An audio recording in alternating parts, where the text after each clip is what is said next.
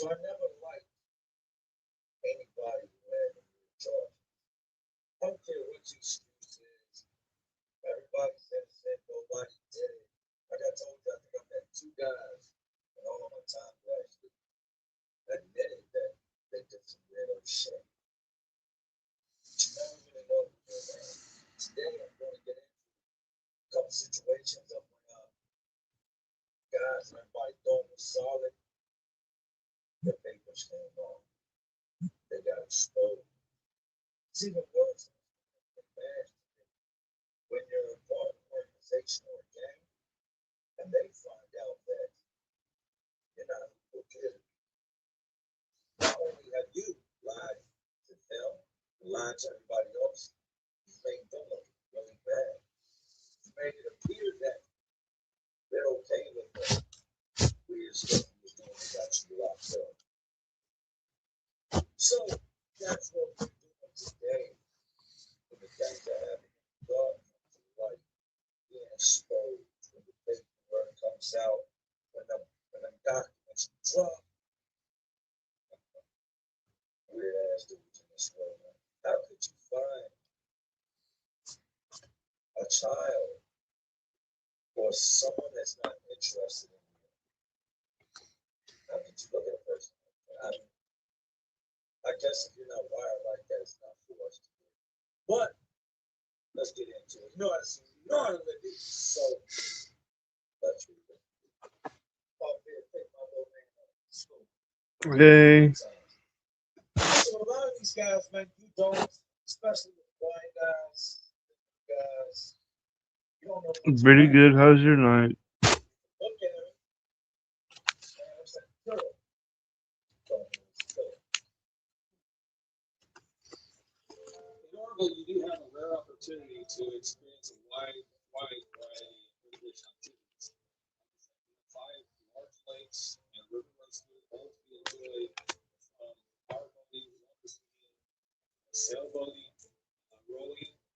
The after they have some activities to the golf course, to just like kayaking down the river.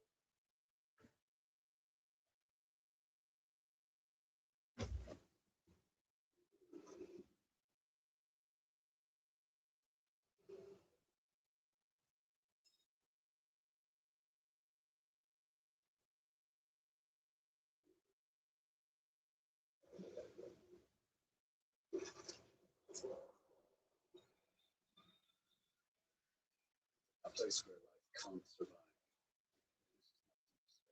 It's a fire scene. People walk into this place first, knowing they might never return home.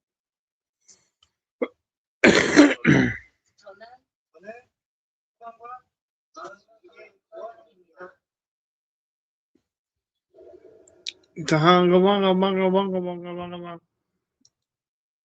And it's like a chomo. Tahanga wanga wanga wanga wanga wanga wanga. What's saying the description of a chomo? I said my night's pretty good. How's your night? If you go to prison, 7 counts of homicide, 19 years old, you're a white dude, you gotta hold your own until you get to your 50s. By the time you get to your 50s and 60s, just based off of the fact that you're a ass white man, the general census, the general population is going to think, oh no, old white man locked up, did something wrong. Let's take it back to the jail days. In the jail, you really didn't know why a lot of those guys were in there. You guys come, go, see new faces all the time. The problem with the jail is a lot of those cases make the news.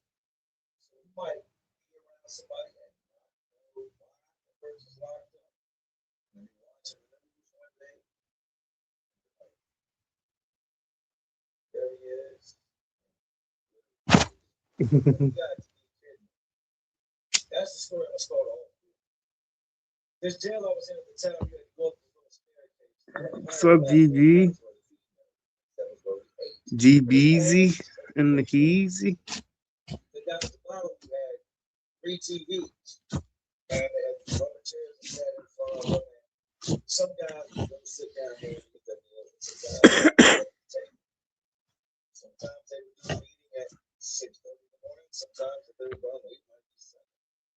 stay in particular, it's like 6:30, maybe 6:40. Pretty child. I'm sitting up top, so it's Petersburg News, early in the morning, really not making a whole lot of conversation. Over that weekend, a whole bunch of new guys that came in, I had a bunch of them. 15 guys are all over the never consistent, for the most part. We're sitting up there eating. I'm asking to do something about trading something on my trade or something. It's might have been a pancake for his board. Doing some type of swapping, trying to swap it out. And there's an older black dude sitting a couple tables over from me. Angry ass looking. Midnight black, that's black. Freshly poured pavement black. This dude was black as hell. See what a group of dudes. Just came in this weekend, not talking to anybody. Then you got the dude down there watching TV. Sitting here, not doing a whole lot of conversations, early morning status. And I feel the presence of somebody walk behind me, so I look. And it's a younger dude that was sitting down there watching TV. Walks into the table where old Wesley Snipes is sitting, fires off him, drops this man. Just giving the 1-2s to him, working over. Not a single word was said. These two had never spoken to each other, never had any interactions. At no point in time, this young dude just comes up in, goes to women, got him on the floor. Dude gets to his feet, good sized man. Grabs all the young and just starts, you know what I mean? Like, put your hands on me. Starts beating on him. That's all up.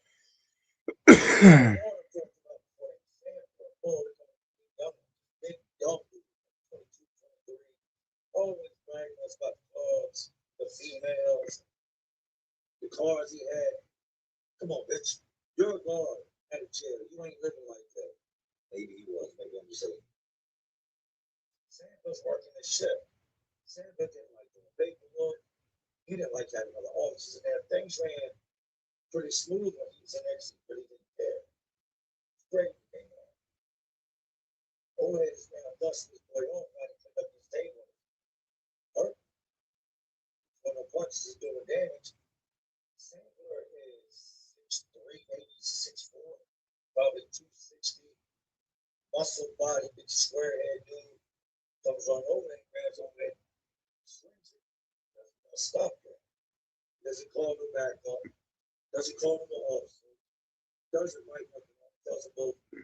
I'll go to your cell. That child's over. By now, we got all stood up. We got to fight because it's going down. We sit back there. Rush over there. Go ahead and trade them. Grab his milk. Scavenger, the road scavenger. Sup, Stu?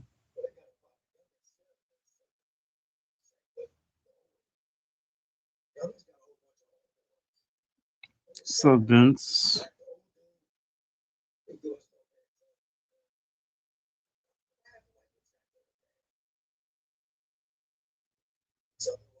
Sit down there watching his jail train. And the story comes across the room. So that means right there, and a young woman. And I mean young woman, I'm talking a child under 86 years old.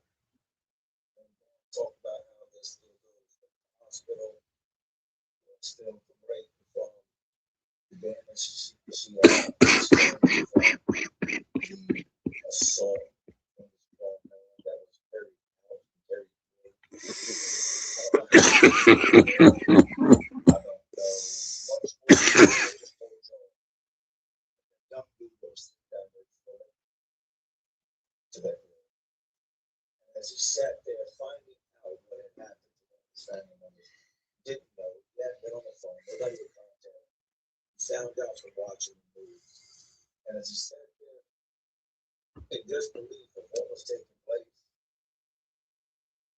driving out of nowhere, boom! He's recovered hundreds of millions of dollars. We're the Law Brothers. He looks up in their system. He's on TV, crying about the ordeal. And that man sitting there just eating his food like he didn't just violate somebody in the worst possible way. That young man upside his head. It would go from him fighting with the old dude and the old dude. I say old man probably in his 50s, bigger dude, when he cut up. We go from him and that man fighting, the old man actually whooping the young man. The young man telling all his homeboys what had happened. He's standing on the doorway, standing, crying. And he's got a good little squad of police first dudes talking the better part of it. Between 8 to 12 dudes standing there talking to him. They mobbed up. Went down there. This dude knew. He had to know this was coming. Just for him being in that weekend, he was Thursday room, seeing the people in there, seeing the government stage for a little click, doing it from having a fight to all his homeboys going down there, running up in that cell to the point that the cell was so proud of stomping this man, beating this man, spitting on him, that there was other dudes that go to attack. And that dudes were coming out the cell. That had your turn yet, they go in the cell to the point that they killed me.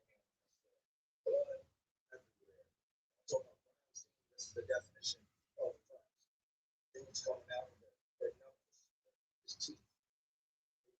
That beat out of that cell.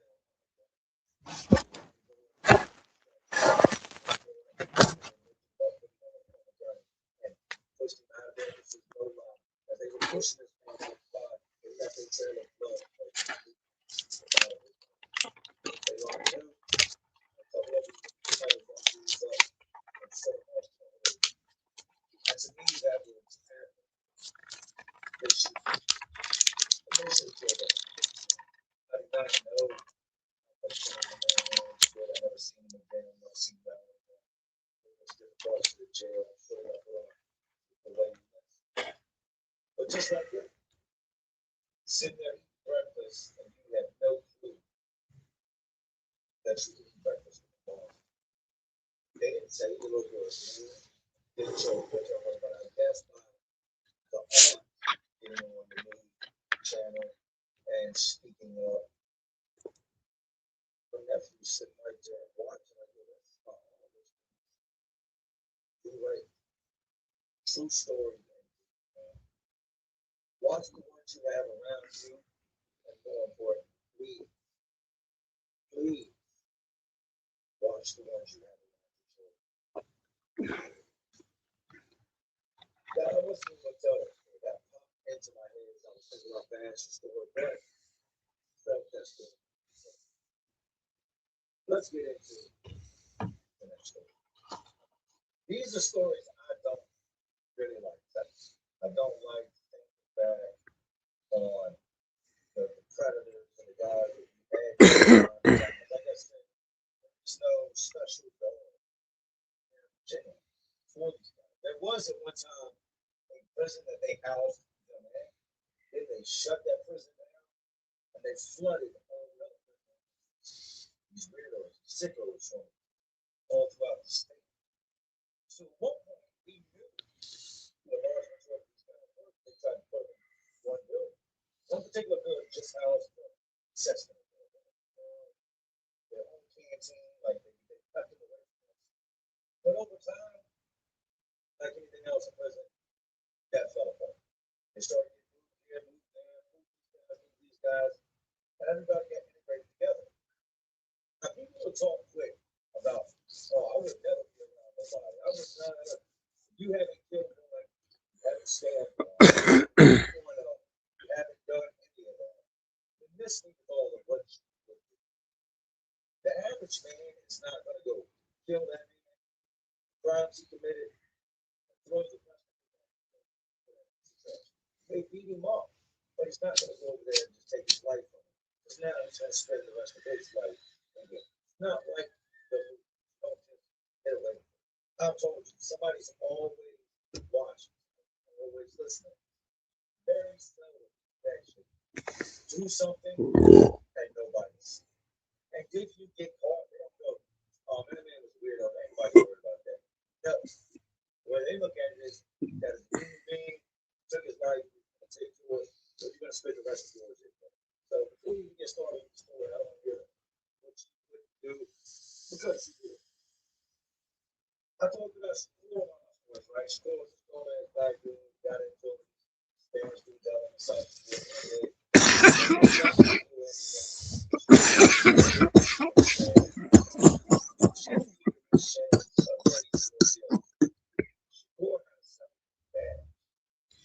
Bash, let me paint the picture for Bash. Bash was maybe 24 years old, Asian and black. That was his race, that's his mixture.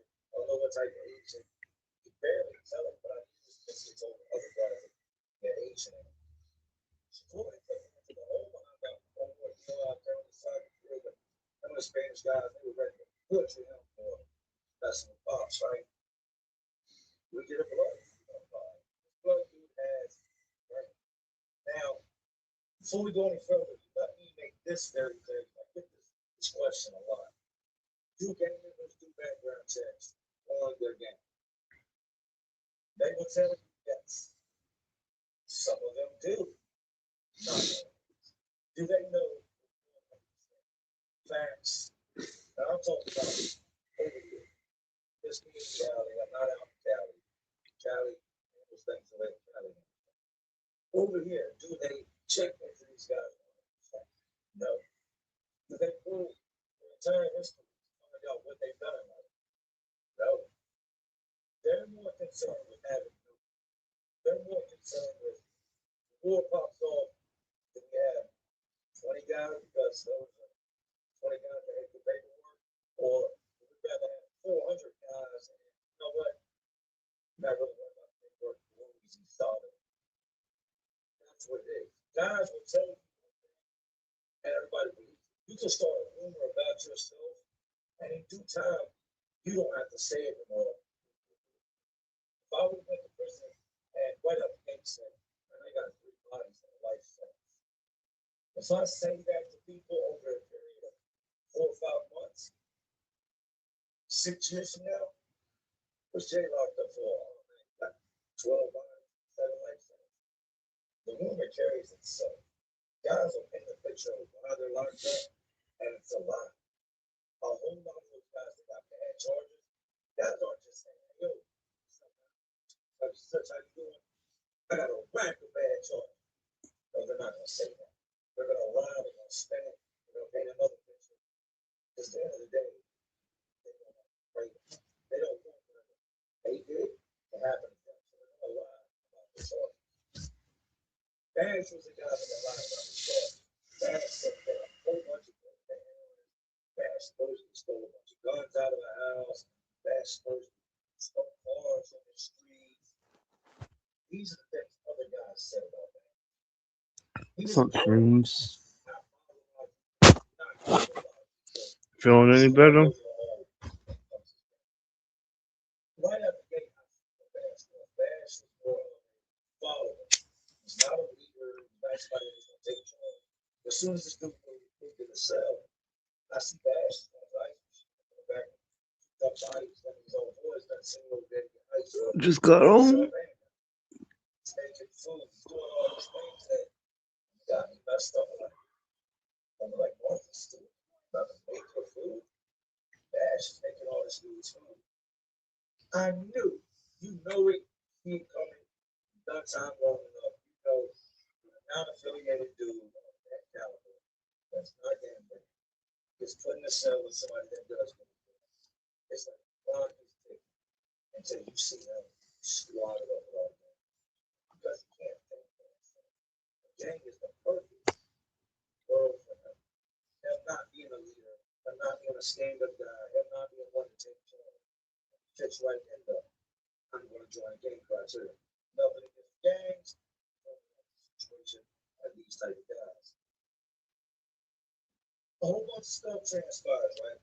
Blood moves constantly into a rig.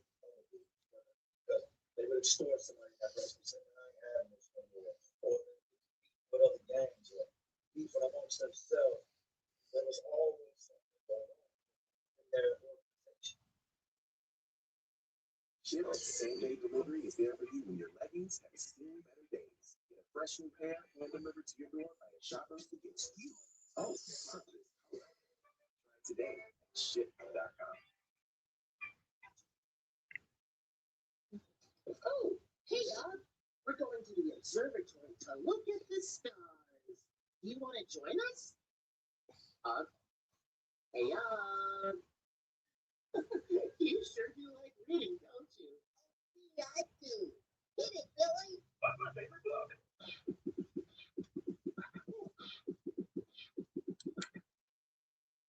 Prison at times will throw your ass up the bus. They will let everybody else know what you did without letting them know what you did. They put this name on the board stating that per DOC policy, all sex offenders must be registered while in Department of Corrections. Must fill out this I'm good. paperwork, no addresses, numbers. How are you? They put this paper up there, they tell everybody, such date, she's gonna start calling in the sex offenders, and they're gonna fill out these papers until we got everybody documented. I'm telling you, you can see the worry. And you do actually a lot of guys have been worried about their charges. You can see it. As guys walk up to that bulletin board, read that piece of paper. Some dudes is like, oh shit, they about to throw your ass on blast. Right? And then some guys will walk up and read the paper, and you can see the concern. Oh man, I didn't steal cars. I got bad charges. They're gonna call me 3 council office in front of everybody. And the way they do it, when they do these type of things, anytime there's something big like this takes place, and that's a big thing. And everybody that's in a bad charge has to Still feeling icky.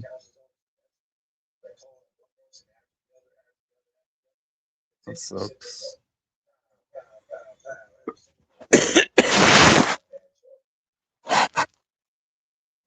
They start calling. Somebody's do that. Somebody's do get slapped up. Somebody's been extorted. For the most part, each and every one of them, at some point or another, have been dealt with according to their bad charge. The ash goes ahead and becomes blood. You see with the blood, falling bloods, doing all this, doing all that, with all the blood calls, throwing up blood gang signs.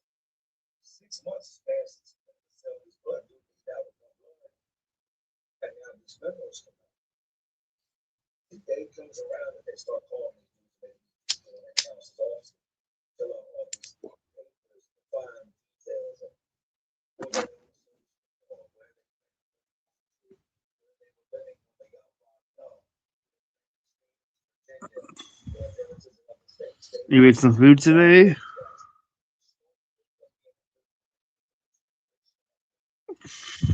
That's good. And you can keep it down.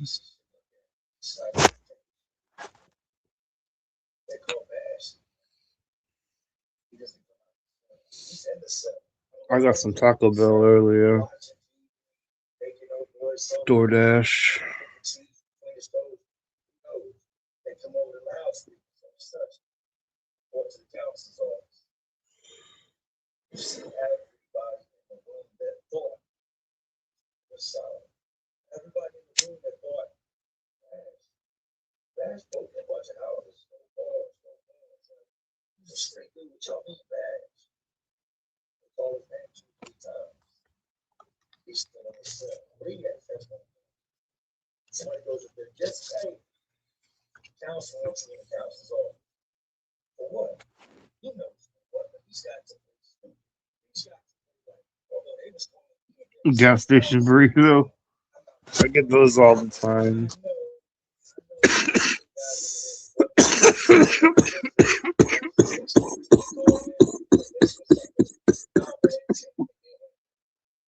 Yes, everybody knows.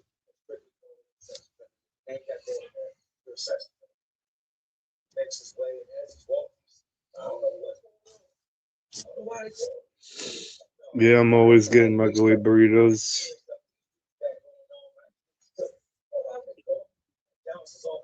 Knowing they got sex things going in, they're making a bad story. Everybody don't know what's happening.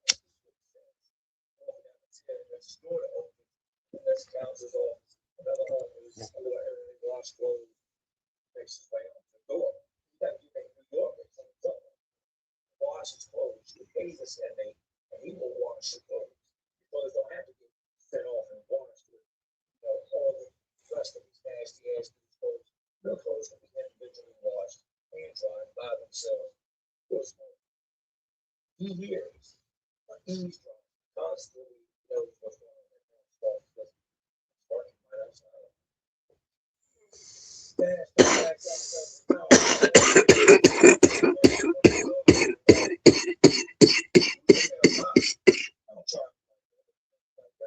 I told you something messed up my paperwork and had nothing to do with this. So that's why she called me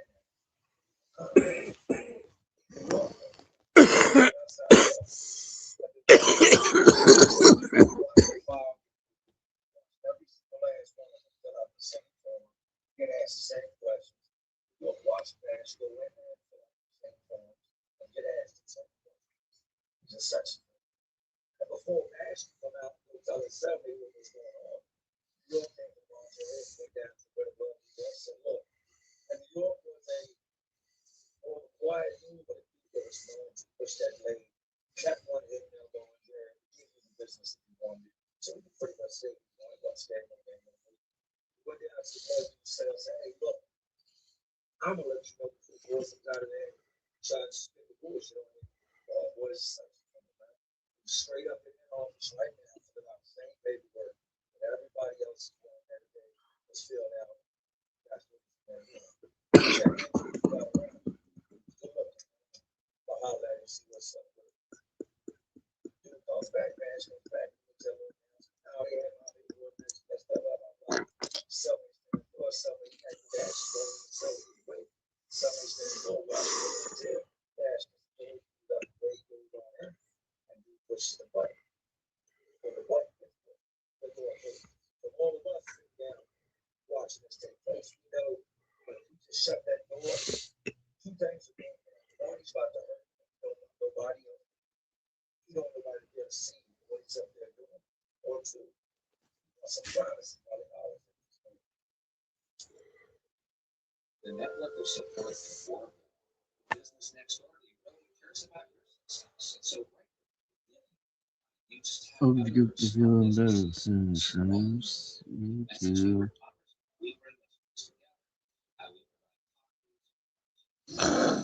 Two times this year, I've never gotten sick. In 3 years.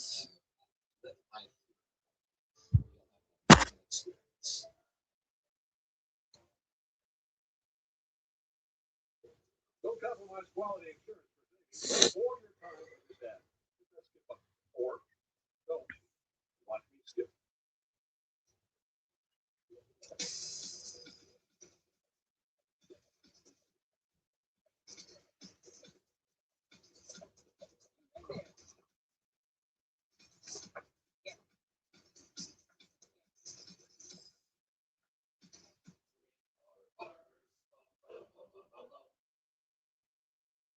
Whatever they talk about, something about one of the counsel's office, sex offender. Told us she was locked up for this, and this. The passion was for it. Locked up for 4 years. 5. I know he got locked up. He got trouble when he was 19, his 24 years. So he's been down 4 or 5 years. He started getting up in prison. 19 years old, he started to steal.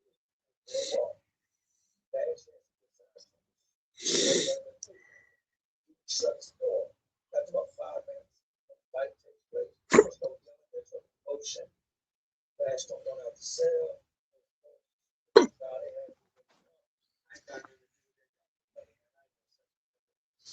the most part, it seems like it's been together. I'm going to crash out party, people.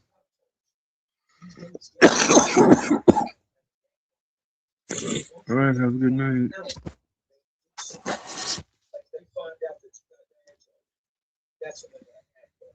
It's crazy to think they would take a convict, I mean, it's locked up, spurred, because we're all in here for doing wrong.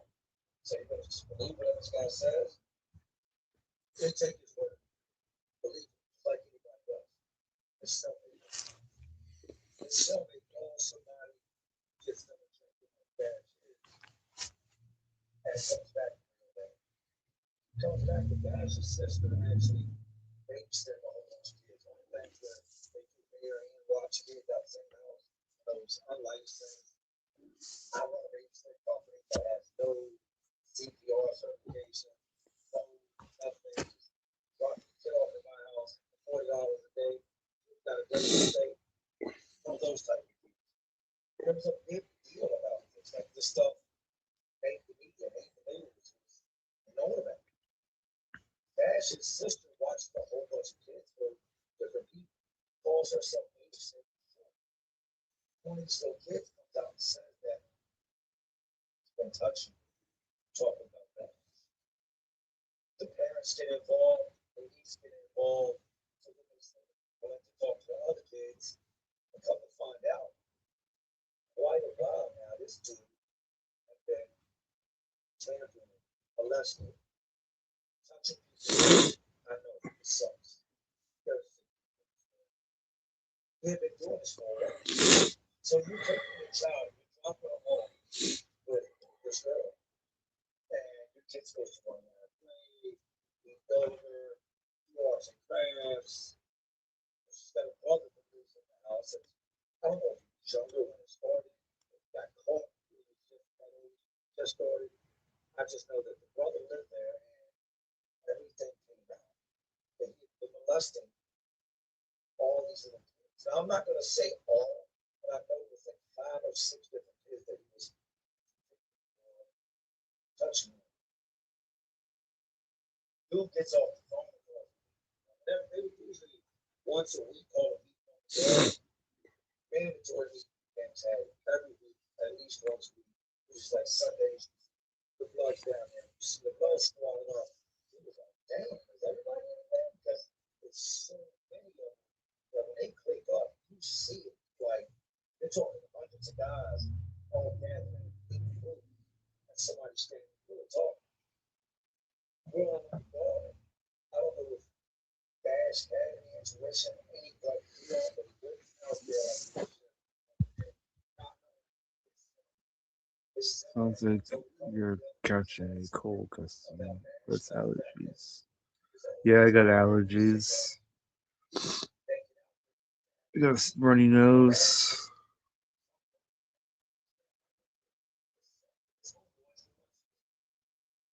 yes, now it's almost like once these other dudes knew what was going on, they were proof of the thing from Bash. He's standing there, and the blood dude's talking. Talking about things within that organization. And one of the dudes is standing No. boom! It's not a grabs him, and they down. He's in the middle of all these things. From the outside, you're just walking by, you can't really what's going on. Just that they got Bash on the ground, they're stomping, I'm talking, jumping up and down, stomping off the floor. No, no, no, no, no, no, no, no. Nee, nee, nee, nee, nee, nee, nee, nee. Na, na, na, nee, nee, nee, nee. Na, na, na, nee, nee, nee, nee, nee. Now you can't tell the guard homosexual member, also a gang member, pretty much everybody's stuff. Classic. I call it elbow while playing. Fast football on a running track. Whatever it is, comes up with the street. Hey, Holmes, find me a 3-bedroom home in Atlanta. Near a Whole Foods. Show me the kitchen. Ready to see what you will find with Home AI? Es impresionante. Uno no sabe cómo viven los vecinos en otros edificios, puede ser hasta la misma cuadra. Hay un sector. Cara que gusta como galala. Gusta como galala. Supposed to be Tuesdays, cut, regions. He looks like an entire game. You can't tell him. Build the game. You know what they're gonna do? Whatever you got going on, man, it's so wrong. That's why you're doing it. So we're not gonna put you not gonna tell nobody. I told you all this time. Tell nobody. You're not gonna tell nobody. You sit right back. Goes back downstairs. He's already got man. Hold up. He's taking all his money. Put him in the middle of the sheet, tied it or not, push it upsell. Go find a new cell. Now, you cannot associate with God. Here's the thing about being extra. It's one thing to ask you out. It's another thing to ask you out. And tell the rest of the population why you're locked up. So moving forward, and told you that if you talk to Bash, you are now kicking it with a non-substance. If you talk to Bash, you are now enemies. So he has nobody watching the deal up. He ends up being upstairs the whole man. He watches the deal up all the time. He by himself. Nobody talks to him. He would talk to the other dudes that had. He would talk to the other dudes that ended up signing the papers. He tell you what was happening to Bash. When I left prison, the last time I seen Bash, Bash had been turned into, I don't want to say this, a female. Bash had a man. The only way Bash was a blood reason. Anytime they wanted something, they went into the blood. They just looked at your cholo. Sit down and slap Bash around and take Bash. Hey, Bash, like I'm sir, they could run that bag, look at that bag for him. They would extort him, rob him, beat him up, slap him up at random. And the only way he could stop that was to want to hit him. And the dude probably paid for it. Most likely, most people did that. Bash his head. He had to go to the game and say, hey, I'm gonna break on some money. She's mine. I said, she's mine. Leave her alone. Don't rob her no more. Don't do that no more. She's mine. So we got X'd out. We got turned out. It's crazy to look back at these things. You're one of those weird dudes. You watch it right now. You got any inclination of right idea, it's a violation. That's what somebody's child hurt a woman, hurt somebody. Stop. First of all, don't. Second, there's a place for you. There are people that cannot wait to give you what you deserve if that's what you do. These are things you're gonna deal with. Who wants to be anywhere near a person? Not me. They didn't tell me when I was young that when I got locked up, I had to be around everybody. Not just that.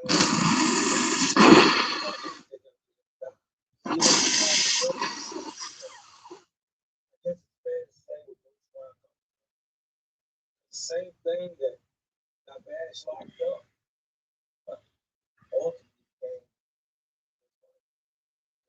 became what he went from being the victimizer, being the victim, tough guy, his persona, lied about his charges during this game, and then they found out. And then I know a lot of time. Y'all can judge me, say that you're more willing. I hope that you still get everything that you deserve to this. I don't enjoy doing these type of things. I don't like talking about children being harmed, women harmed. But the reality of it is there's a sick, twisted people in this world. People that do not look at children the way that we do. I love doing stuff with our crawfish,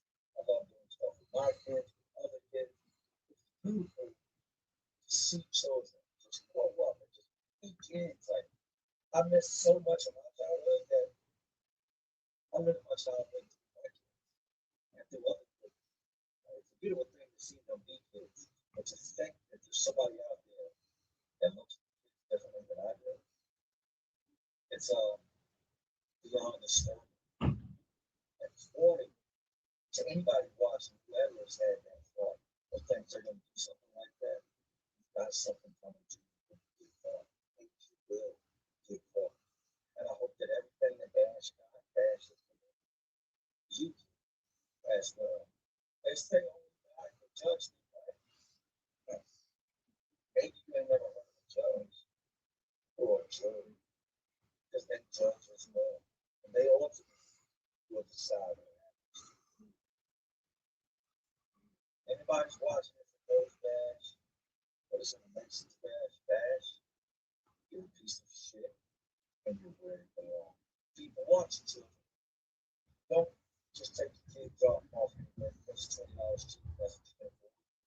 Can you afford to go through the rest of your life knowing that your child was hurt or victimized because that was what you can afford? That was a cheap trial. I know everybody ain't got money, but you make sure that your kids are in the right way. You make sure that you know who comes and goes and where your children are in. That's not something you ought to jeopardize or you risk. It never gets easier. But anyways, jails, detention centers, prisons, facilities, they're all just crazy world. All this crazy world. And there's always a over that door, just trying to keep you entertained. Are you not entertained? And like always, this is Jay Williams, life. And to all my real and awesome girls watching, y'all still watch me. And y'all know. So,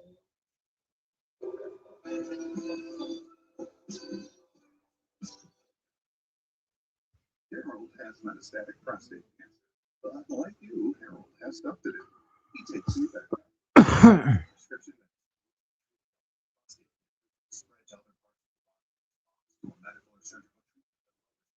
It is not known if Rebecca is safe in females or children. In a prostate cancer clinical study, Rebecca reduced the risk of cancer getting worse. You and your doctor will decide if Rebecca is right for you. Rebecca may cause serious side effects, including heart disease and seizures that are dealt right away due to chest pain, shortness of breath, loss of consciousness, or seizure. Rebecca can harm use effective birth control during treatment 1 week after the last dose of Rebecca. Common side effects of Rebecca were increase in liver function tests, decreased white blood cells, higher than usual. Medicines get in what you want. Talk to your doctor about Rebecca. You want to pay right away, but replacing that broken TV, probably pay later. Debit is the there for when you need it. Never use it. That's smart. That's clever.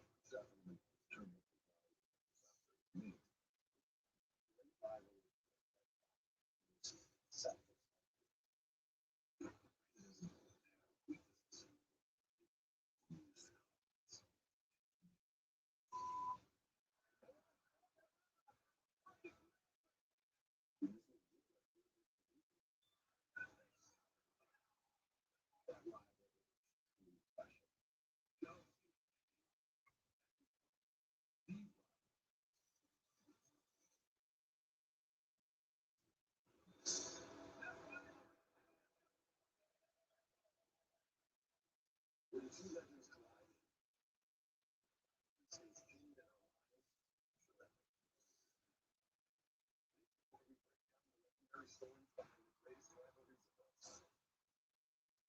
I'm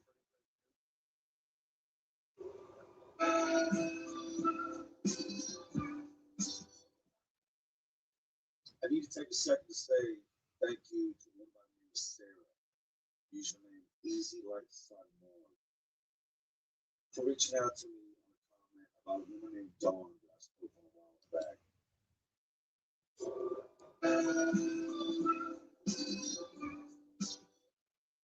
Man, you already know what it is. Chick Williams, life. Back. I didn't do the opening like I usually do because I didn't want to give too much away on today's video. Today's video being some of the craziest things I've seen guys get caught with when I locked up.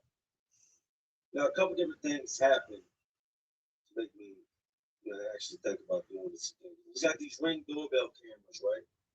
And Ring cameras all around my house. And there's like a community feed on Ring where you can see videos of people posting. And in doing that, I see guys stealing packages off people's porches, breaking up people's garages, cars, or houses. Made me angry to see it happening. But then once I realized that I wanted to one of those people, so much just shame, guilt. Booking.com has all kinds of things. Those who love family resorts.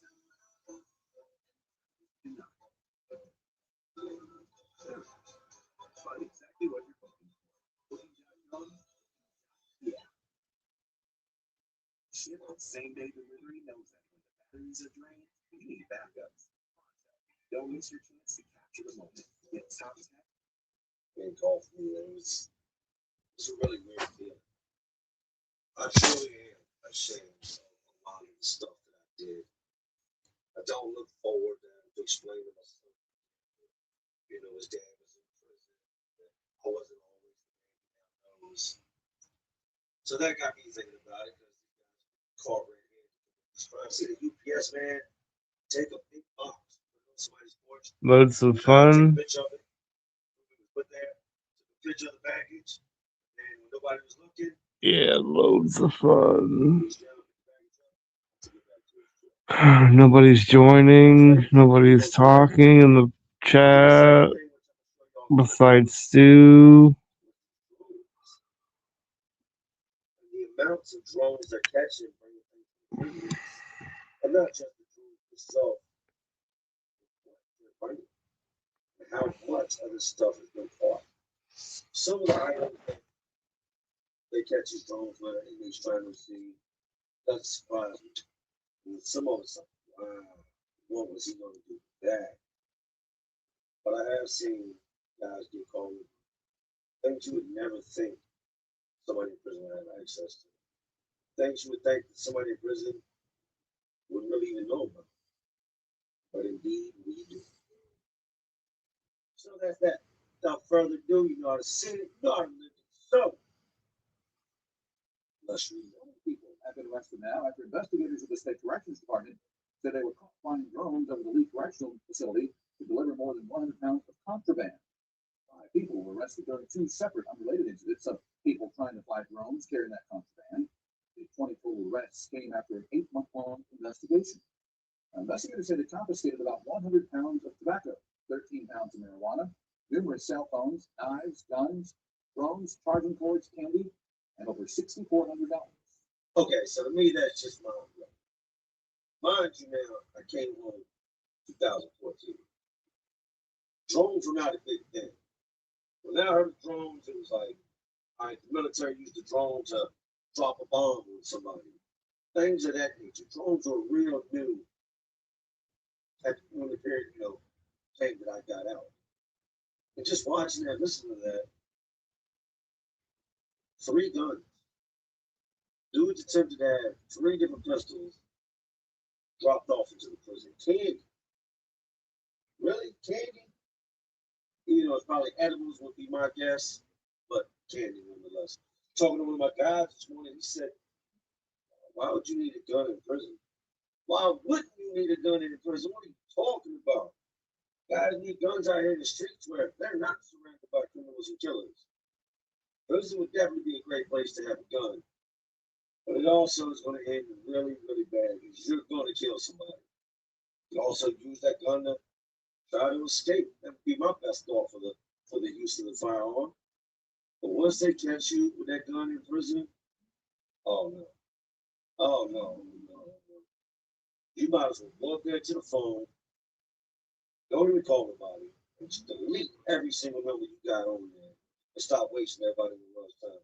Because you ain't never coming home again. There are literally hundreds of videos and news articles on this whole drone deal.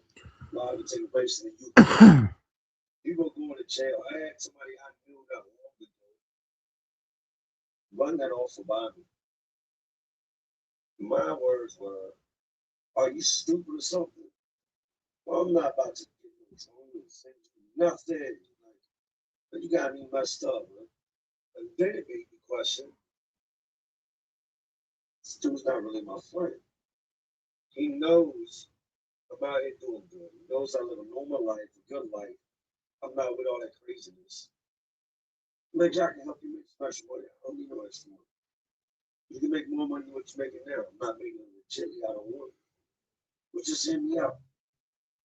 Dude just gave these drones. They were a couple $100. And you can make big, big money with this thing. Nah, man. So you could be a couple miles away from the gas station from a hotel. Fly right in and knock you back up. And you get blessed. Nah, man. You are not my friend. You want to take me away from my family and my children. And be sitting in there with your dumb ass. Not happy. But with the drone ordeals, it got me thinking, nah, no drones. Dudes were taking t-shirt cans, shooting stuff over the fence, running up, throwing stuff over the fence. I remember the old city jail watching people walk right down the hill and toss stuff over the fence. Hey, Daddy, your mama said call her in 96. The little kids run back home. True story indeed. The only thing I did see that came close to a drone, and actually, yeah, I'd say that's the closest thing I've seen come to a drone, was one of those airplanes. You know, like the remote control airplanes. Imagine more productivity with fewer subscriptions. Google Workspace includes AI in your work apps like Gmail, Drive, and Meet, helping teams streamline collaboration. Do better work faster with Google Workspace.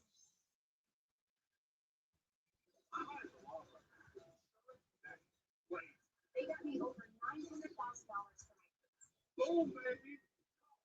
We're the Law Brothers. Call 1-800-222-2222. Middle of summer, maybe 2011, I want to say.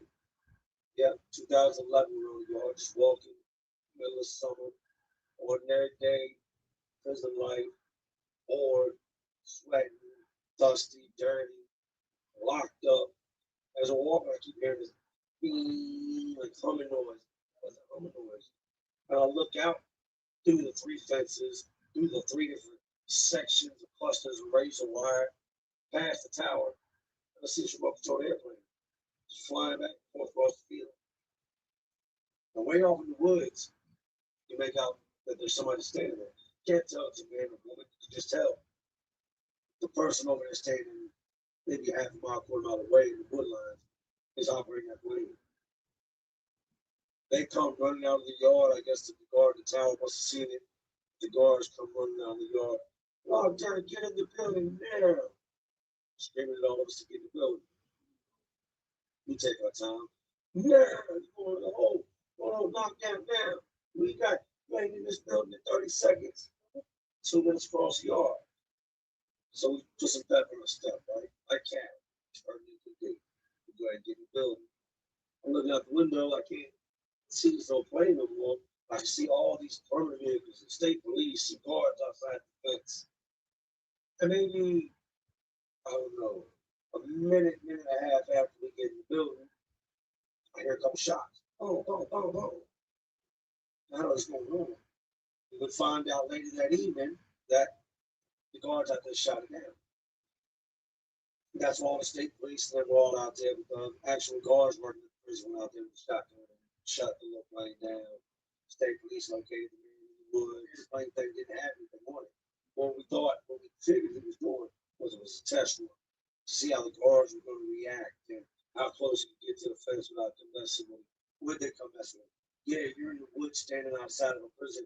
They're coming to mess with your dumb ass. You're going to jail again. You don't just go stand in the woods next to prisons and fly little airplanes around like everything's okay.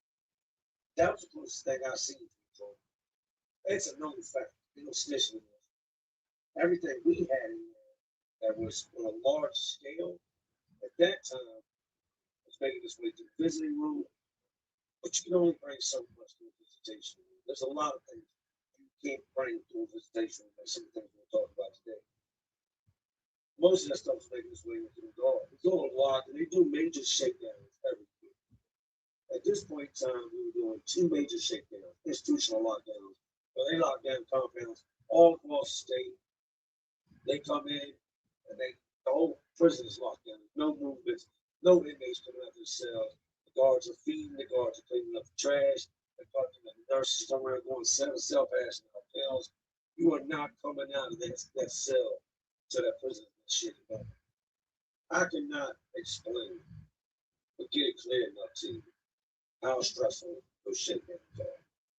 They get less stressful over time as you get more weathered and seasoned. Been through hundreds of times, they get less stressful. But a prison shakedown is the equivalent of you being pulled over by the police, having a whole bunch of stuff in your car you know you shouldn't have, knowing you're getting ready to get caught with it, and praying that they don't find it. That's the best way to describe a shakedown. You are in this cell. You've got stuff you shouldn't have, you're going to the hole. You've got illegal things you shouldn't have, you're going back to court, you're going to get more time at it. They're coming. Can't get it out the cell. It's in there. You better hope you got it making good. When they do these shakedowns, they'll be on the yard with metal detectors out there walking around. Like you see the people on the beach looking for change, looking for jewelry that's been dropped. They're doing that on the yard, looking for weapons, anything metal in the ground. The ground should not beat. They do the same thing in the prison. They come in with the magnifying glasses, the little the little mirrors, looking above the pipes, looking above this, looking under this, under the table, checking the microwave, trash can. Every nook and cranny of the prison gets searched. That's when you're most likely to get caught with something. The only good thing about the annual shakedowns is we would know they're coming before it happened. We would hear about it. Somebody in the chow hall, hey man, they bring all those styrofoam trays into the local dock. They'll make its way back to us. Large amounts of when a tractor trailer full of styrofoam trays shows up, that means we're not going to the chow hall. That means they're starting to feed us out of styrofoam trays. The only reason we'd be eating out of styrofoam trays is if we're locked in the cell. My beginning, it was shortly after the beginning of my bid, so maybe 2007, somewhere around there. Give your nonprofit the productivity apps they know and love. Eligible nonprofits now get a 75% discount on Microsoft 365 Business Premium. Get started by clicking the link or visiting us at Microsoft.com/nonprofit. At Farmers, we know compromises can be compromises. You would stop this? Yeah, even had a few screws left over.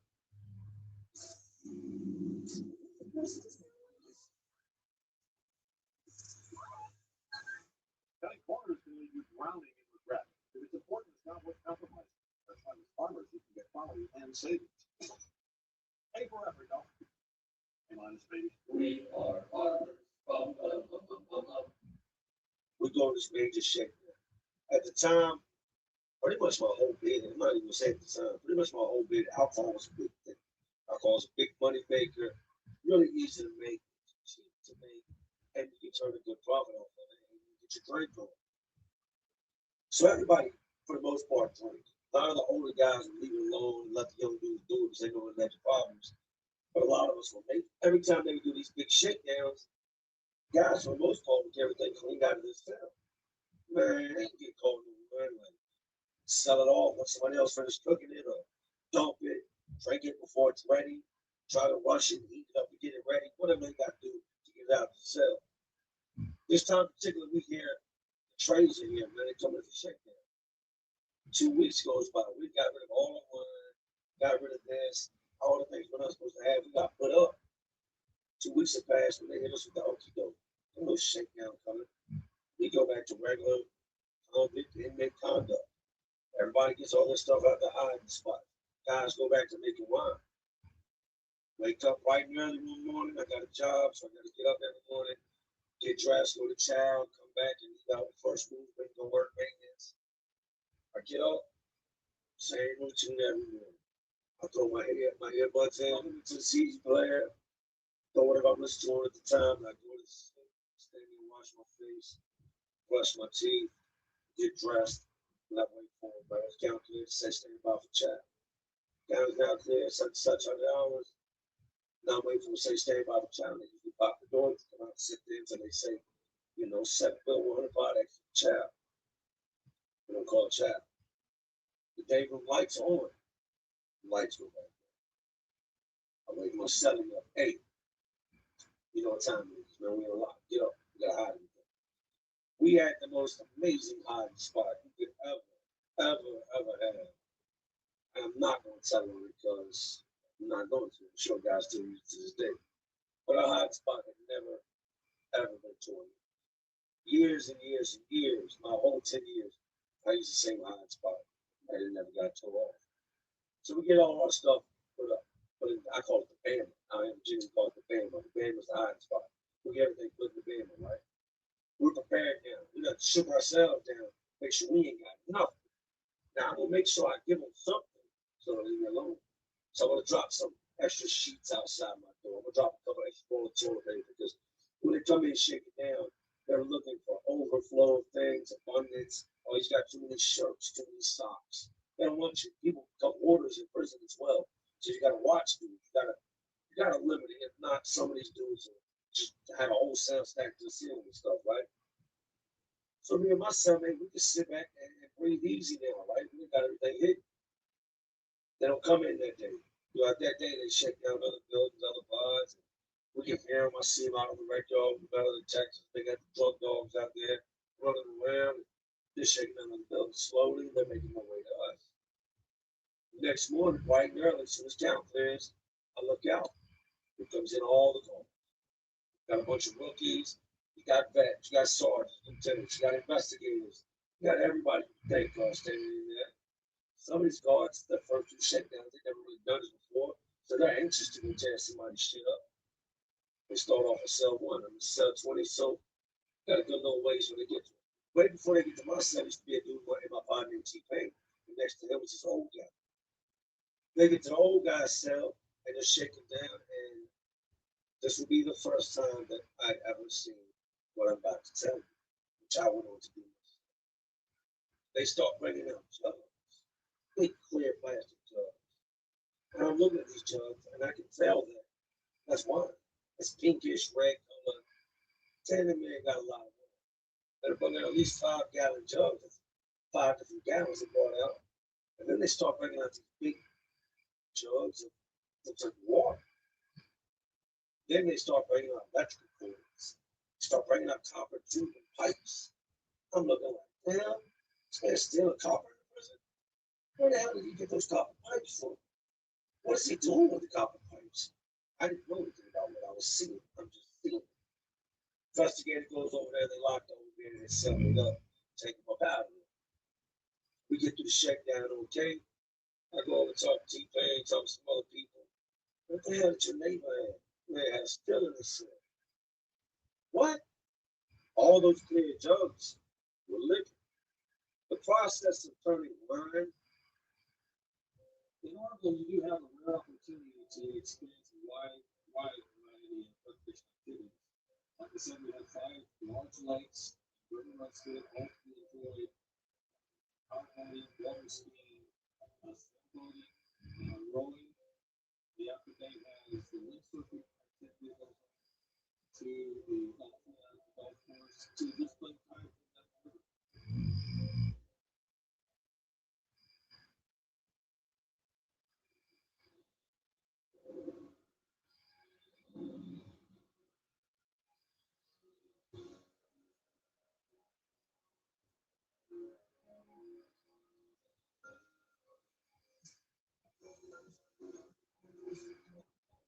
But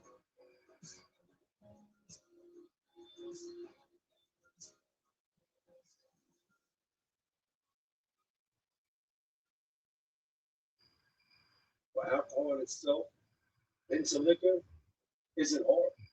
All you have to have is a sealed container, a form of heat, and some type of tubing so that as it boils and heats up, all evaporates off, goes through that copper tube and drips out into the other jug.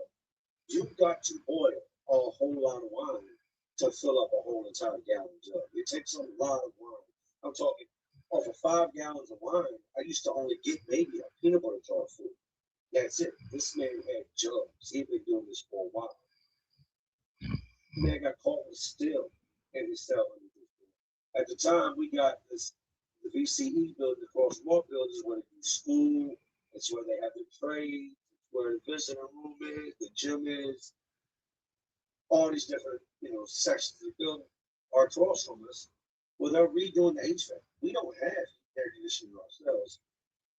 A lot of guys would sign up for school and trades, because sometimes there'd be females that run the class, so they get to go in and see a female and be all creepy and shit and stare and stalk and go back to what they used to do and be. They had air conditioning. We're in this hot ass pot all day. You go outside in the summertime, it's brutal. It's hot. It's dusty. So you go to school, you get to sit in the classroom all day, stare at a female, and sit in the AC.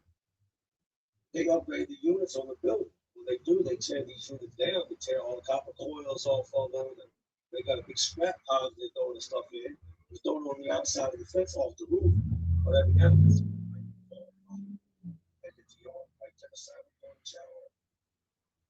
On pops that be coming out shower. Nobody's looking, reach down, grab a bunch of, this copper coils, roll it up, put it inside his jacket, and made his way back to the building.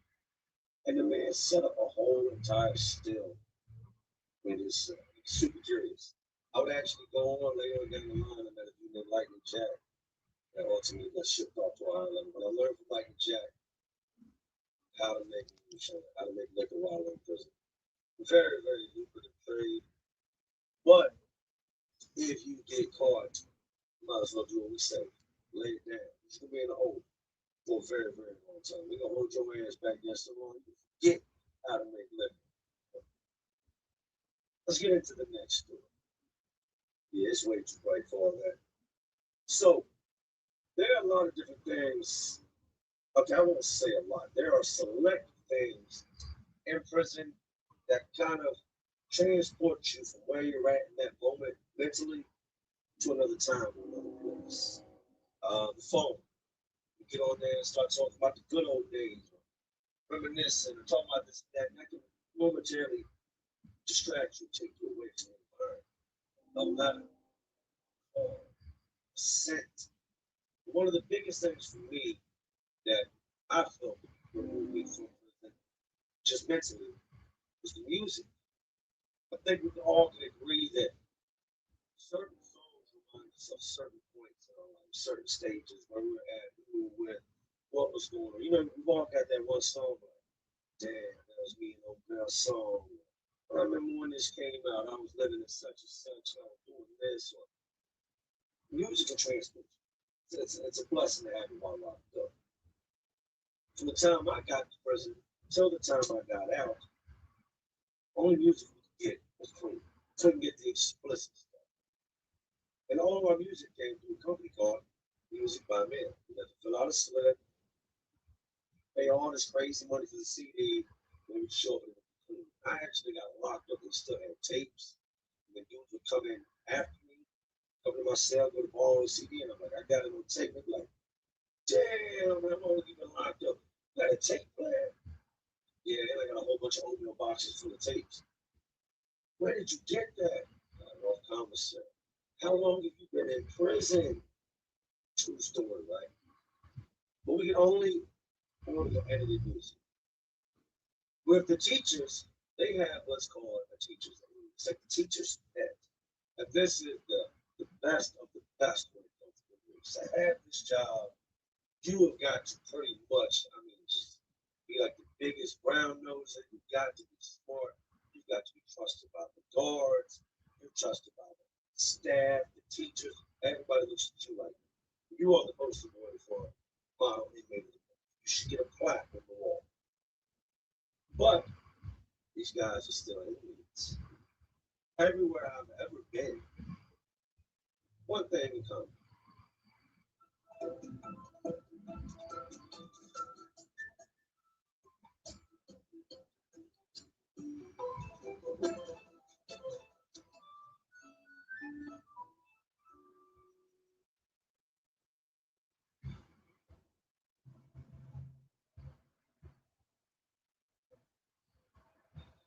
Apply for a new placement any place.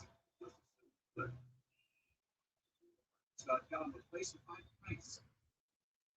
Those teachers' aides get to sit behind a computer. Now, there's not many of these dudes. There's not a whole lot of classrooms. So you're talking out of thousands of inmates, maybe 5 inmates that have access to an actual computer.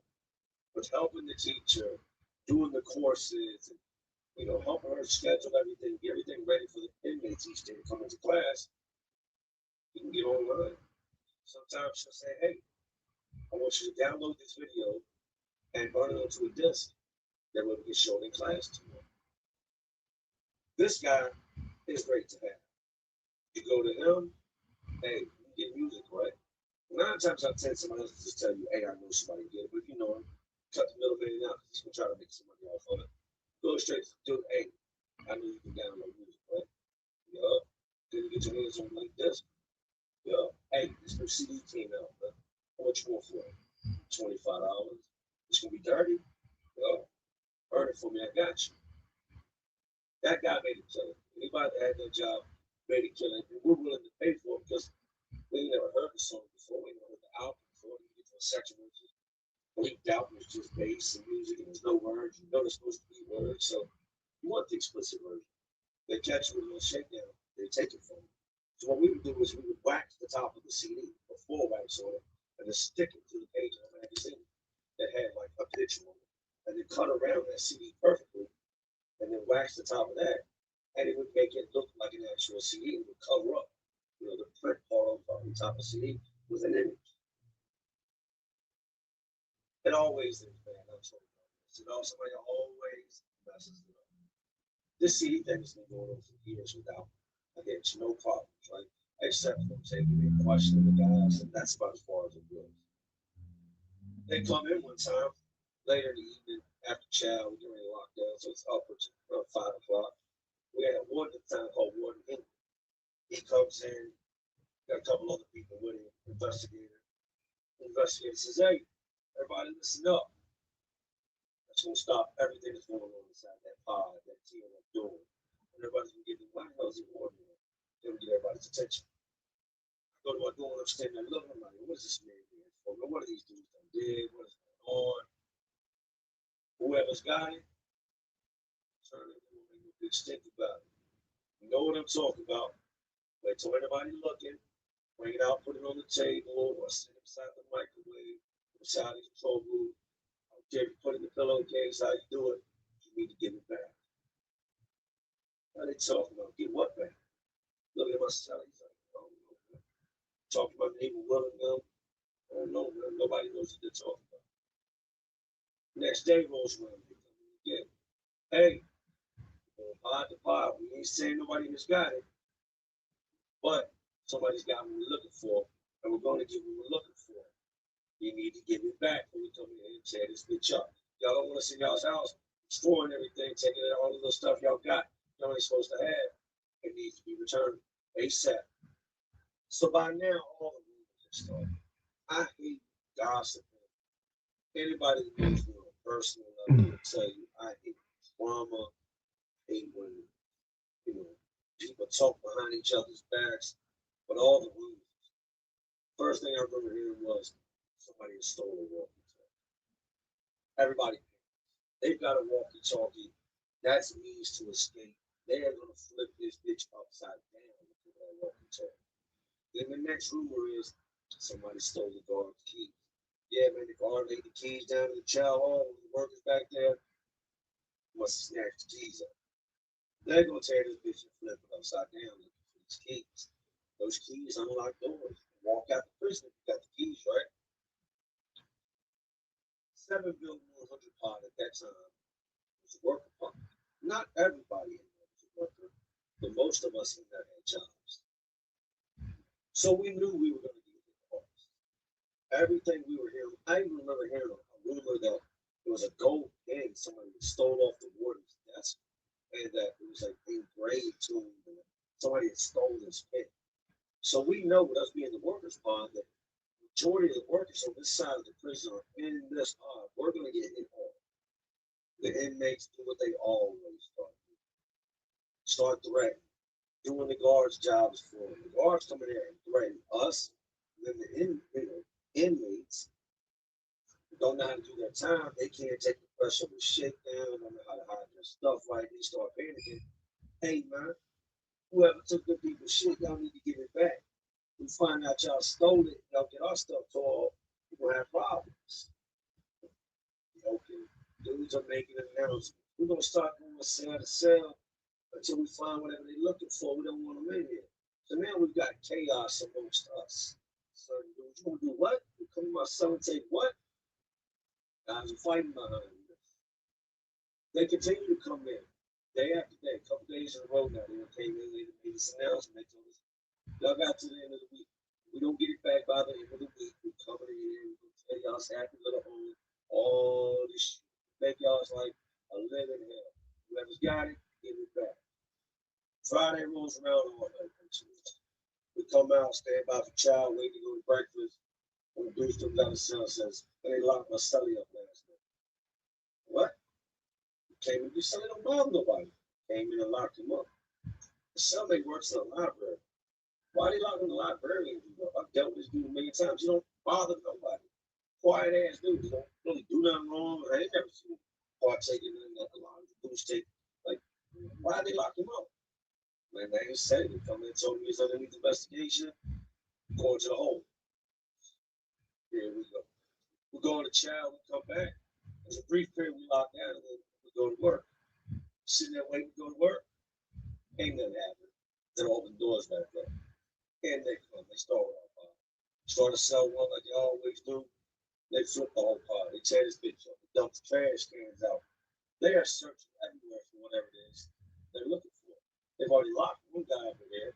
We don't know if they've locked anybody else up in the other pods, but we really don't know what's going on. This is a walkie-talkie, it's a keys, this is a pen.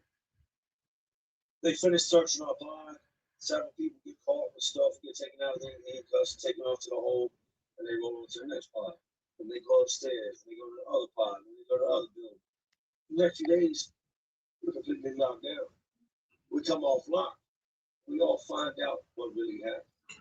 What they were looking for wasn't in our pod. It was nowhere near us. It was in the building next door.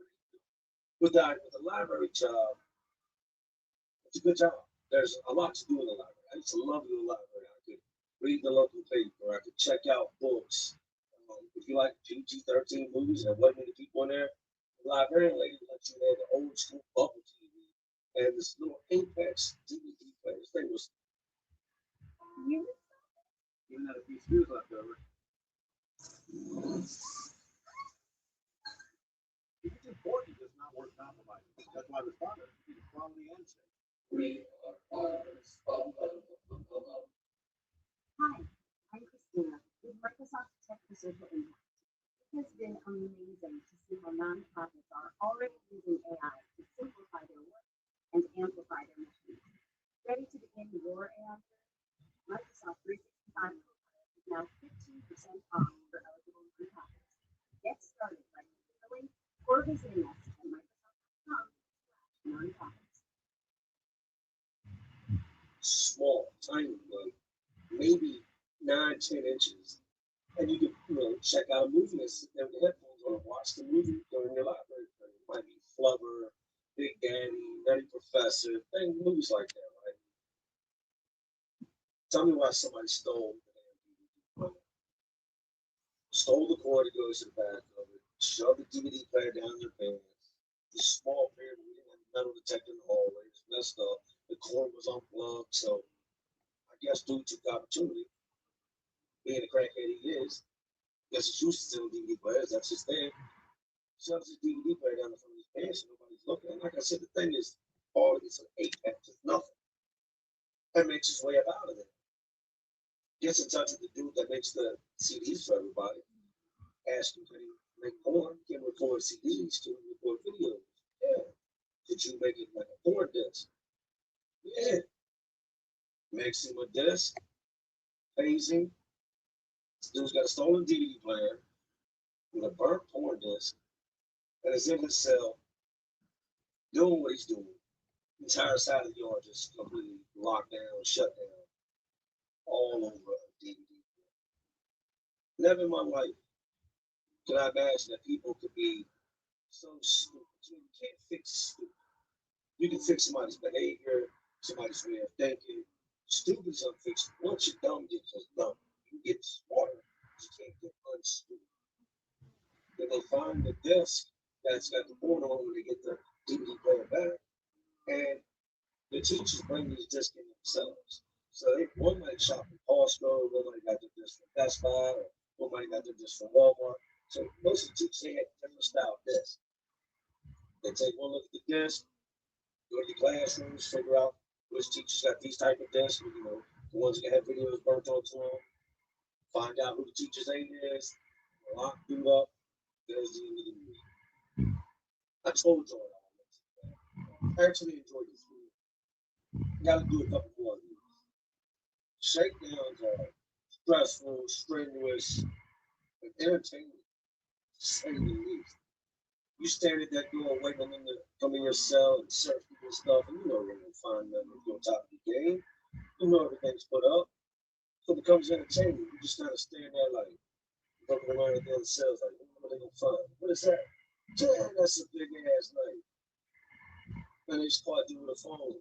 Remember they caught you with a PSP. That was more than my own. So we tell that story one day. But you just stand there, you never know. Like a box of Cracker Jacks. You never know what's gonna come out the bottom of it. That's what the shakedown is. You looking around with these cells, you're like, go bring out here. You got a pet praying mantis. Can't make this stuff up, man. All facts. I'm glad those times are over. I'm glad that now if I get pulled over by the police, I can claim up my driver's license, registration. I'm not gonna search my vehicle, but if you wanted to, and if you had reason to, there's nothing wrong, do anything wrong. And I hope that all of you out there living the same. These stories are entertaining. It's not what you want your life to be. I'd much rather have stories related to raising my son. I'd much rather have stories of going to football games or school plays or things of that nature, and not stories related to prison and having to relive missing 10 years of life. I live my best life. I live my life for my kids, for my family. Like I told you, I've fallen back from 99.9% of everybody I know because I got so stressed and overwhelmed that it was taking my focus off the joy of my kids, my family. Please live your best life. If you're caught up in this madness, the stuff going on in the streets, get up out of here, man. It's not too late. There is a way. You find a way to do everything wrong. You know it's much harder to do things wrong than it is just to do it right. If you can get out here and make money illegally, then you probably be pretty good at working a job. Because it's harder to obtain money illegally than it is legally. Anyways, these jail Dixon, these prisons are just crazy world inside of this part of the crazy world we live in. And that's all movies I know what I'm doing. Just trying to keep you on the team. Are you not on the team? And life always, this is Jay Williams. Life, all my real ones, some real ones watch. Which I still watching. And yeah, but still a DVD player. Yeah, we got TVs in our cells before, well, but did you really think they weren't going to miss the DVD player? Well, let me find out that was good. Oh, there's so many questions like that. I'm just stupid.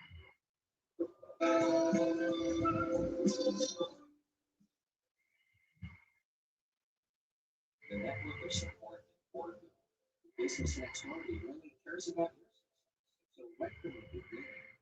You just have other small businesses surrounding you And so chamber of commerce, we bring those folks together. And we provide coffees or opportunities just to share stories and everyone's committed to live life with an amazing experience.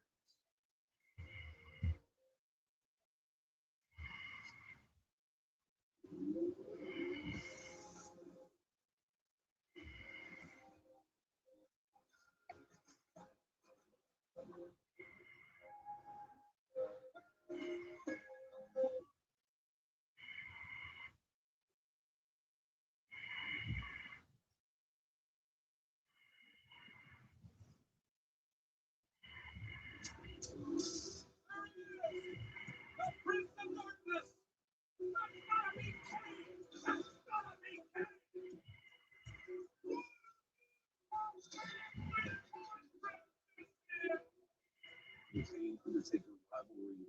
This is the best story that WWE's ever told. The layers of the story out of the gate are so rich.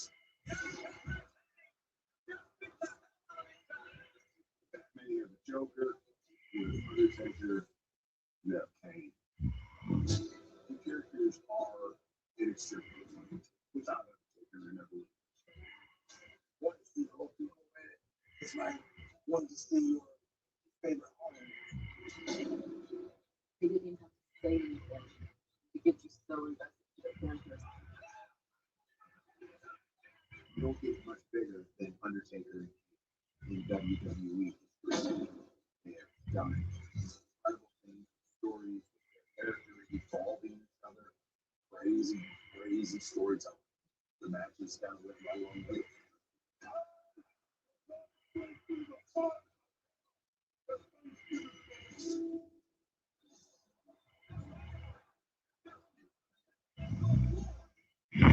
When two legends collide, their rivalries is thing that our minds. This is where we break down the legendary stories behind the greatest rivalries of all time. I'm Freddie Prinze Jr. This is WWE Rivals. Undertaker, Kane, two of the very best. They both terrified me. And for me, wrestling has always been the purest definition of art. It's the literal blood, sweat, and tears of the artist on an actual canvas, which is the inside of the ring. And these two men have done it better than anyone. In some cases, they did more than blood, sweat, and tears. There was even burning flesh in front of their matches. When I say these names, what's the first thing that pops in your head? Taker alone, I mean, it's probably the most iconic character. I remember working with him early in his career. Every time you knocked him down, he sat right up. And the first time we worked with him, it was just like being on the top of Everest without us.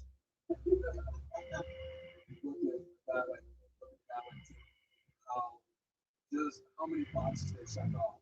And it's like, okay, I can't be satisfied with being able just to wear one hat. I got to be able to do it all if I want to get to that level. I was very excited this by the name Undertaker. I had no clue what it meant, what it was. It wasn't until I got up to Stanford and saw the storyboards of Vince's vision of this character. Then I kind of realized, I fell in love with it.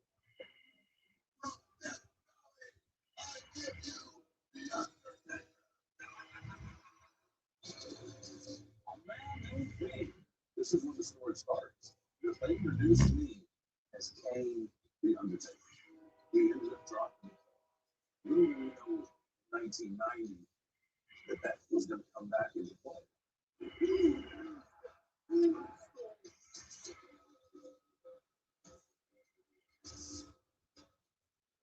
Slow, lot of great exposure.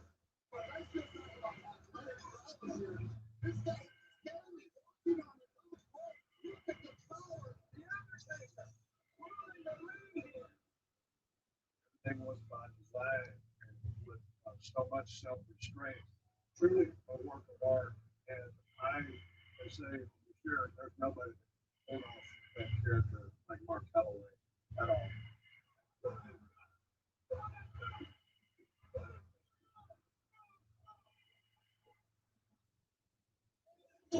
We can tell you Carl's Jr. seen $5.99 County XL burger has double the beef of a Big Mac plus.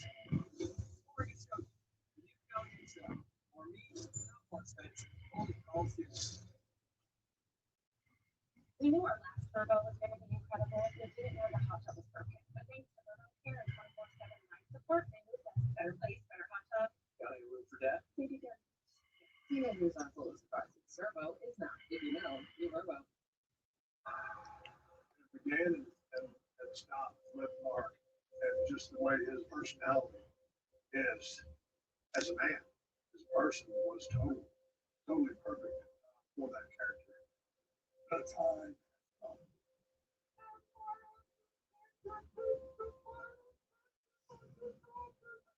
You got a mortician who could manage the Undertaker. And that character, the Undertaker, was so special. You needed a complete package. You needed someone to speak to him. You needed someone to present him and to be with him all the time. And it was a match made in heaven. Rare enhanced Undertaker by being able to verbalize what the Undertaker would think and would say or feel. People wouldn't even come up to me, they would come up to Paul Bear. And they would actually say the word, because he really did. As crazy as that sounds, I didn't switch off from Mark Calloway to Undertaker. Even when I was in public, although I didn't wear the full Undertaker garb, my clothes were always had black hats in black shades. I lived it. In the Portland, living in Paul Bear, sitting around there. I felt naked without having anything. So I had to have something in my hand. I thought about it. All of a sudden, an urn popped in my head.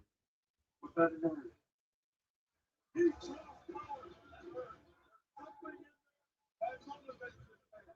Those little things just made that character so strong. Only lightning bolts. The fire, all that added to this guy. He is the spawn of the devil. It's amazing the input that I would get from people. And of all people, like the baby face of all baby faces, Ricky Steamboat. You know what would be really cool?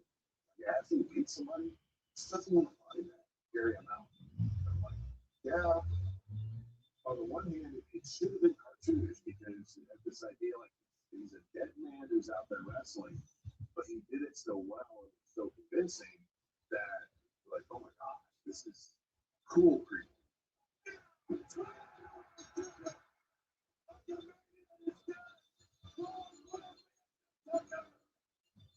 He's actually my favorite WWE superstar before I got into WWE as a fan.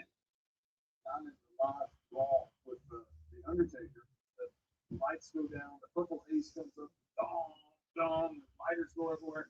And I just remember thinking, oh, this is the coolest thing ever. And I'm sitting there just like a fan, I'm in the ring with them, and nobody's looking at me. The whole ring was looking at him. The Undertaker, people falling. Everybody loved that guy. One of the superstars right behind Paul Bear, the giant Undertaker. You have to adapt with times. You have to change. After 5 or 6 years, there was a feeling that maybe Paul Bear was holding Undertaker back. How can the Undertaker possibly understand what is happening here? And for Taker to take the next step in the evolution of that character, we needed to hear from him. We needed to hear from him more. And if you're going to hear from the Undertaker more, you really need a manager with him.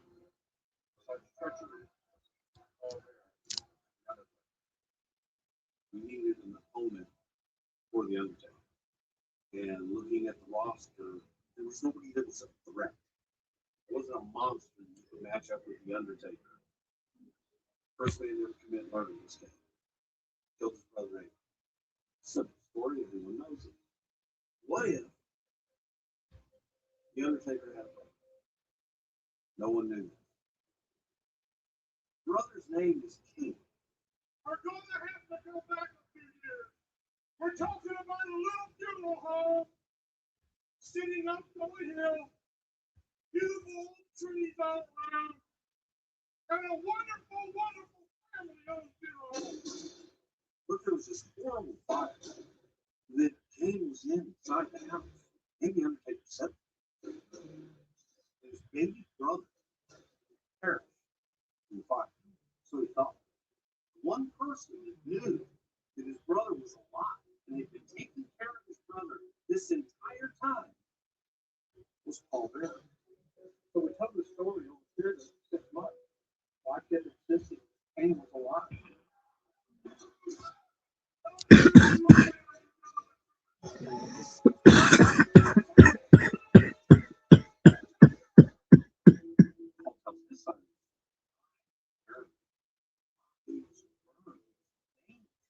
He was left dead, but I brought him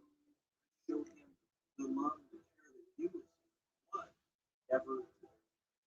And now Paul had in his mind a reason. Any day doesn't always go as planned. A soccer player opens her bag to find only one cleat. The stores nearby, the easy shopping at Big Five. The gear you need is always for over 70 years. Families have been turning to Big Five stores. Seats are here ready to help you find the best shoes and help stay fit. Soccer, baseball, and every sport in between. Big brand, big savings, Big Five. Shop in store or online.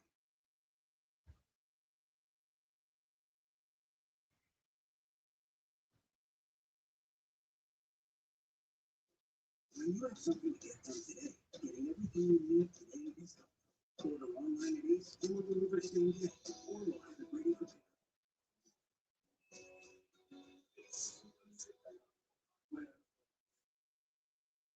To bring Ken back. Now he wants one thing. Revenge.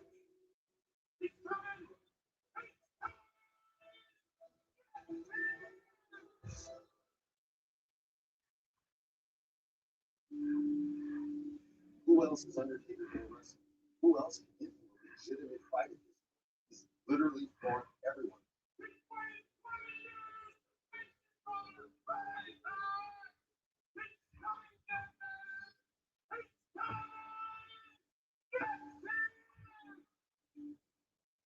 When I found out that I was going to be Undertaker's brother, I realized that that was my big thing. I was extremely excited for Glenn.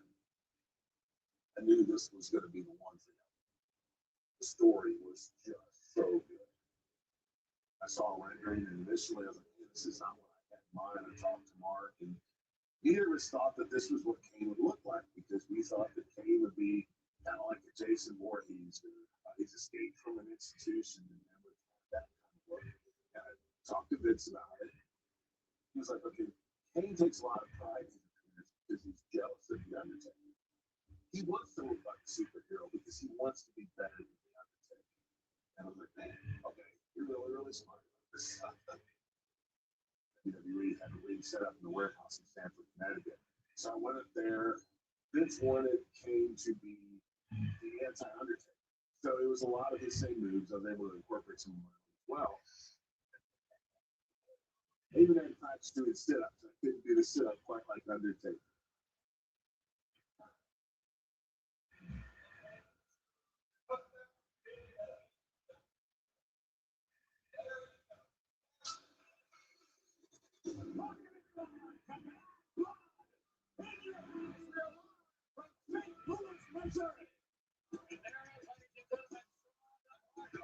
That one was going to be the blow-off match between Sawlab, two-man, one-man lead.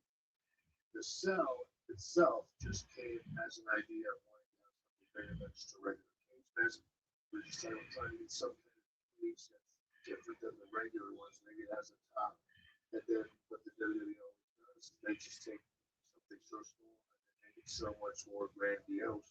This is not a good time to be Shawn Michaels. We were in the midst of a great match. Finalizing our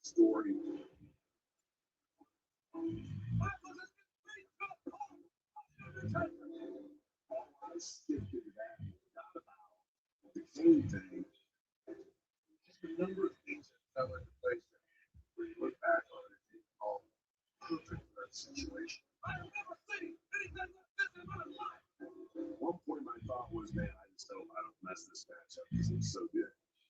If you're not, you should be. You should have that butterfly feeling in your stomach. This was Kane's big chance. Just when you think, you know, we've done everything we could, beat the living crap out of Sean, and all I gotta do is cover. Oh my God. It's all over. Boom. The lights went out, and the music hit, and the crowd had no idea what was going on. You could hear a pin drop. There's like 15,000 people in the arena there saying, and they weren't making any noise. Was this a mess up? Did they lose power? What happened? Oh my God. Wait a minute. It's Paul Bear. Paul Bear. And there's this giant roar, and I'm actually this one's talking about. And the audience realized, oh, that's the guy that Ayers was talking about. Gotta be Kane. Gotta be Kane. The size of the human being. It's not a human being.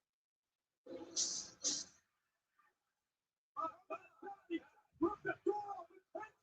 The Undertaker's in a cage, and Kane comes out, physically rips the door off of the cage. And it looks so legit. They constantly built these two monsters. You can't say monsters. In WWE, it's been so few of them that have been able to accomplish what both of these guys accomplished. That's gotta be Kane. The Undertaker. Looking at him. Looking to him. Guys, this thing's so delicious. And I could start a business selling them. You go through, I can register an LLC. I'm big in my wells, so I can pass along my recipes when I find the business. When you need a legal hand, turn the legals in.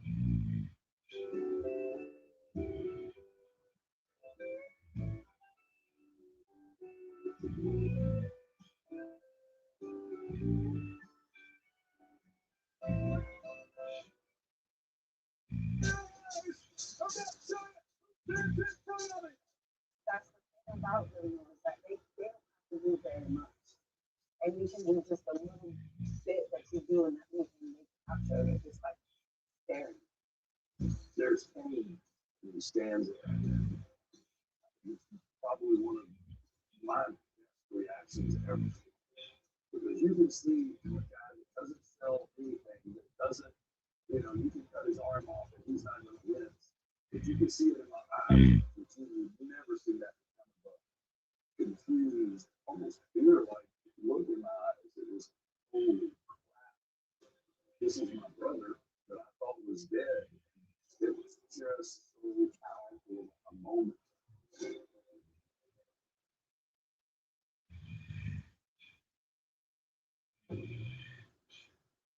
It was the first time you ever saw, and I don't want to say fear, it's the first time you see some type of humanity with the Undertaker, and you're not sure what it is, but it's something you had never seen before, and it meant something, because I was about to say that. You never he saved it for the perfect voice. It was just magic, and you could feel it from the very start. Of course, Undertaker, he would come out and raise the lines by putting his hands up, so Kane threw his hands down. And then all four powers off of the post. Hellfire and brimstone that he's bringing. So you have the good and the evil. It was just all of it just worked so well. This is the first time I had that feeling of, man, that was it. It was almost like you just hit a home run in the World Series, right? And you're going, so that's what that feels like. I never felt that way in my wrestling up until that point. Listen to this To pay it off, Kane, how huge he was, how ominous he was. It was just magic.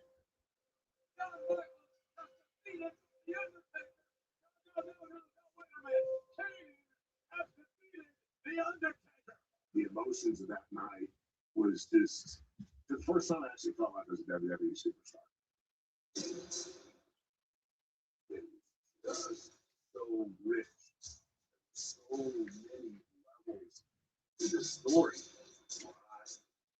You'll never fight my own flesh and blood. I will never fight Kane. Now you've got somebody even bigger than Undertaker. And everything initially just was perfect. We are going to take each wrestler one by one and destroy them until we reach two.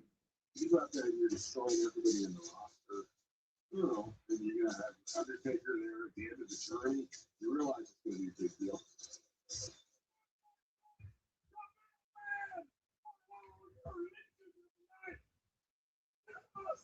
Your brother. Oh, how much more of this will the Undertaker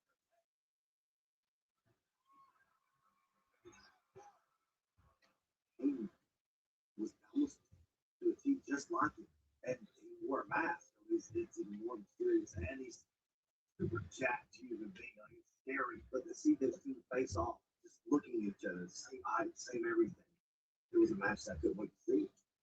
You have these two just supernatural type characters, Kane and Undertaker, and I think it felt so real because they were brothers.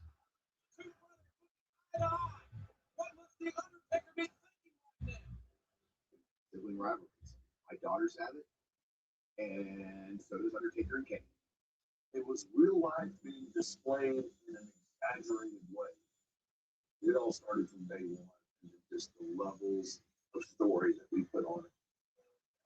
Walking away in the thought that he will never fight another Kane. Before Kane, of course, there's other big guys that Undertaker faced, but he pretty much demolished all his opponents. Now here you have his brother Kane, who not only demolished himself, but is his brother. He knows the Undertaker. He knows what he's thinking. He thinks a lot alike, like the Undertaker does. He just didn't know which way it's going to go.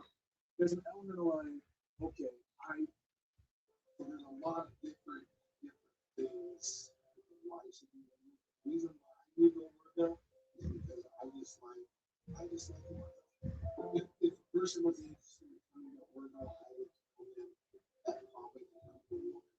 Because it would be small. We don't have to hustle.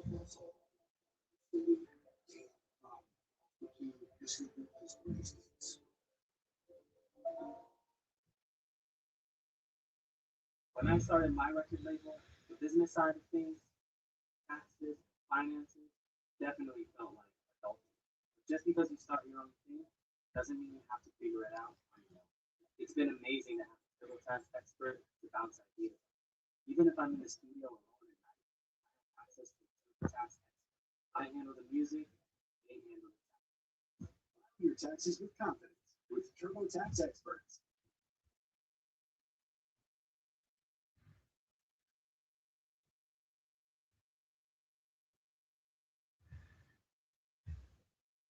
I understand this, so as silly as like the storyline might be, that happens on a lower level, like on a daily basis. At the crux of this storyline is the brother who did something terrible and blamed his little brother. So there's an element of relatability here, right? Like, who can't relate to that, right? They're blaming your brother for a murder. Well, I mean, murder might be that's where the entertainment factor comes in.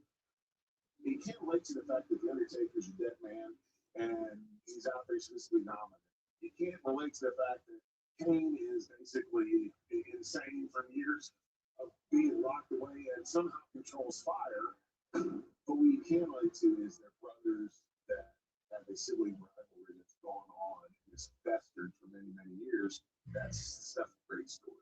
And I think it helped people relate to these characters that otherwise would have been unbelievable and just completely over the top and out of the realm of any sort of human possibility. Shawn Michaels and Undertaker, casket match as well.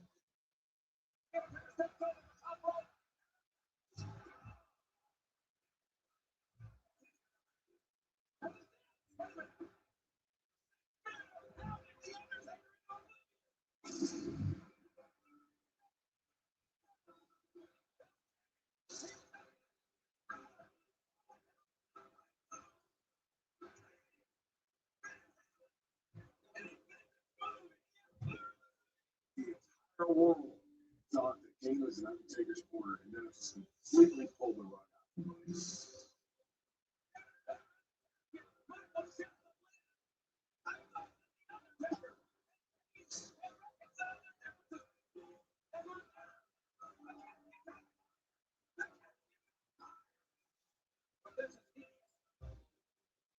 They knew that we were going to go to this.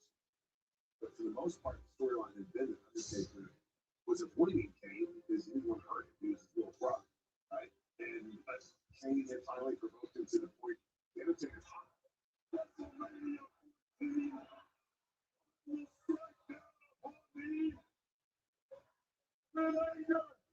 Glorious vengeance.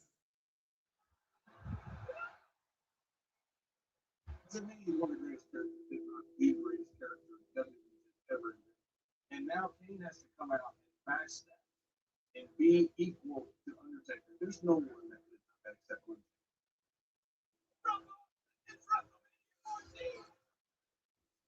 I went with a bunch of my high school buddies, and we were huge fans, and we didn't have good seats at all.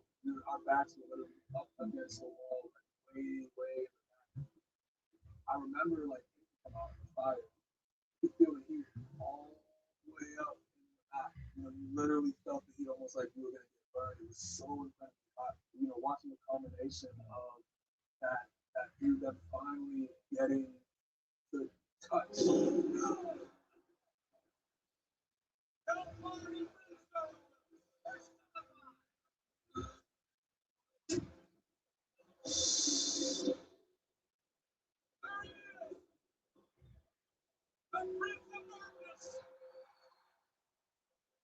WrestleMania, where Undertaker could have set his little butt straight. It's about time because Kane put it to me pretty good. 2 7-foot monsters. What the hell is this matchup going to be? This is the first time that Undertaker can really fall. I mean, there have been some skirmishes along the way, but for the most part, this is not written in stone. The Undertaker's going to this match.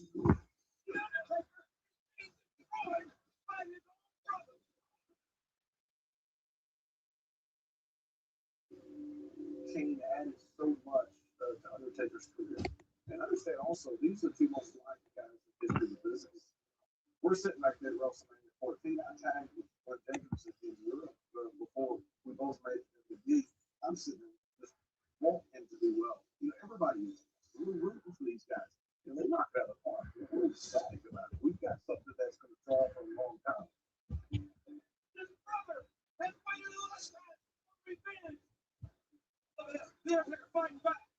There I am at WrestleMania, and it was the climax of the original storyline between Undertaker. And I never been in that situation before. He's hitting his brother with everything he's got. Not too much time, no one could ever get that.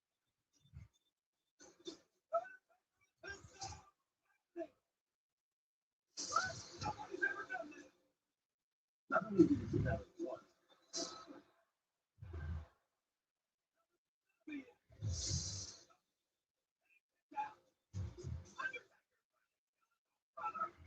he did that twice. People were astonished. This will be the first tombstone. And will this be enough? God will take it enough. Yes. The Undertaker has won this match. Mark Calloway is one of those people that understands in the wrestling business at WWE the importance of your opponent. And if you go out there and you have a match with someone that doesn't look like they should be in the ring with you haven't beaten him. And I was impressed because he treated me like equal. A heated rivalry between two brothers with a fiery Well, it's even Undertaker versus his most capable rival. rifle to the dead man against his brother. Well, we need to wrap it up. I mean, isn't the sequel to every movie this time is personal? What's more personal than trying to set your own brother on fire? And isn't that what the story was about? That's the Inferno match.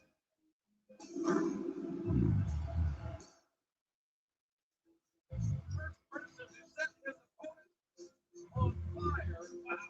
What is that?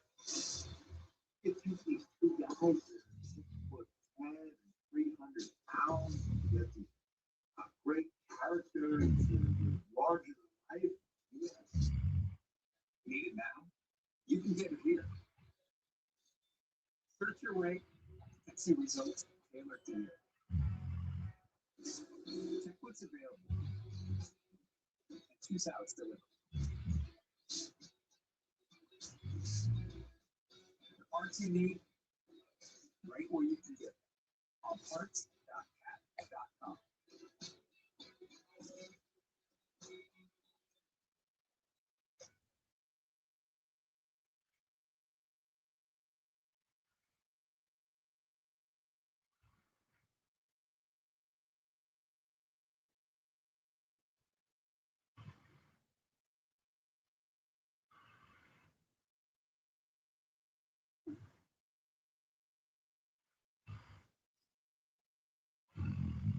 Fire doesn't get any better than that.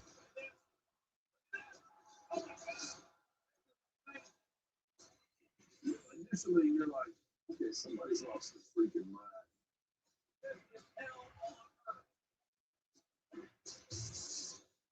For the first time ever, you had someone who was equal to Undertaker as far as physical abilities. So added that kind of supernatural element that Undertaker brings.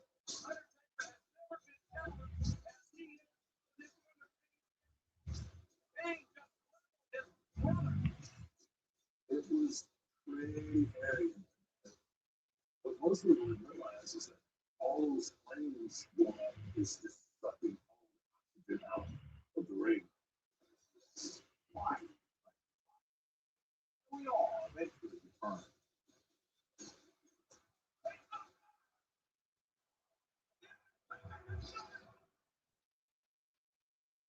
Attitude Era. I think it was not only the most unique time in WWE, but really in entertainment. I mean, we were not only top of the wrestling world, I mean, we were on top of the entertainment.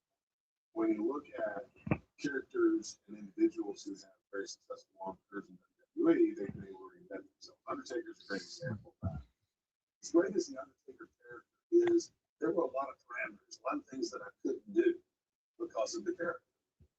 I think the character would have survived, but I don't think it would have continued to grow if I hadn't moved away from the traditional.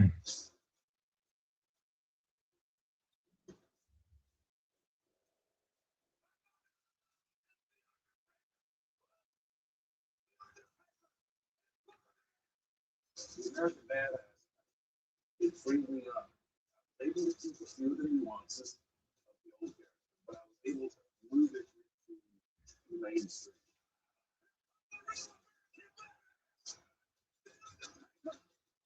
It was good for me because it allowed me to work differently for a while, to think creatively in a different sense.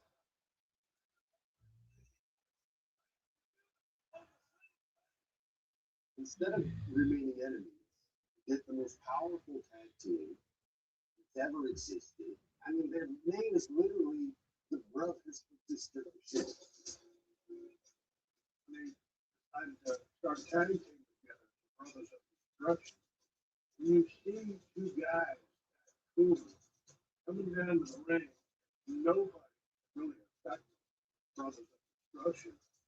Yeah, you could fear the hell out of them, but it's so cool, you respect the hell out of them. The Brothers of Destruction was really the logical conclusion or logical destination of the journey we go.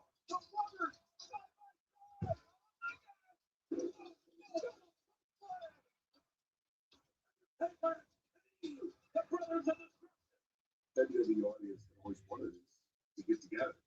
You could tell it. They were dominant individual characters. Brothers united. It's like when they're together. That's so pure. Oh my gosh. Brothers of Destruction in 5. It was like, who's going to beat these guys? Nobody.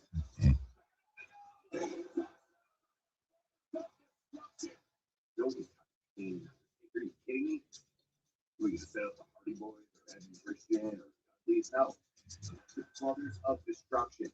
They're going to take out every single tag team there is to take out. And they did. That just stands up. For the brother of destruction. In the locker room and enjoying the camaraderie of other people that do what you do. We're a very unique group. I don't know if I necessarily ever had time to stop and think, wow, this is really special. I wish I could. I wish I would have had time to savor it more. But that's just the nature of the beast. And it was so cool because I know that I got to really help come along to his own and help make him what he would turn into, which is on him because he worked his tail off. It was fun to add evolution to pain because you realize at some point that the silent guy in the mask can only mask, of course, is an amazing tool in that it provides this mystique and makes the character very unique. There's also some shortcomings. People can't see your face, they don't know what your emotions are, and there's only so much you can do. So I thought the character was nice.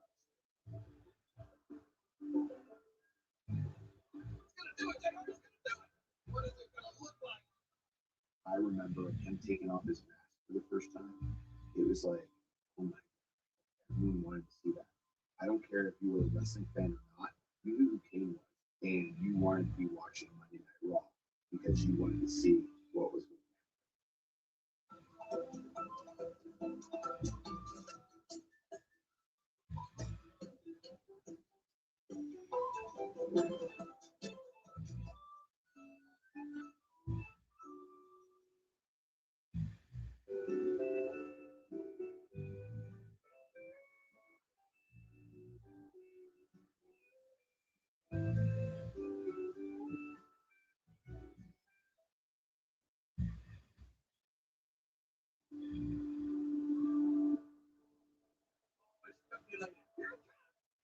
I don't know.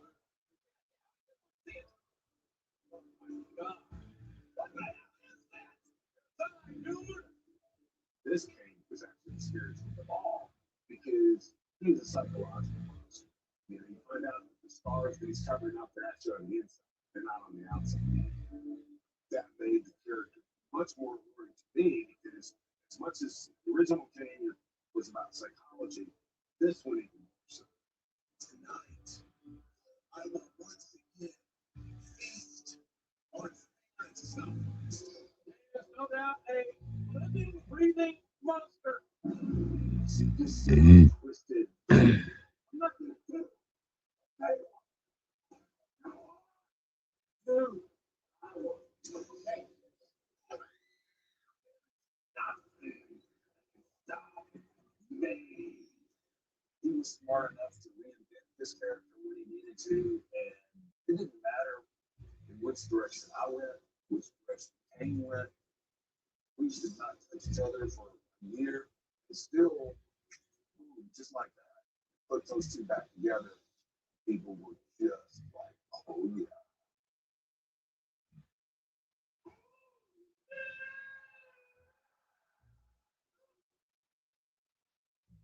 Now I'm going back to the more traditional, but now I'm bringing the American Badass wrestling style with it and trying to make it all work within the capsule of the traditional Undertaker.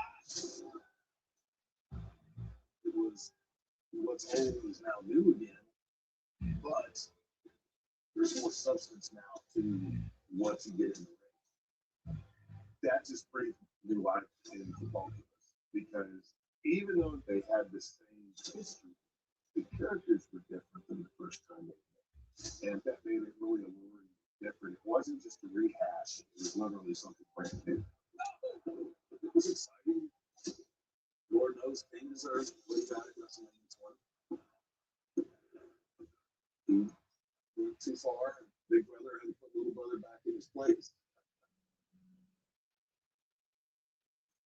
story that's important.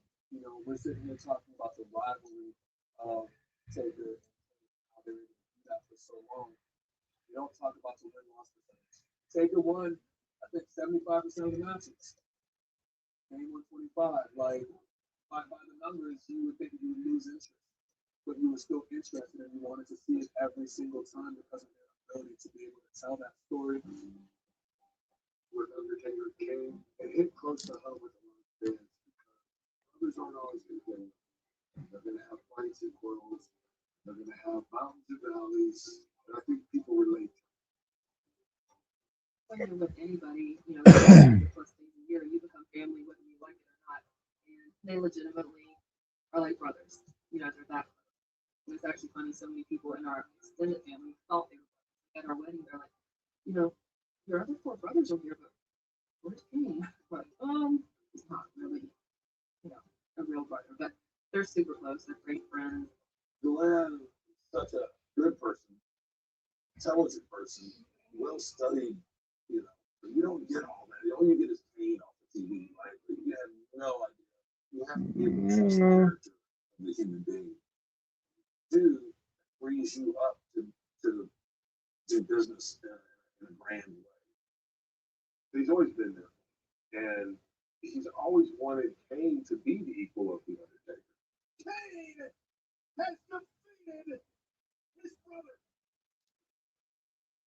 Here are two guys with a legendary feud. You don't know how in God's name we can possibly up the ante. Like, I know.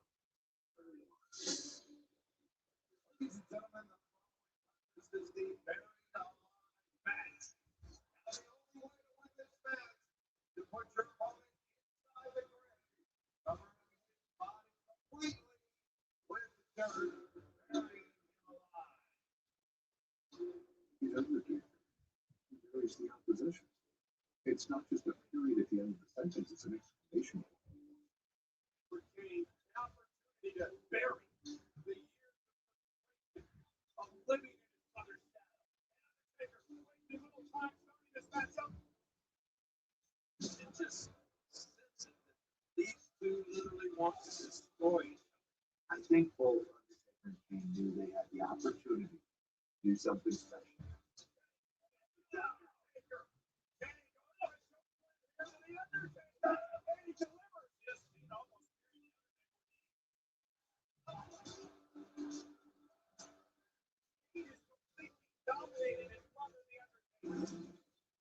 He had never really beaten any big pay-per-view.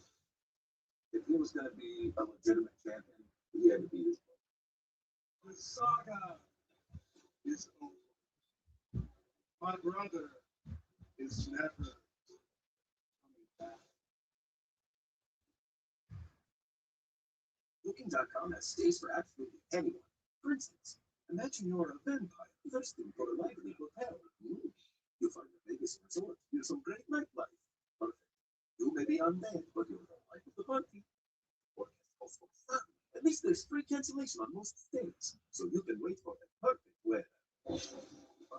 Good. If a vampire can find their perfect stay, anyone can. Find exactly what you're looking for. Booking.com, Booking.yeah.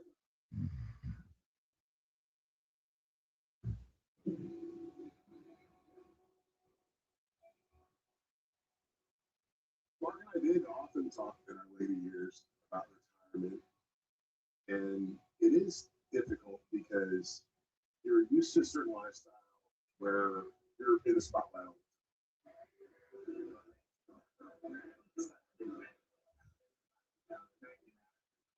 People, after a while, are like, man, I want the old Undertaker back. I want the old Kane back. And so that nostalgia kicked in. To the course of 20 years, it's just like we go right back to it.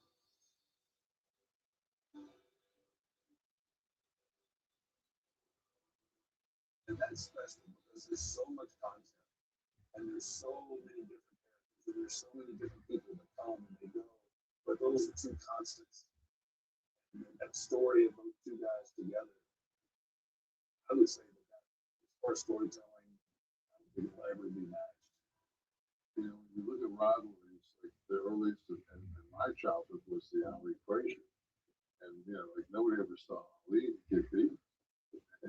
watch that, and you almost take it the same way as you always knew on any given night it could be Cane's night. They say no one's bigger than the business, but every once in a while there's someone that's so special. Tiger Woods was bigger than golf, and football players bigger than the game, and boxers Muhammad Ali bigger than boxing. Then there's Undertaker and Kane. Being inducted into the WWE Hall of Fame is the greatest honor of my career. Of course, I would be remiss if on behalf of Kane, I didn't thank his WWE family. Kane's daddy, Paul Bearer, and his brother, The Undertaker. Mark Calloway was always a huge advocate of mine. Saw value in me as a performer. He was a person that really motivated me to believe myself and get myself where I needed to be.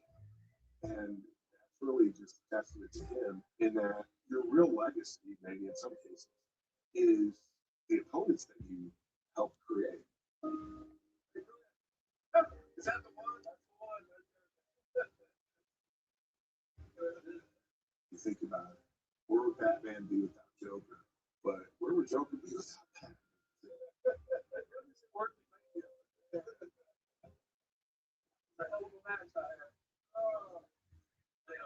We wrestled in Austin, first time. Which one? One and one.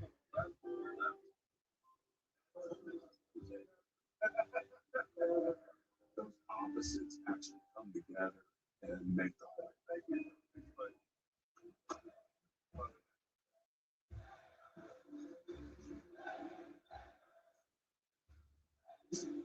All those years ago, when I decided that wrestling was what I wanted to do, did I ever imagine that there would be a Hall of Fame that I would be inducted into?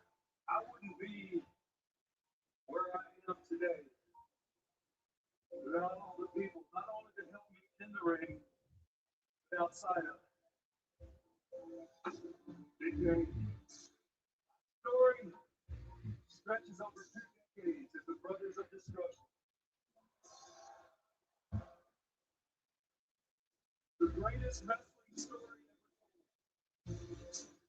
It's so much more than just two guys in a wrestling ring.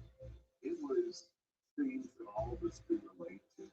It's one of those things like every once in a while, a high school drama teacher 50 years from now is going to show their kids a compilation of Kane versus Undertaker, and they're going to talk about the elements that made that storyline so successful. I think those stories we passed down through 20 years. They should tell them about Kane and the Undertaker. So enthralled and so interested in that rivalry. That would be true.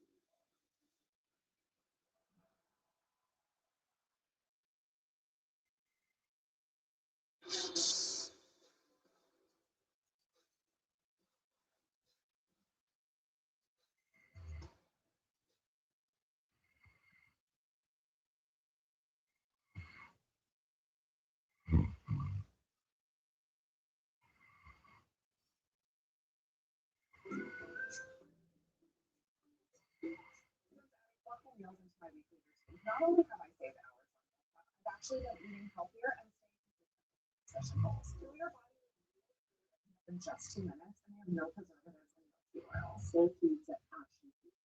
I highly recommend prioritizing.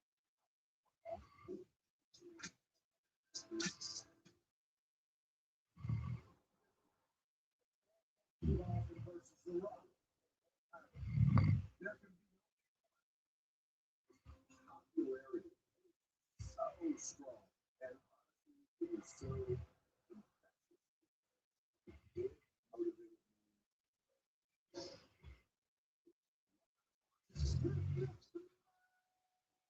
me so fast.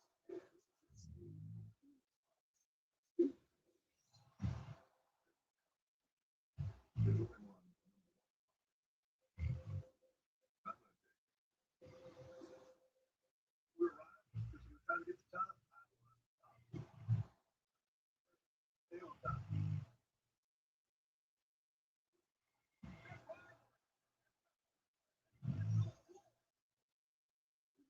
these collide with you.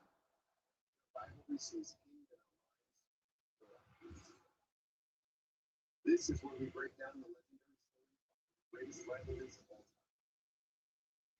I'm Freddie Prinze Jr. This is WWE Rock. The greatest book is the one titled versus Stone Cold. Stone Cold Steve Austin, popular sports entertainment history. In my mind, the two biggest stars of all time. Respect to Bruno, to Hulk, and Flair, and all the guys that came through. These two guys were the hottest two guys. Did more ratings, and it was the first time that mega stars in all of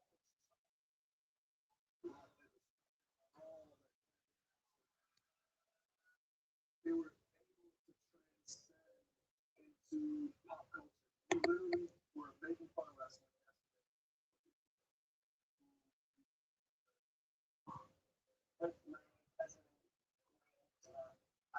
So passionate.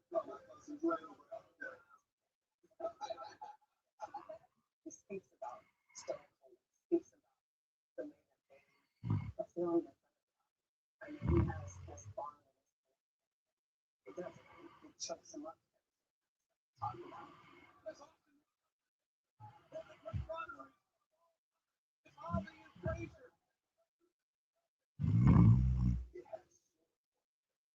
There was so much electricity. It's amazing to me because on TV, I told you people hate each other. It took me a while to find out who I was. And because turns out that who I was is a highly competitive level.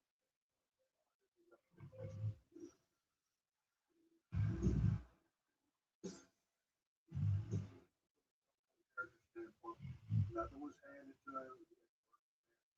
Every single thing.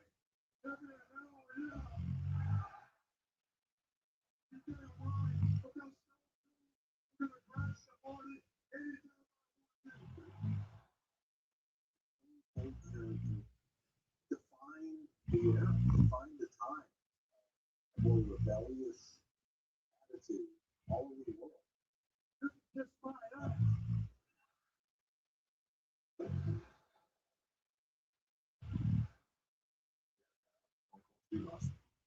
On the ascension, on the rise, here I was over here. My first couple of years in the business, I was going to make it no one else. I don't remember the first time I met Dwayne. I've never seen him though.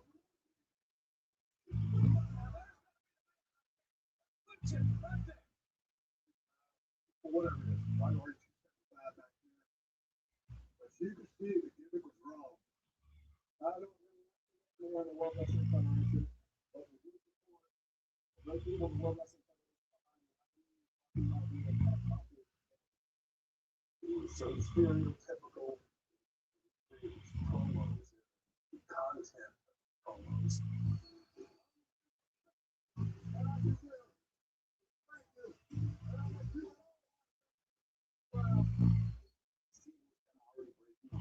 You expect to see on WWE television. Language matters. Sometimes just whip your ass. People were clamoring for Austin. So Rocky almost became like this is the guy we want. got to do a little change here in our sport of professional wrestling. You know, with the fans and how they perceive certain guys, whether or not they smile or whether they use the word ass like it's one out of style.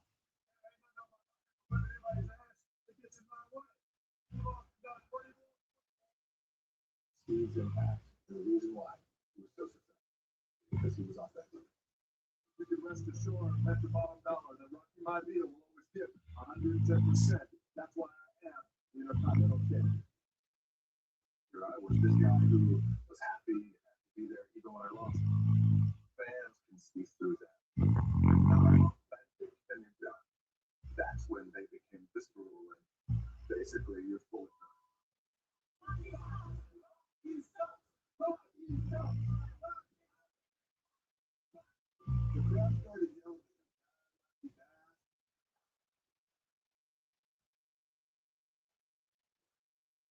you trying to be a baby face, a good guy, someone tells you, hey, you not good, right? Rock had injured his knee and he'd been out for a little while. He came up, man, bring him back. What did he do? He had a fracture its time, the Nation of Domination.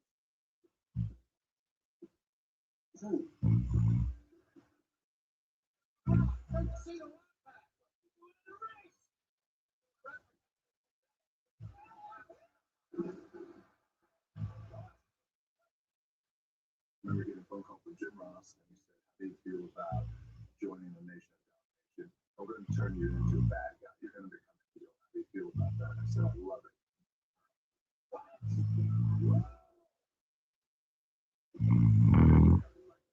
Nation of Domination was a group that was really anti-establishment at the time as well, but more anti the audience in many ways.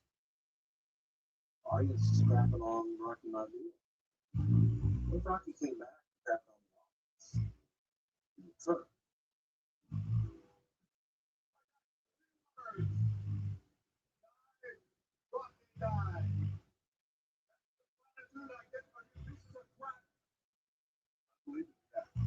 Look, rap, charisma, ability, do we have all those things? Was just able to be exactly who you are with the volume turned way up.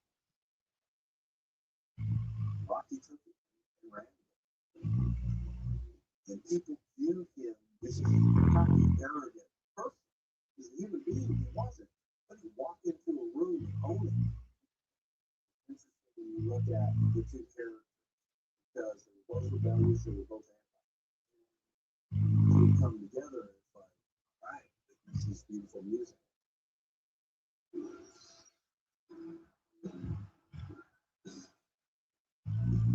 In the fourth quarter of 1997,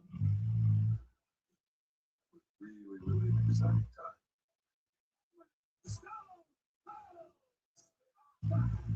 They're looking for bad guys who Stone Cold can work with.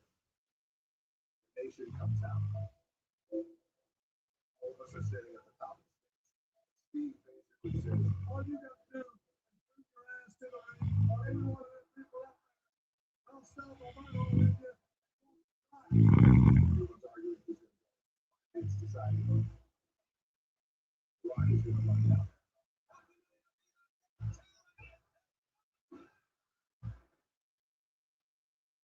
Steve and I had never had a wrestling match. So all this was to just, is there anything? And when you watch the audience reaction,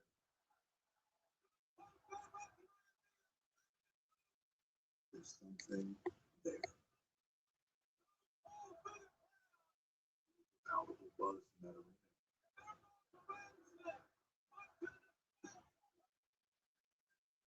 The moment like that, it's really confirming.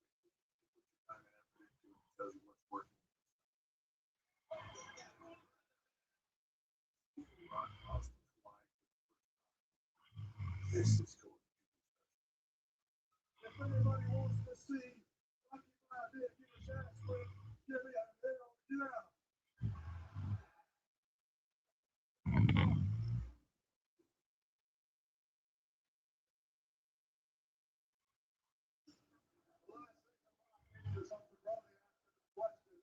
You have to appreciate the growth, right? The story. Who Rock was before. He didn't quite know as a fan what talent that he could say later in his career. Doing promos. I'm sitting there outside his mom, and we're cracking up these videos of him. He's cutting promos in the kitchen.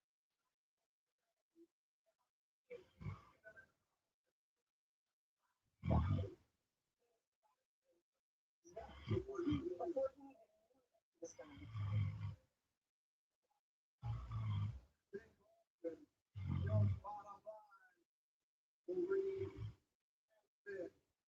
Compliments of the Rock. So Rocky Maivia, And you think about Hollywood. And now all of a sudden you have this competitor come along, Steve. We see the snowball rolling at that point. Oh my God, this is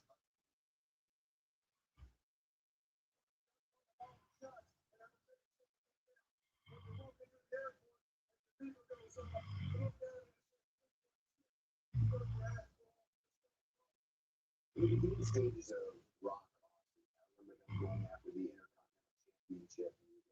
Something's gonna happen. Like this is gonna be a huge, huge rivalry.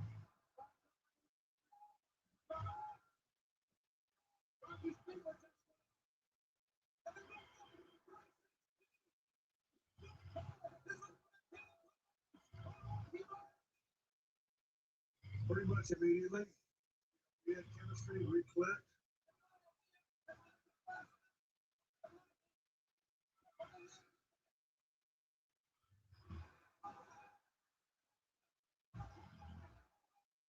Stone Cold Steve Austin was an Intercontinental Champion. It was just one of those things where creatively he was getting ready to go on his run for the WWE World Title. So what I'm gonna do, Rob? I'm gonna force you to damn title. I got bigger fish to fry. So go ahead and take the damn thing because I don't want it no more. He just gave me the Intercontinental Championship. They wound up stunning me. In that, I just remember that night. There was something special.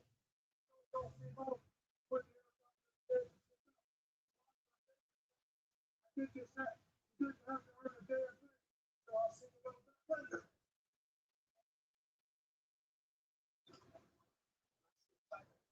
Get thrown off a bridge. That's a big deal. I had never seen anything like that. But I heard that. That's what I heard. It's like that.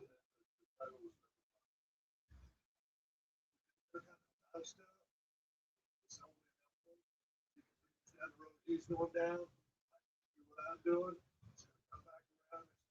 Figure out.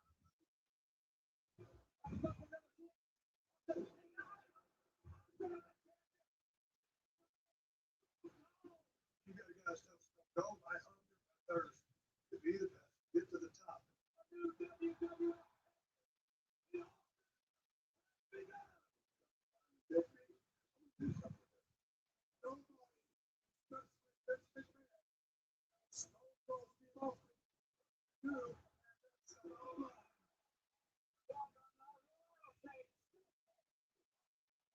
He's getting pulled in a different direction.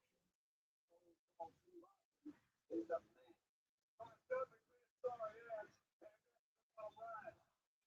Stone Cold's popularity, where you had to experience it.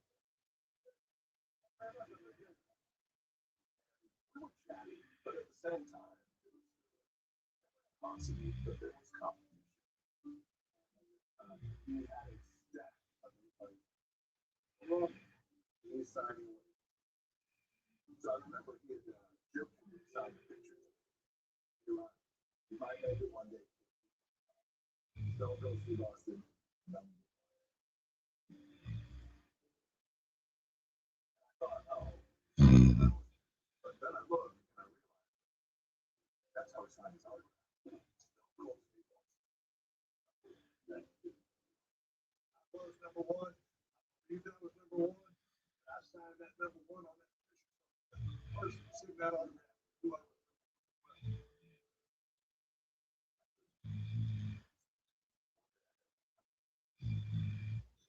He said,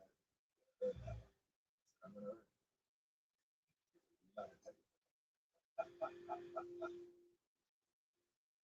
he said one of the things about he was always trying to do.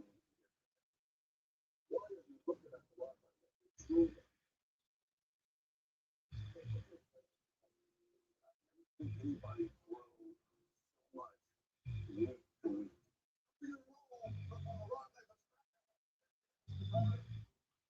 Then he becomes so good at being a bad guy that he's a good guy.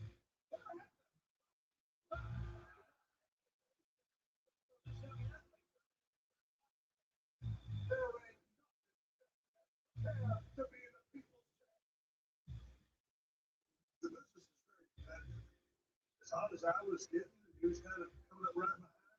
I was very keenly aware of where he was, what he was doing. Trying to get to the top, I was determined to stay on top.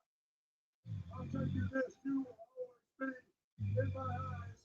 So fuck you, stick out wrestling right. I tell because it's never a top guy watching someone who's on the rise. They're looking at the rise. Well, raise his eyebrows, two phrases. That don't mean it's over. That comment. Me. Because the top guy now is noticing. There's yipping in his heels. Can you save money and still get reliable phone service? Well, T-Mobile, the answer is yes. In an era of overpriced, T-Mobile comes with an excellent phone service that actually has the best prices. Super customizable phone plan options that start at just $5 a month and go up to only $25. And the best part, you're free to tailor your plan to fit your needs and budget. T-Mobile, phone plans just the way you like it. Visit T-Mobile.com to discover more.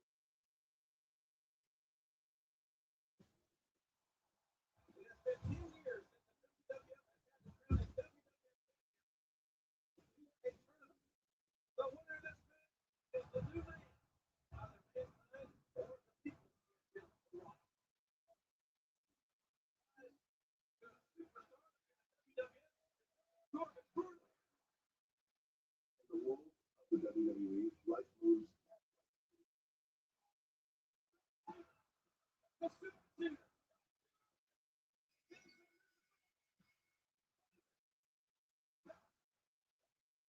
you work your ass off. You have the opportunity to become a guy. I'm going to quote the great Jim Brown. That was sweet.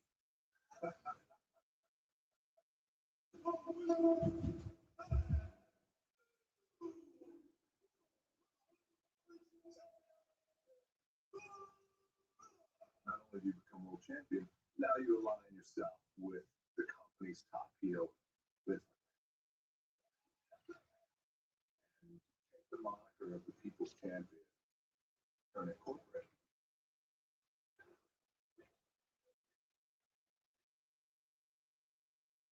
You guys, my crazy grandmother from Puerto Rico, Ramirez, she introduced me to professional wrestling.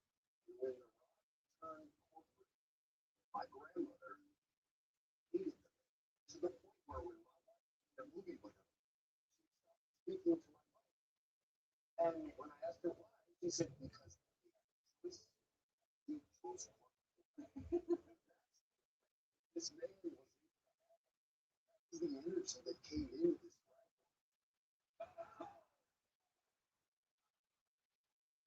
That's just messed up. That's corporation, anti-corporation. I think that's must see.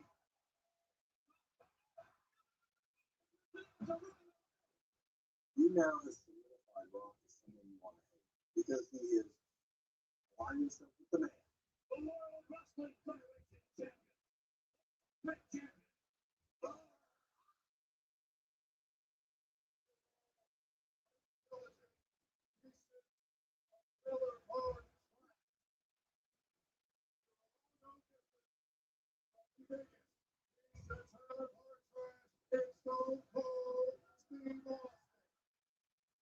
The old saying of opposites attract. They're about as far apart as I think as anyone can possibly be. Steve's drinking beer. Rock is eating fat-free blueberry muffins. These guys are so different, but yet they are exactly one and the same.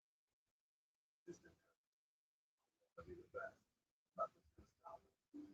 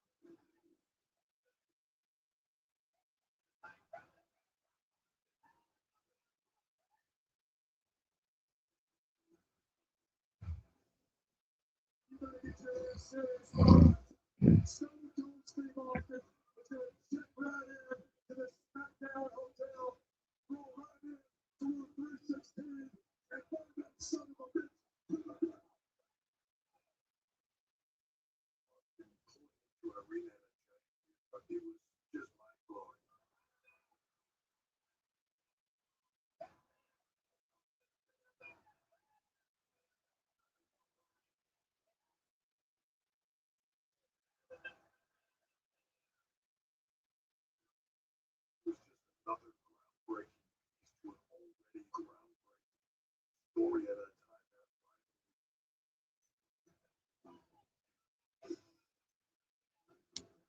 Rock was popular, Steve was popular. The matchup was epic. You wanted it to be on the main stage. The only place to do it was WrestleMania. The very first WrestleMania that we headlined was in Philadelphia. It was my very first WrestleMania. WrestleMania. I was 26 years old and just wanted to do a great job.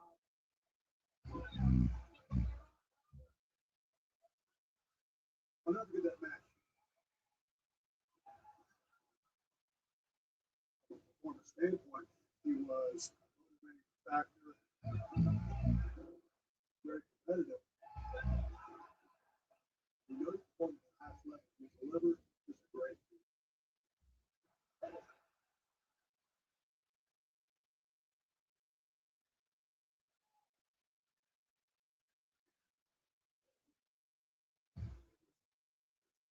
Amazing to watch. While most rivalries will culminate at WrestleMania, it really was just getting started. Redneck, piece of trash. Exactly. It's the right one. Does this look familiar to you, Austin? Does it? It's your piece of trash title. It's the bridge, it's the water, and it's the wrong way down. You want the piece of trash? You come get the piece of trash. We were on every single week. Never knew what was going to happen next. Here we go. Here we go.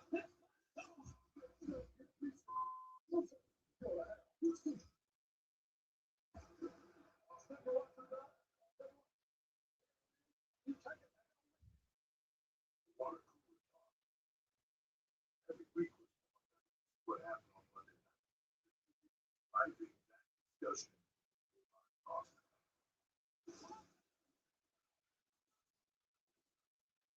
That competitive drives greatness and they try to get as hard as possible to the other. I think it's all that's how it's been wrong. I said the subject is coming to me, and that's all I got to say about that. You want to see perform. And you feel it. And you feel that energy and you feel that passion. That's what they say. That magic. Every, you know what I'm saying? It's like they were breaking their own record every single week. That rivalry, the energy to the rest of us. They made the product so great. They pushed each other.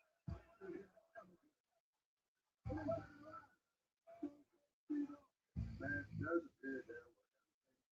My home run is greatest player.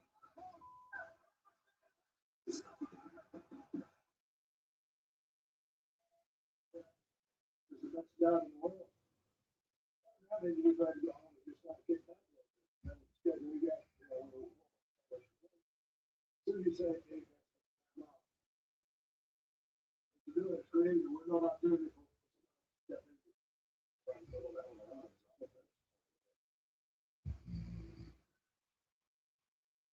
Doing it back in '99. Yeah, I started to have some side effects from popped on my head in '97, but I wasn't a SummerSlam.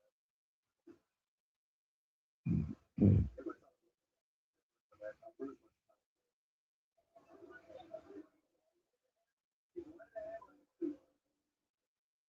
A couple years later, I got another MRI, and that's when we bones were going into my spinal cord. Steve having surgery was a scary time. Is Steve going to come back? And if Steve does come back, what level is Stone Cold going to come back? Stone Cold was gone for a year. Where's my hero? There's The Rock saying. And this is one of your biggest attractions of all time. Stone Cold Steve Austin. However, you have another attraction in Rock. Now it's time to put on the big boy shoes, and you're going to be.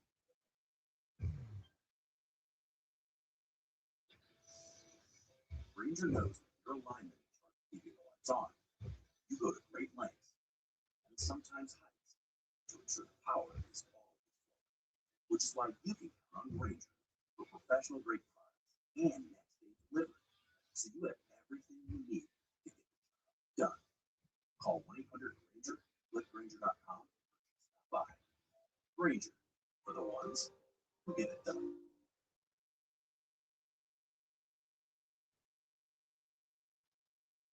You know, the shell, the Rock popularity is really missing. I'd like to get a damn ring with it if it's not the hell. But that's the kind of relationship me and the Rock have. Stone Cold was gone. King Johnson. The Rock says it's Michael Cole. How do you feel about the match? It doesn't matter how you feel. Competing against every other. You can't do this. I'm chanting the Rock's name. The Rock called himself the people's champion, right? Because everybody wanted to be the Rock. But I feel like Austin was also the people's champion.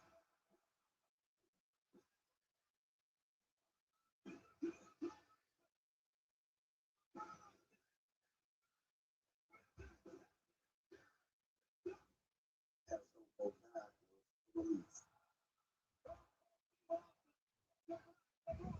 The audience was just so happy. The audience had also grown to fall in love with Rock. Rock came around, taking the dollar check, big I got down, it's like you know, chomping the water. That's watch. I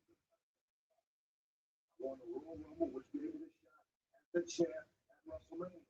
It turns out that the champ is The Rock. Was the two biggest impacts blinding. Without a doubt, this is the most anticipated man. Backstage interview myself, Rock did with Jim Ross. He is, when I want to beat you on a personal level, oh, hell yeah, I do. Level, which bleeds over in my personal existence, I need to beat you on. I need more than anything that you could ever imagine. I needed that championship. I thought The Rock was coming up there. I need to stay here. So that was a huge line for me, and he never knew that.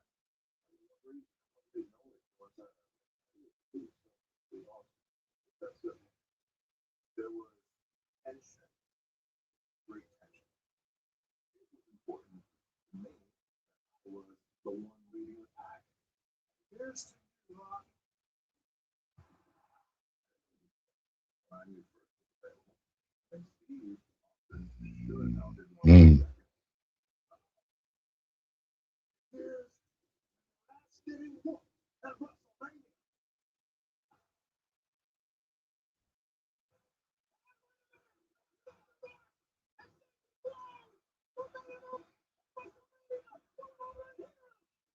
Talking WrestleMania. Time for them to go. Steve was such a mega star. Rock was such a mega star. Then you put those two guys together, that's insane. You knew when those two touched, it was this.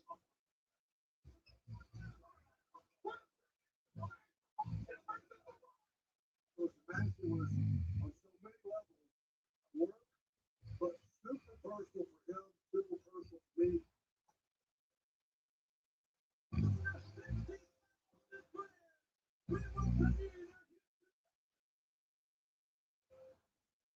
During the ring at WrestleMania 17, the roof, everything was built to the highest peak because I was super hot, baby face. Super hot as a baby face. Was just insanity. I blow the roof off. Texas, interrupt, but I thought I got a little more of a flash ball. Three blows your roof off the place, it's just a little bit less degree.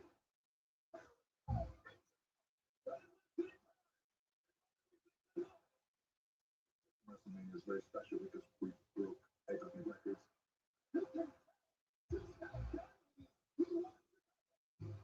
We were fighting. We were animals, we were pitbulls, we were lions, we were all those aggressive animals.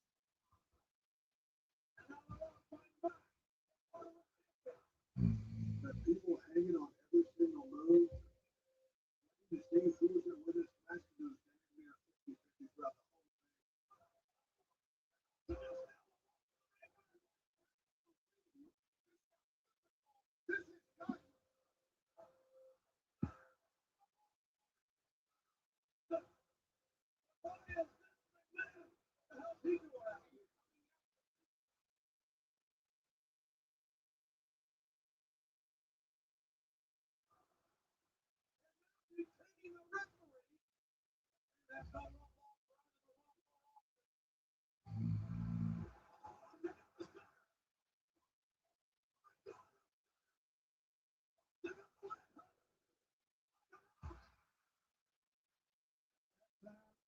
Character standpoint, I actually felt like I was maybe a little bit because I was so hot.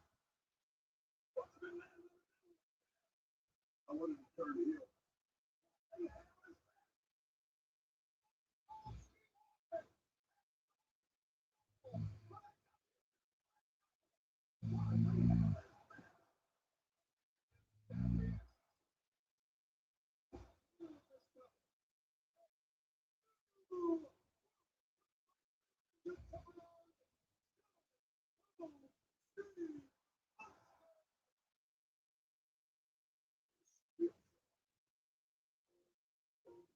It was a difficult ritual. The turn only made people just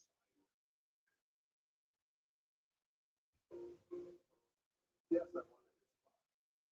I never got that top spot. It was because I earned it. It was also because he helped me get there. One of the things that I can appreciate about Steve and about a relationship, trust happened over time. He started to trust me more, which then made our matches that much better. There's perfect synergy and whether it was a house show, a pay-per-view, or Raw, or whatever, we were out there to bring the house down. Ron, Stone Cold Steve Austin, the reference for the great match. Go out, feed off the audience, and feed off one another. The match would end. We would stay in the ring easily for an additional 35 minutes.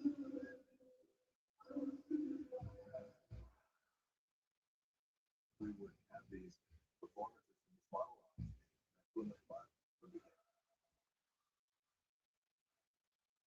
We became really good friends.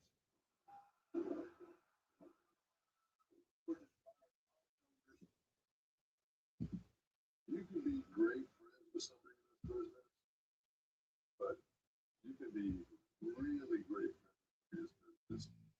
You're all part of it. And it's really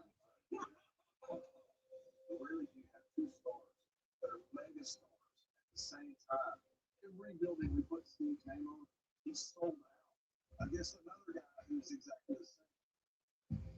there was a time for a while when number one was You can hurt him. They're changing. in the world of wrestling where there is no off-season and guys lose and play through pain.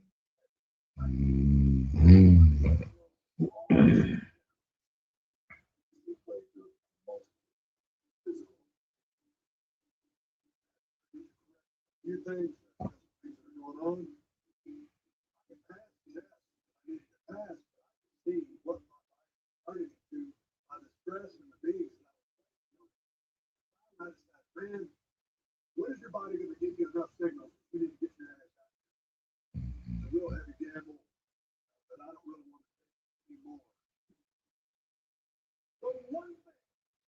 The Rockets not done. Whoop that ball candy ass at WrestleMania. Corner. And I'm like, hey man, it's time. Everybody knows we got a big match, the biggest match of my career. But I'm finally going to do is the beat Stone Cold. I know he's right over here signing autographs. I'm not paying attention to Stone Cold right now. He's not paying attention to me. I remember finding out that this last match, and I was honored, privileged. It's a shame I'm going to whip your ass from oh, but I mean, that's what they're for me. The same token, what hours you would say, my candy ass.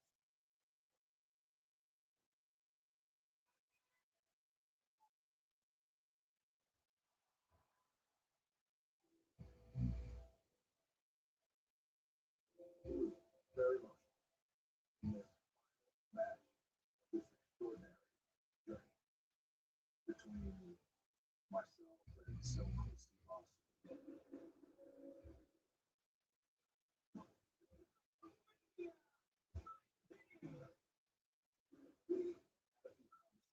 Prior to that match at WrestleMania,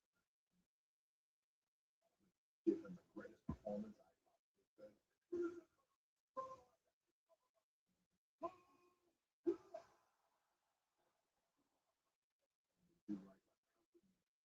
Do right by Steve. Last break, I walked down there. You want to walk?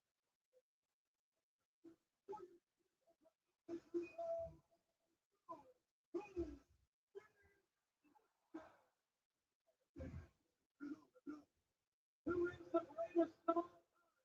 One of these two men.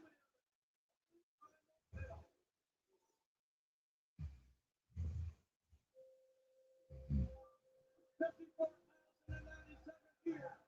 Over 150 countries. You're saying what? The Mania. Stone Cold Steve Austin went out there with a bad neck his last night. The Steve that was on top of that point, and to work with tons and tons of injuries. That's remarkable. Anytime you step in the ring, everything's got greatest of all time, but very special. Felt like Big Rock on every time in the two previous WrestleManias. Everything you should want. Be the guy.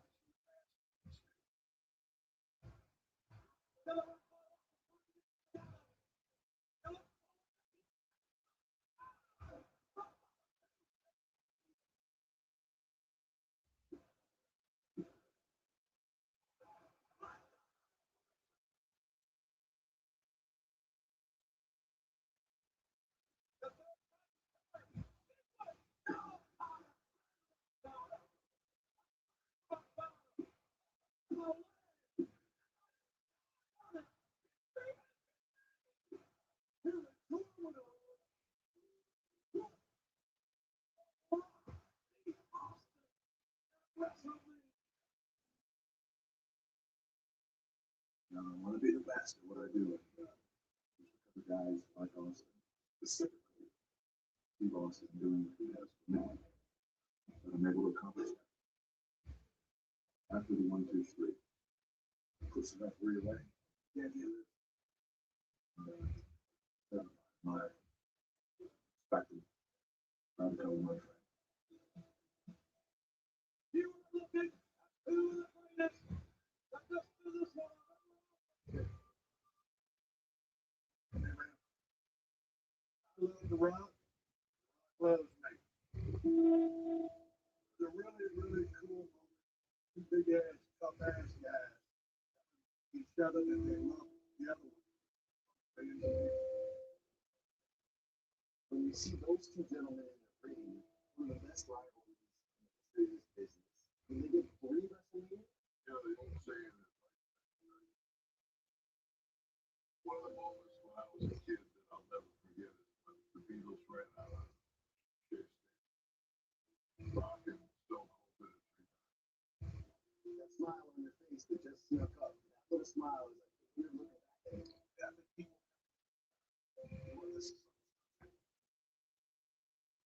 to be able to see like live two people's champions go at that.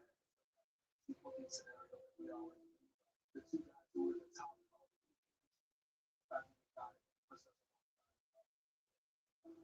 it's really wonderful to come back and see so many smiling faces. People Stone Cold Steve Austin.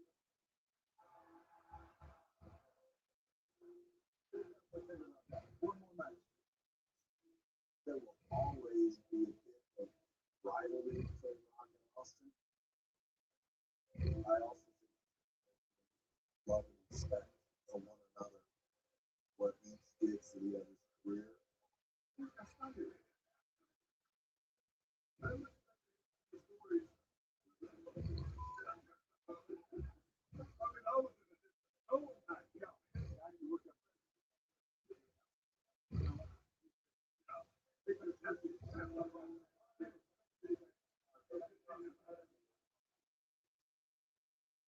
That's something special.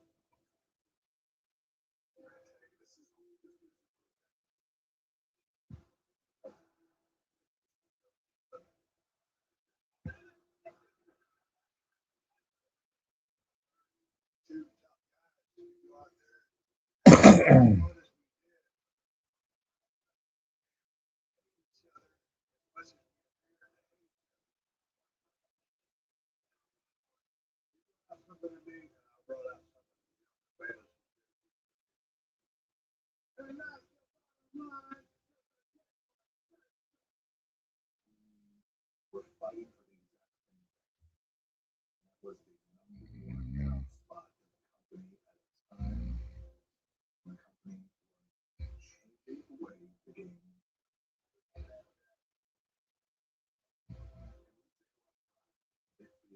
This spot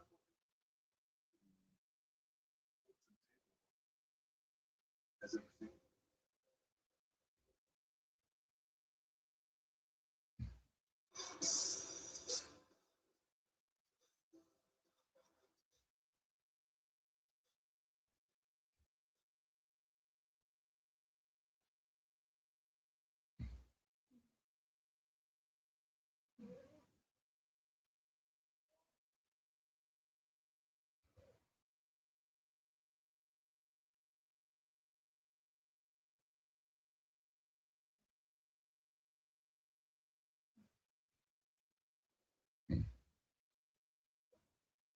Now, with that useful, it's time for well-deserved rest.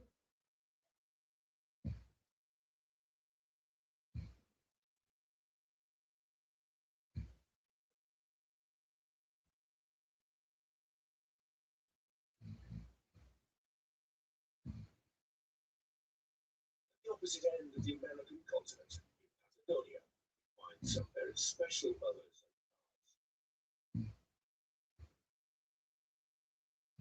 Fortunately for them, these whales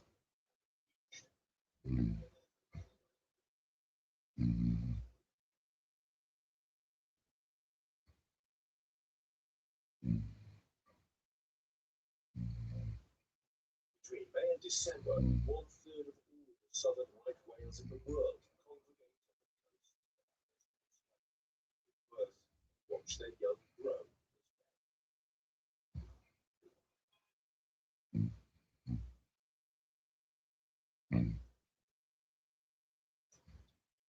When they're ready, will they set off on a long migration to the Atlantic Ocean.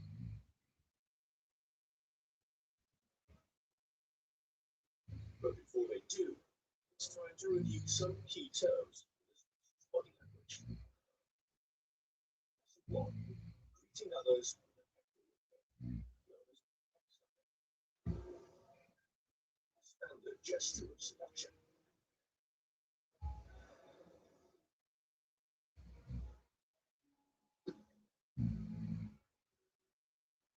This calf seems to be a gifted student.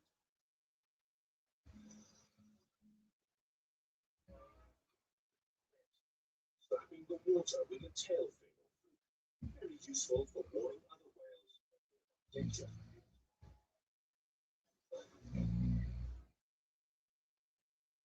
And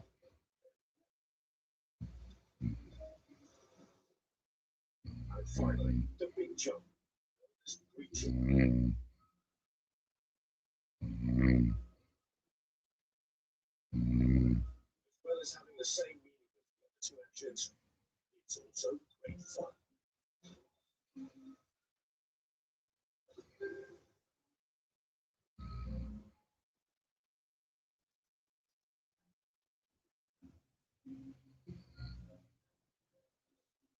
Finally, the time has arrived to the end. Physical contact is very important for whales, but also on long journeys.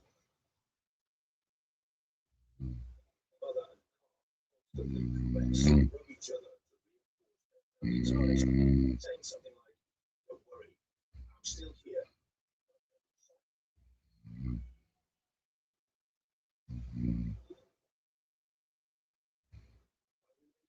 Constant physical contact, they can alert each other to the presence of predators, sharks and orcas that feed on young whales. However, over the last 50 years, a new aerial enemy has been stalking the Valdez whales. Kelp gulls, which despite their name, is their seaweed like sushi, rather than raw meat.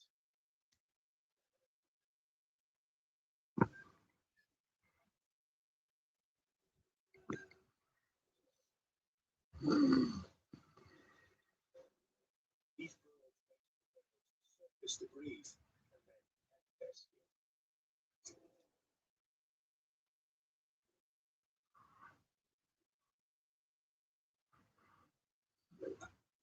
It only takes one gull to locate the whales and attract the rest.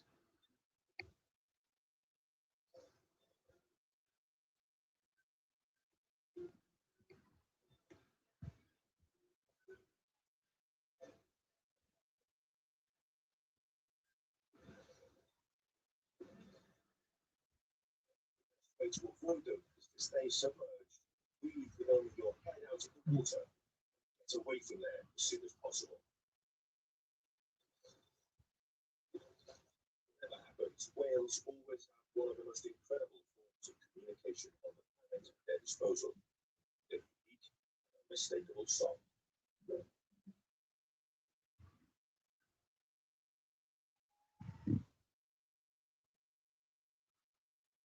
So mother and calf can remain in touch even if they are separated by several miles.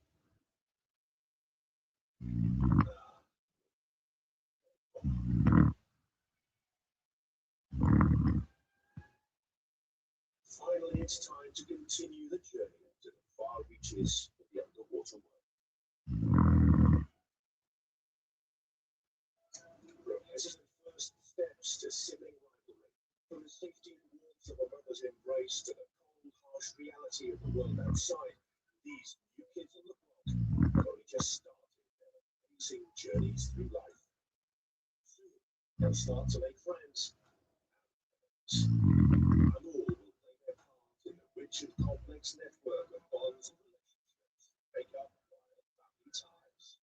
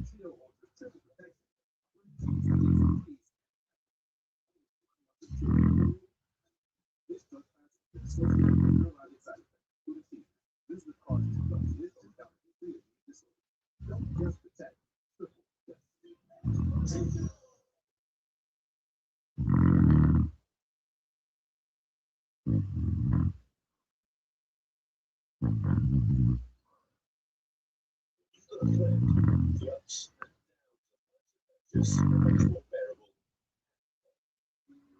And that's true in the natural world. Fight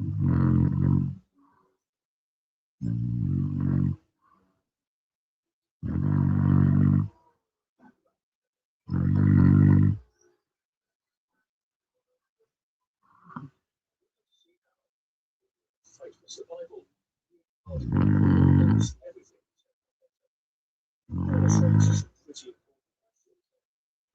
Why is hunting in its effective?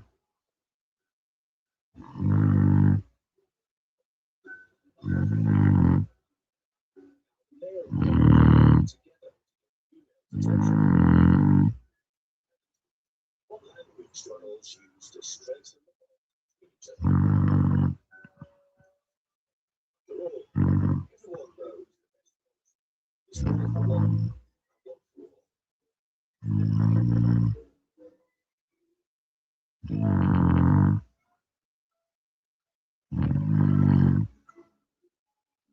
Welcome to Wild Family Ties.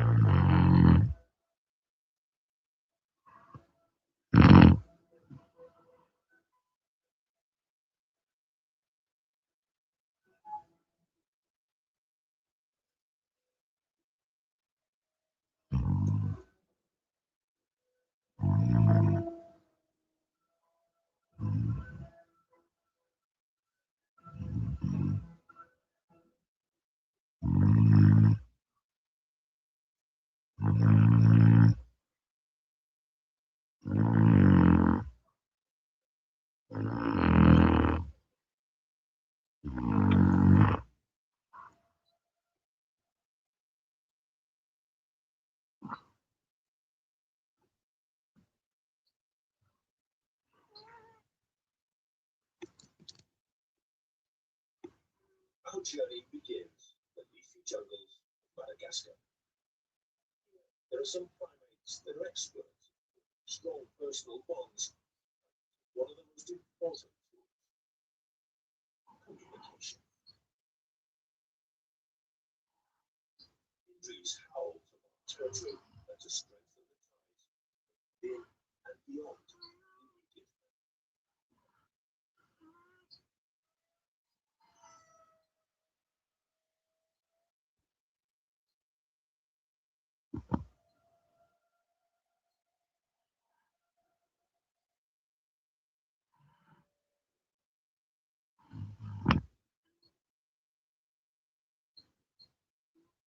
These are the largest of all lemurs. They can reach a weight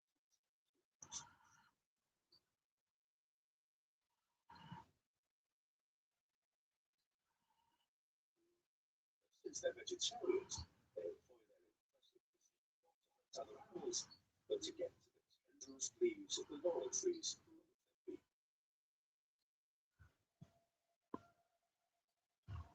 Indris form patriarchal and live in families made up of father, mother, and young.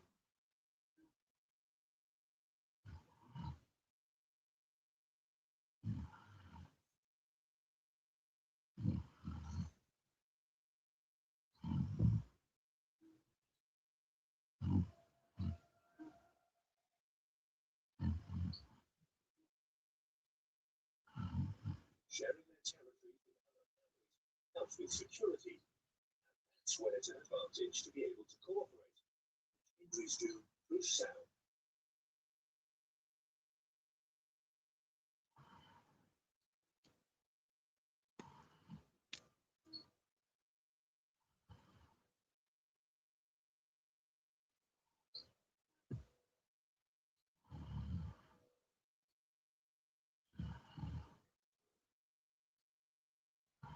When one family detects disturbance in their territory, it's what a cappella recital.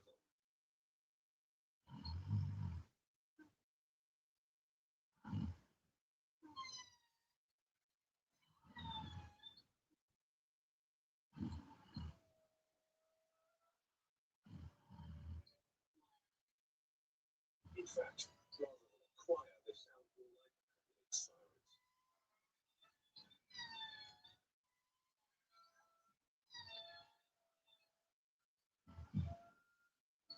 But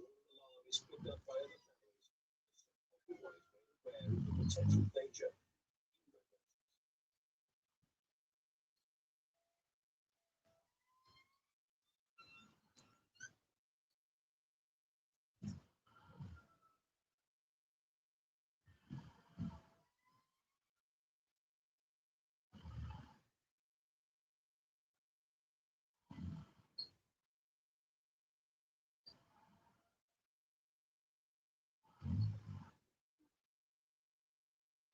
Primates are not generally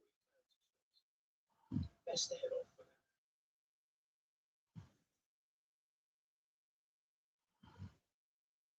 These are a good example of how communication, shouting, has its benefits.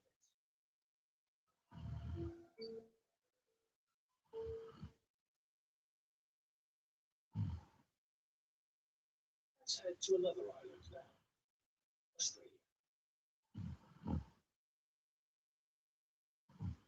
Despite the many fires that human actions cause, the wildlife in these forests somehow always.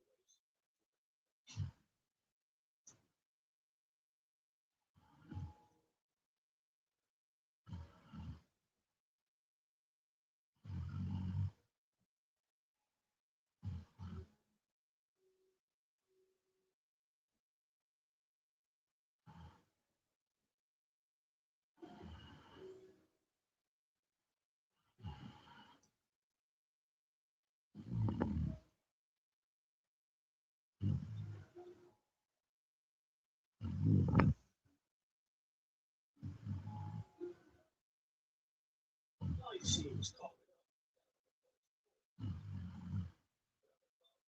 Some neighbors are beginning to make a fuss about something.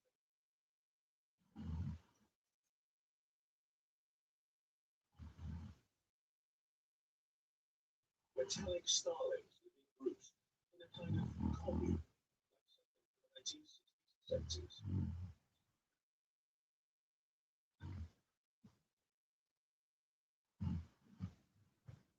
Their cities in the highest branches of the trees, where they all raise their chicks together and tunes group. A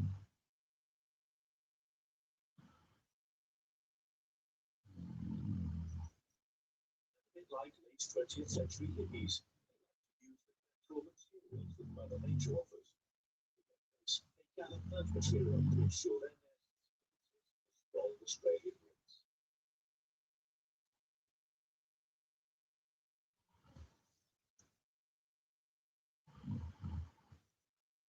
No one around could beat them when it comes to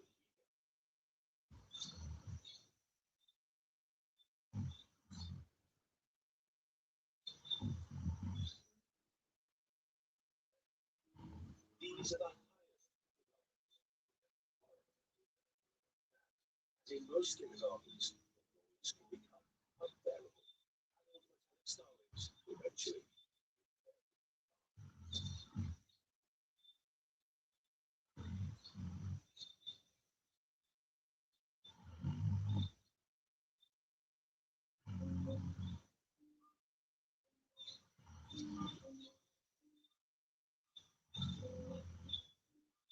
The swarm of the young is kind of infectious.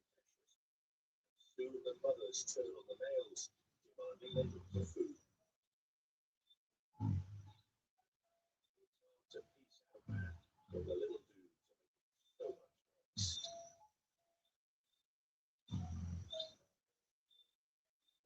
Inevitably, the scuffles break out. To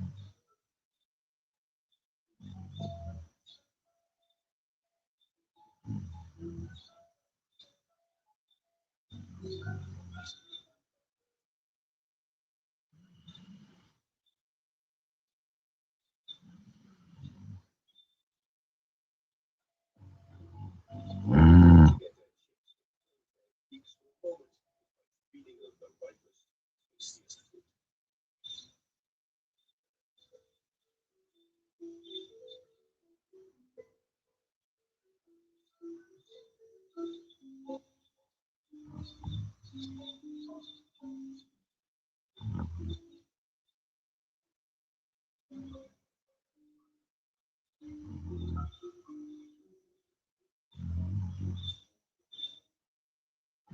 The was so much flapping around. See on the stomach.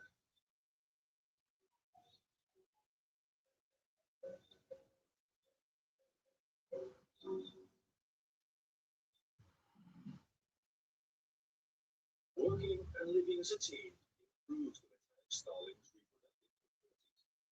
When a parent dies, other members of the commune take care of their young. So none of them go hungry.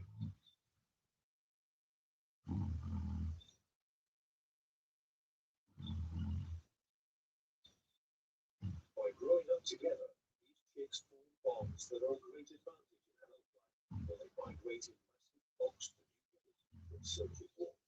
Very young, they learn that they are stronger together. And they're not the only species that know this.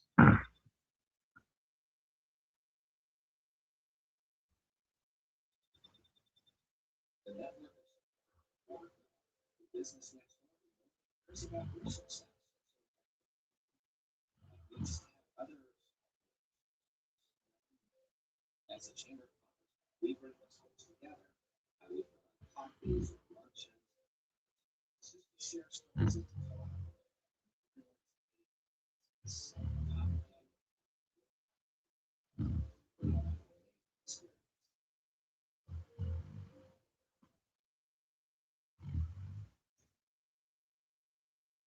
Over time, they'll become some of the most feared predators in America. But for now, these recently hatched crocodiles are pretty adorable. Vulnerable.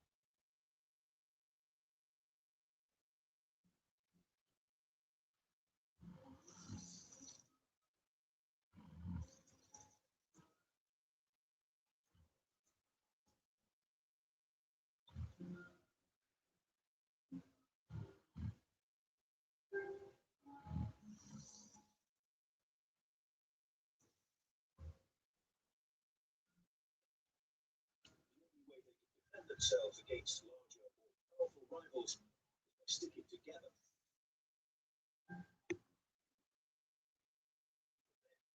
They might not make it. This hungry young green anaconda is much larger than the snakes that stalk Idris, closing in on the young croc's hiding place.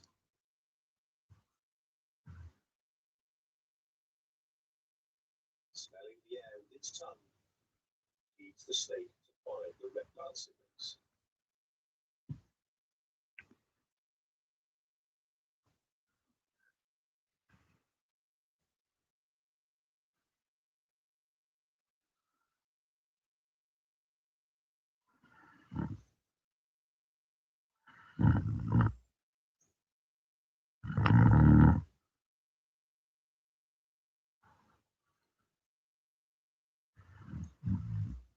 A single baby crocodile is helpless against such an enemy. They can stand up to anyone.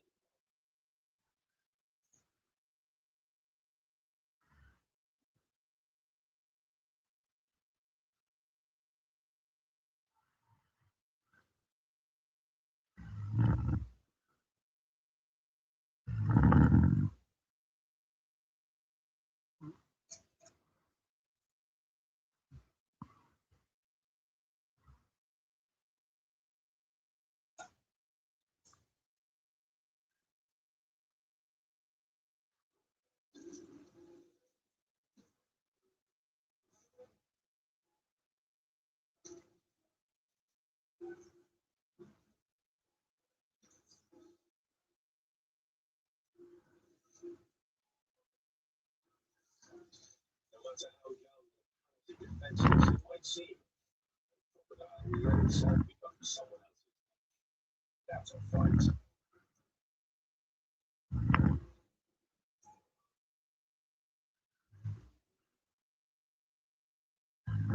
Our brothers and sisters are the first friends we have. Whatever happens, they'll always be there for us.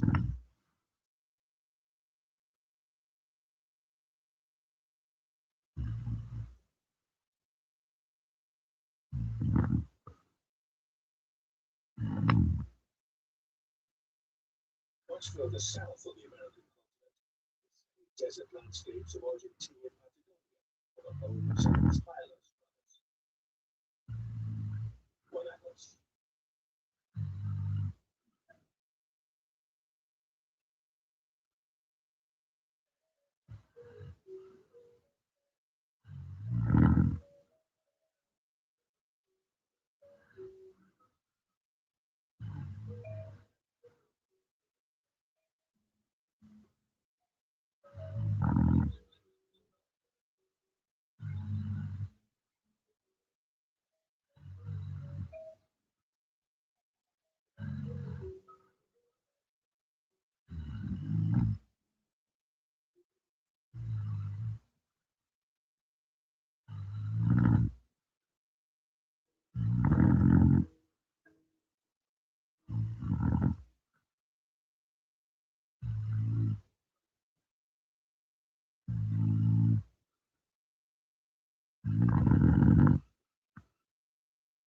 These camelids live with one male and several females, which raise their young through mutual.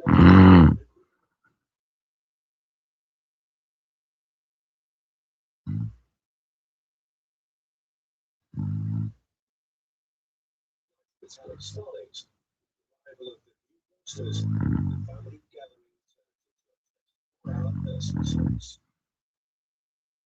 Mothers help each other out to keep everyone within their sights.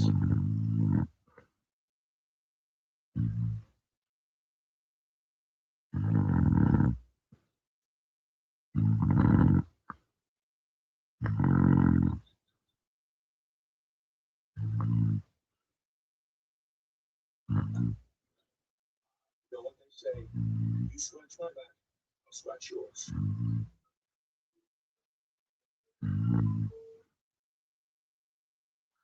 And by, well, scratching each other's backs, when predators such as the Kumpel, and fox, attacking the recent arrivals.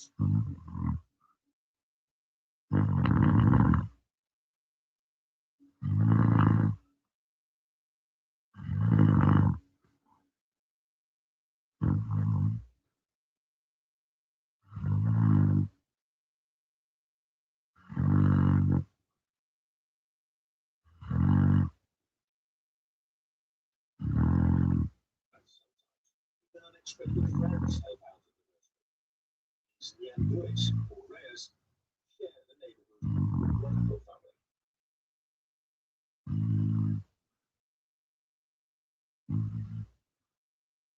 All the neons, Cholengos are dying to play with their mothers.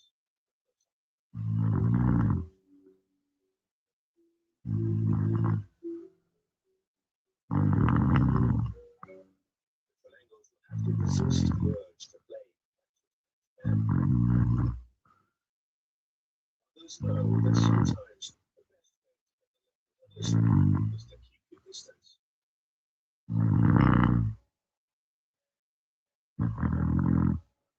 Although most clearly seen in novels, there are hierarchies in every group of friends. In the case of Guanacos, status is defined by speed.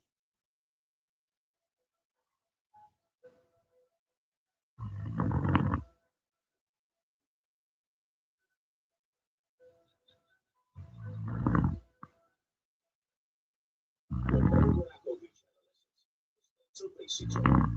This helps to establish each one's place in the gang.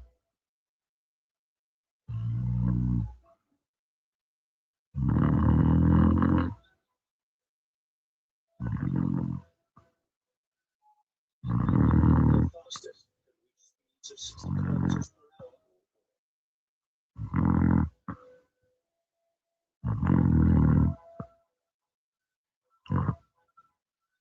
Not only does running help structure the group, it's essential for survival, since there are few places to hide in this habitat, so they need athletic ability to escape from hunters.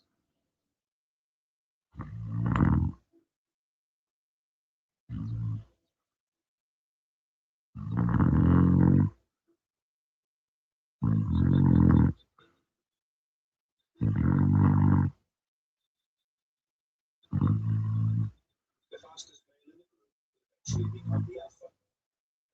He will force the other males to leave.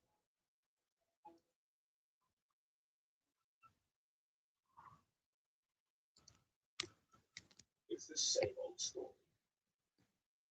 He shoots his arrow.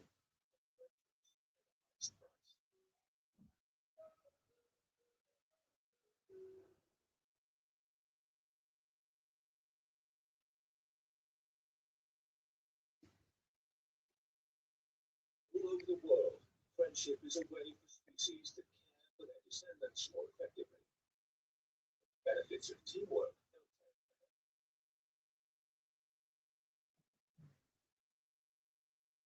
Finding food is also much easier when you have comrades at your side, especially if the prize is nutritious for the elusive dragonflies in the dry forests near the Andes.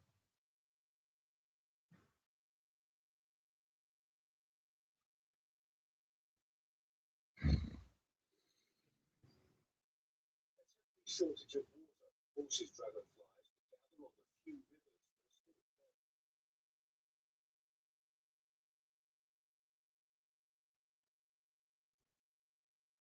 This is the best news of cascade fish.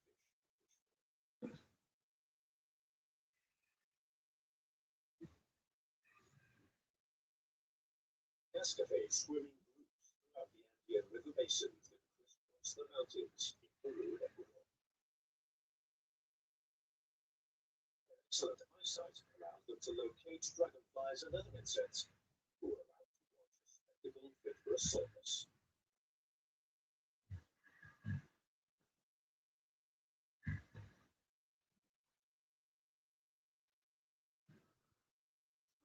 Please, and we go.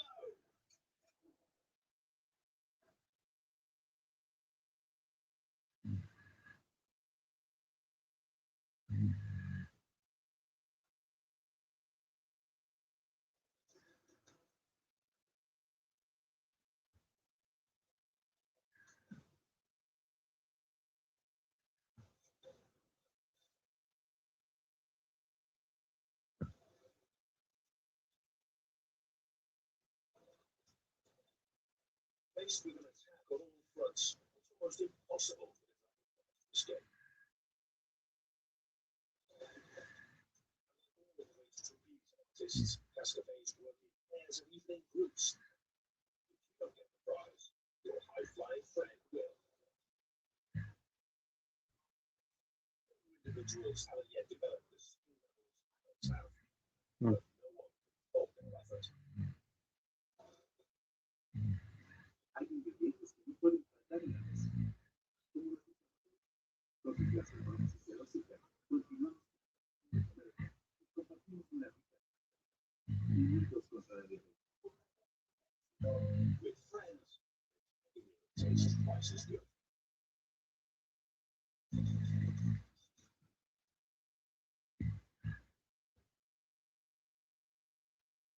By hunting in packs, cascades increase their chances of success.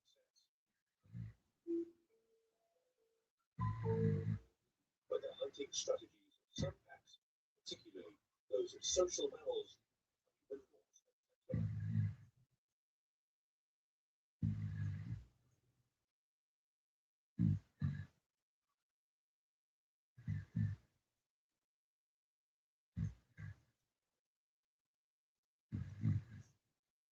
High in the mountains of the Iberian Peninsula, a pack of wolves has picked up the scent of something in the air.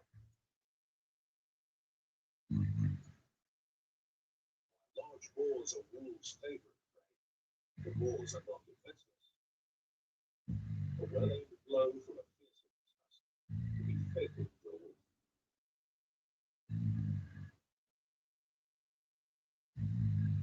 So, plan.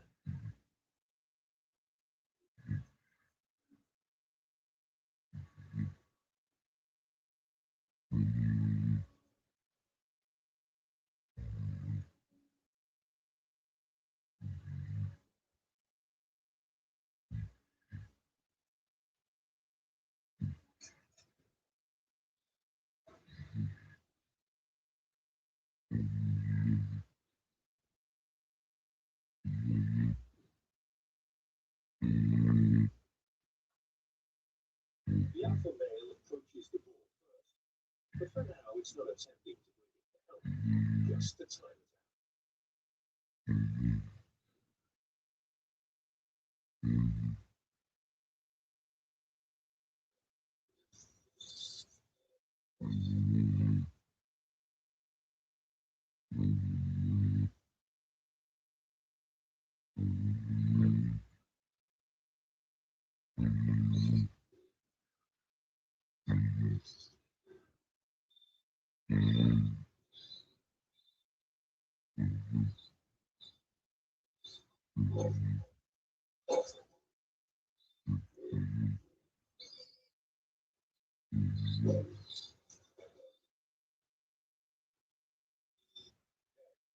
It's right.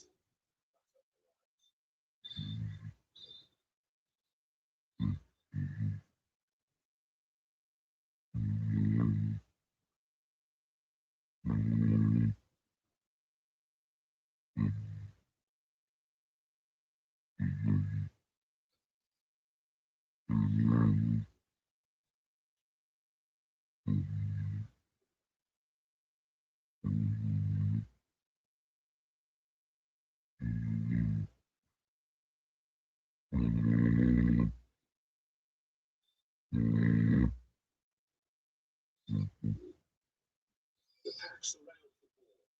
Soon it's trapped.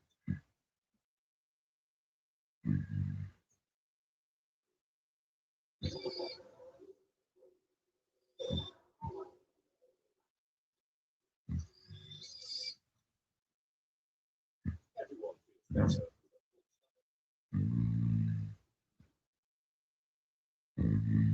But in the pack, not everyone eats entirely in peace. Like all good friends, the wolves constantly look for opportunities to whine their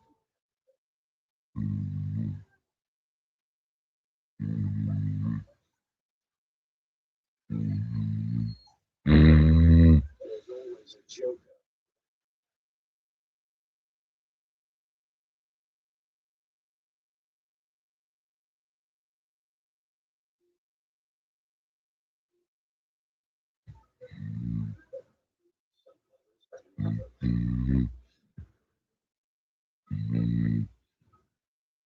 In the case of the wolf pack, its annoying behavior is not strictly a game, since it's also a way of showing the alpha.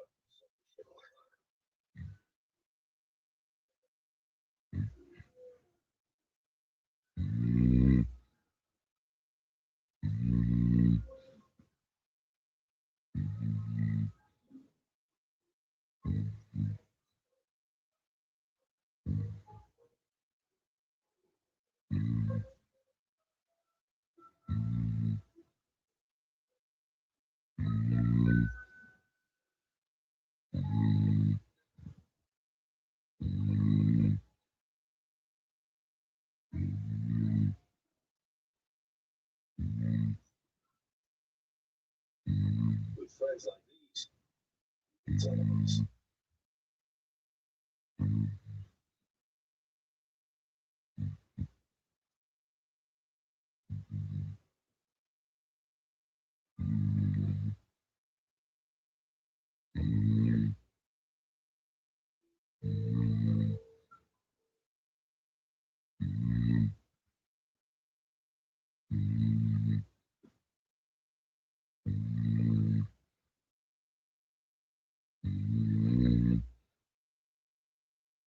Just like the Cascafes that rule the Andean waters, wolves that dominate the Iberian plains, colonies of frigate birds, and the undisputed masters of the airwaves above.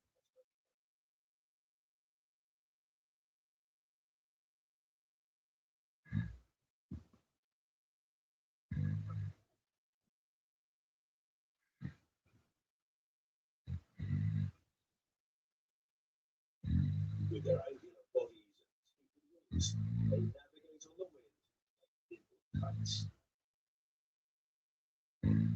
But frigate birds need to be careful when approaching the sea.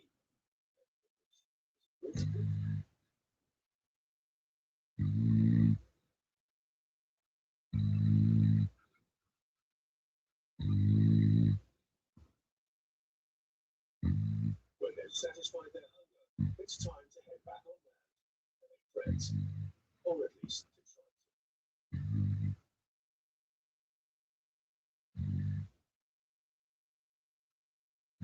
It's like an avian high school, a tightly packed space full of hundreds of little youngsters.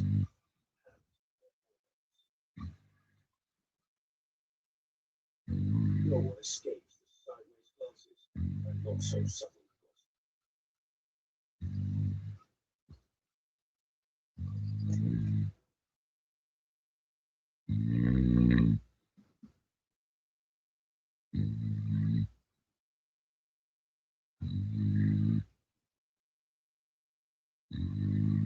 It comes as no surprise then that males are finding a way to attract attention.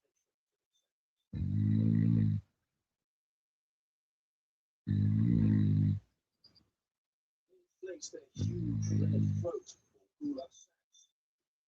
Possible bets.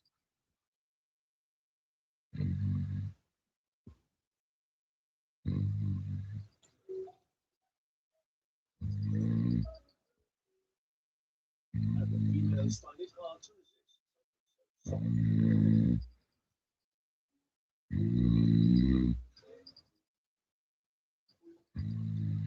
Such public displays of affection inevitably make other males jealous.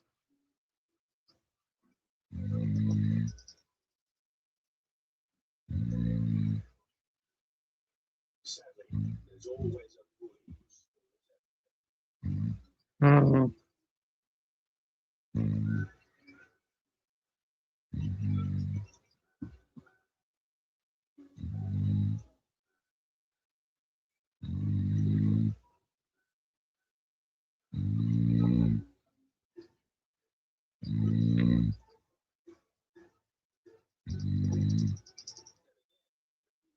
Far behind in the fighting stakes.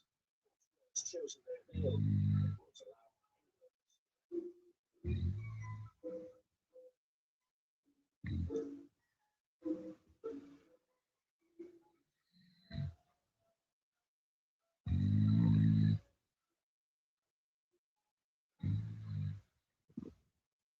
big birds could easily head off around the world on their own, but they prefer to endure the craziness of living.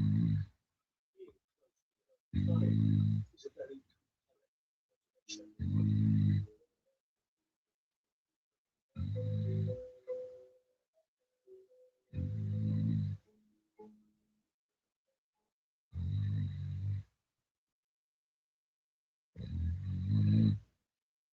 As the male frigate birds could learn how to cooperate with each other, the females could be inhabitants of the next place with the salt flats of the Atacama.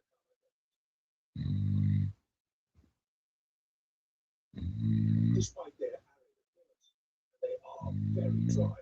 They're still home to a multitude of amazing species.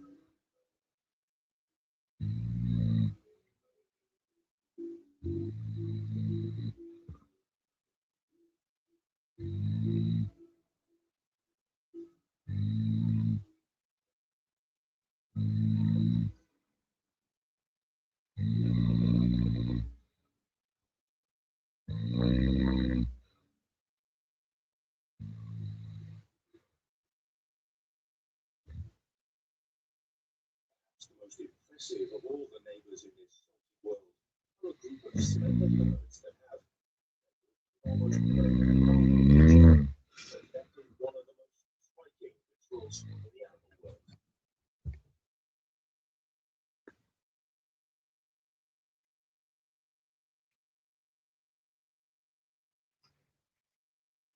Flamingos live in lagoons at an altitude of more than 2,000 meters.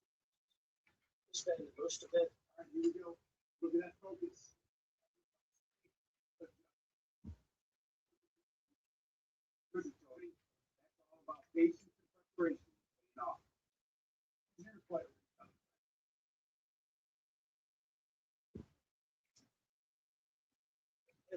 do in their lives, they do together.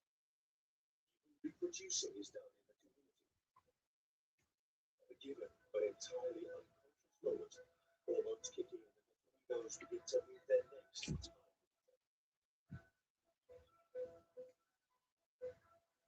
Then each individual's pair of long legs becomes synchronized, and they all move as one.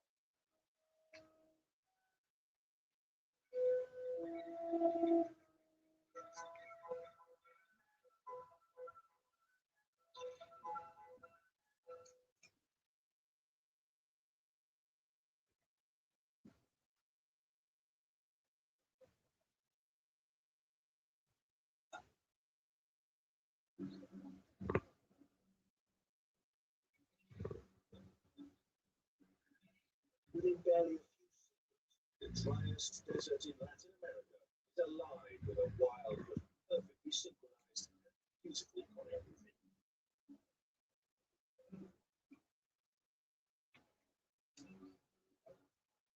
All this artistic effort is a very specific evolutionary function. It ensures that all the flamingos reproduce at the same time. If the young all grow together, they're easier to look after.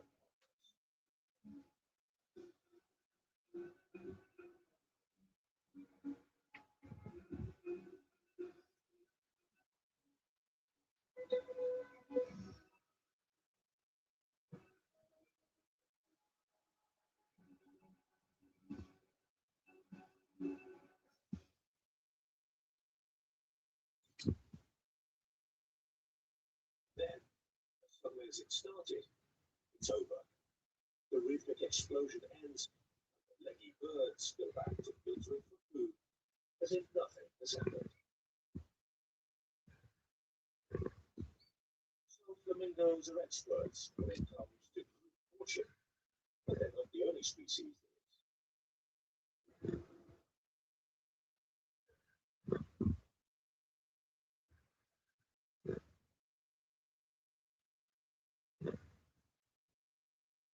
Off the coasts of the Canary Islands, that lie between Africa and the Iberian Peninsula, a family of long-finned pilot whales surges through the tides. The social structures of these cetaceans are among the most extraordinary in all of the animal kingdom.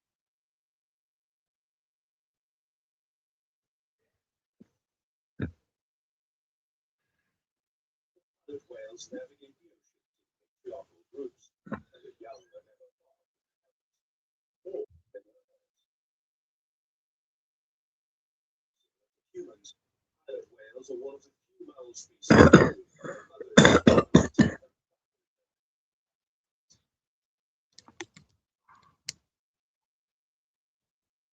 Female pilot whales live for 7 years after they reach menopause, helping to care for all the young in the group.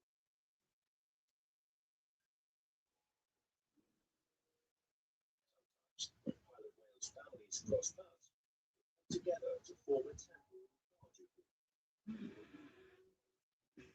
This is the only opportunity that males of one family have to mate with females from another. At these times, instead of confronting each other, the members of the different clans greet each other with the sounds.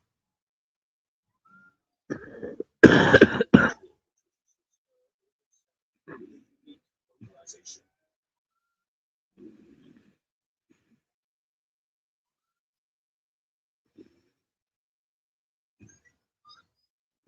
And both females and males when mating.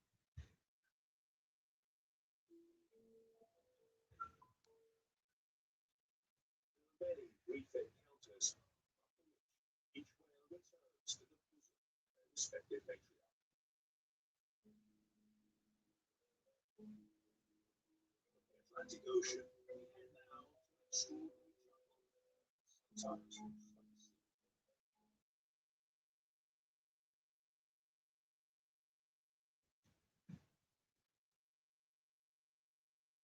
The seemingly infinite Amazon.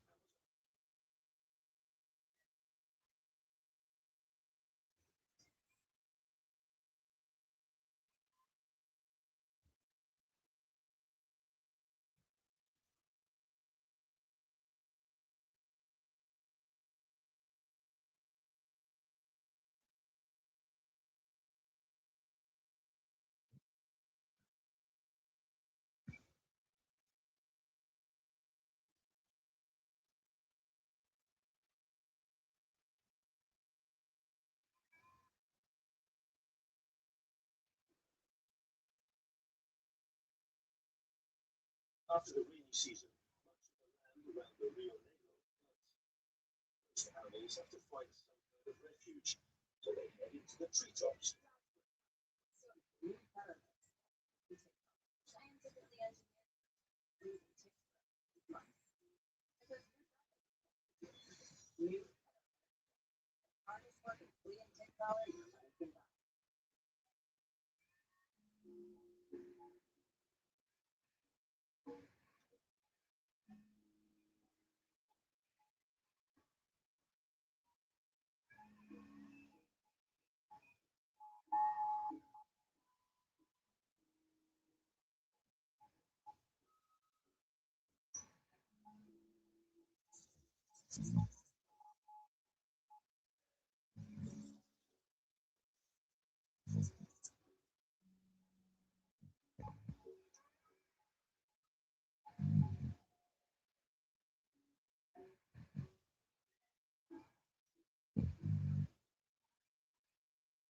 Even insects like ants are forced to build their homes on the branches above the water.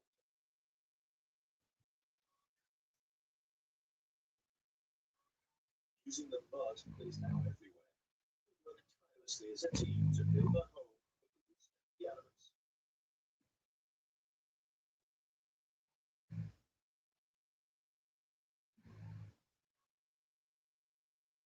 But ants aren't the only team of workers in the forest.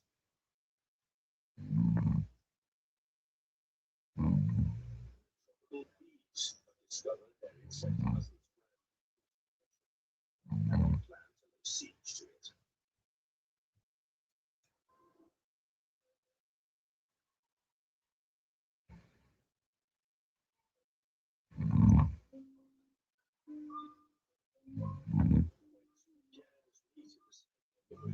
Showdown is all but guaranteed.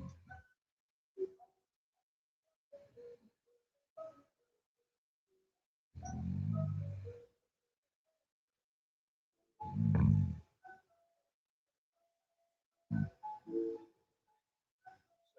I am in the Amazon forest of wild chess begins.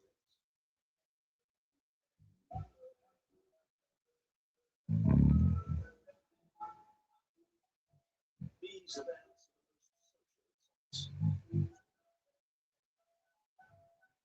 Members of the same species are united by bonds beyond friendship. They're individual parts of the same armies that work for the good of their group.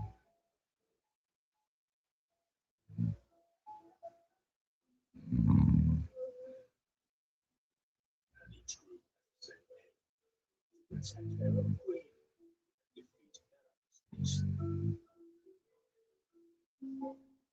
Second by second, the bees' offensive line gains.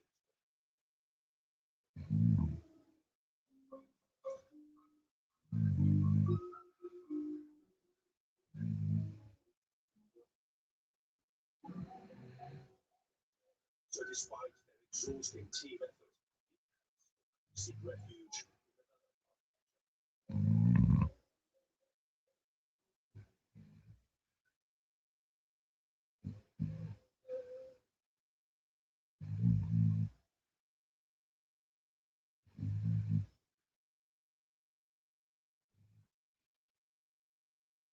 So it's clear that having friends and working with a team can help you find yourself up against enemies that you more than or small.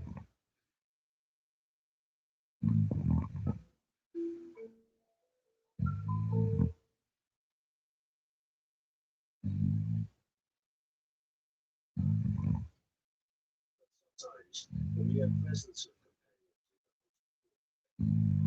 it's true for almost everyone. The tougher life gets, the more you need a friend.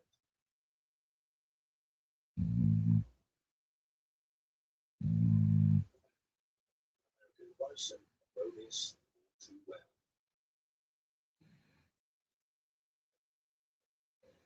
When winter hits the northernmost forests, various smaller herds of bison come together to form temporary groups with more than 50 individuals.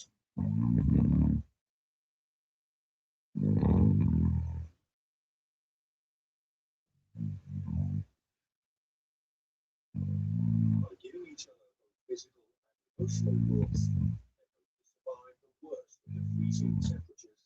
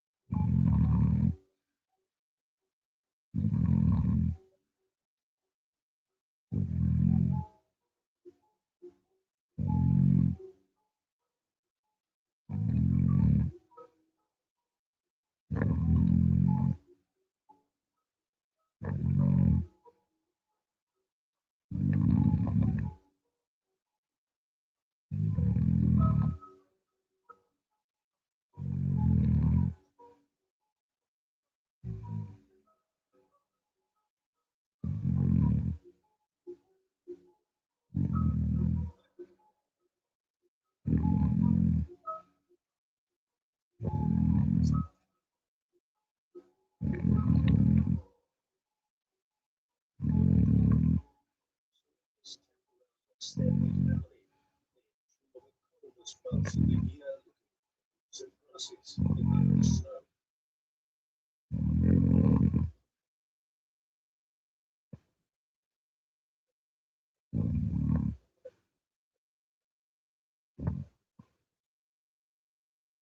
Spring arrives, the bison bigger herd ranks up again, constituent yanks of a dozen or so.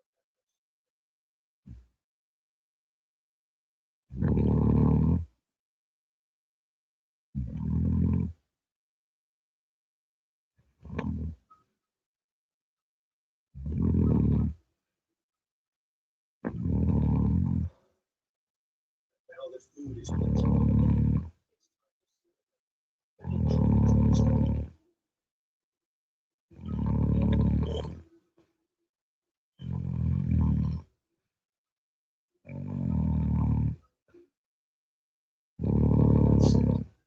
Each season brings its own particular problems.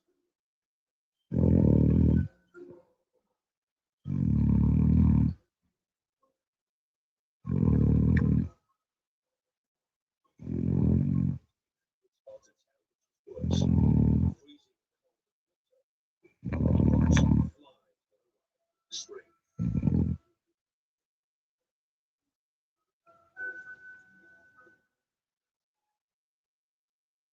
Once again, and around town, things always. The act of removing parasites from a companion leaf, it's also another way of reinforcing bonds. And it reminds us how pleasant life could be when we have good friends.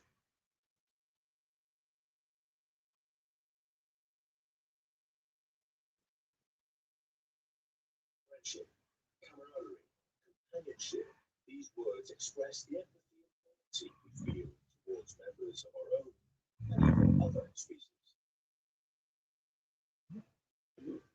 From growing up to finding a mate, from hunting to defending yourself, cooperation between individuals, ability to work as a team and take care of each other so often means everyone survives longer and lives better. Perhaps if humans were a little more like our animal cousins, we might be more aware of our own weaknesses and strengths. So much we can learn from wild ways.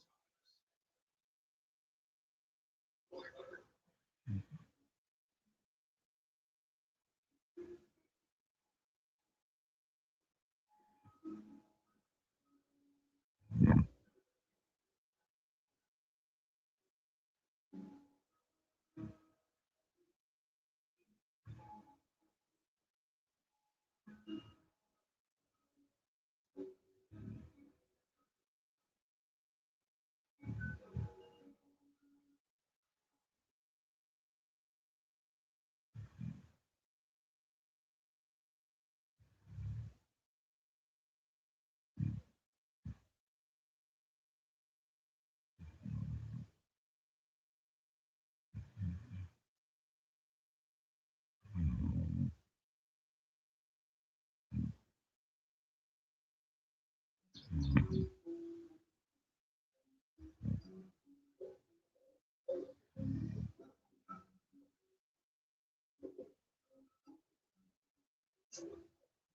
society, before anyone can even think of starting a family, they have to take a lot of advice.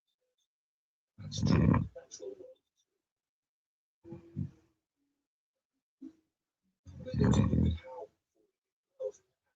Yeah, I'll answer some pretty important questions like what pickup techniques do I use? Know if you're choosing the perfect partner. And even nature, is there such a thing as happily ever after?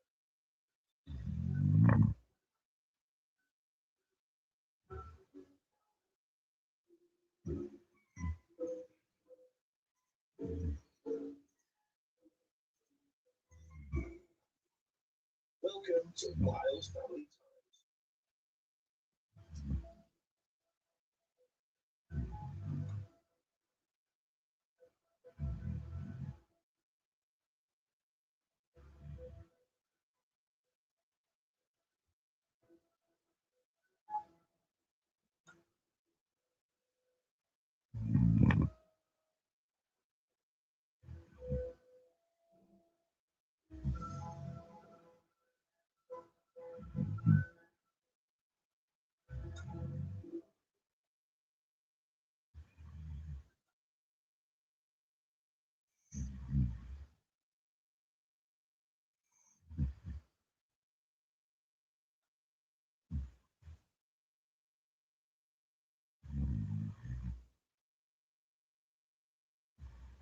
A multitude of plants make their homes. It's a very good trio of things against this category of parasites. This drug is associated with neurologic side effects, including seizures, usually caused with or without history of mood disorders.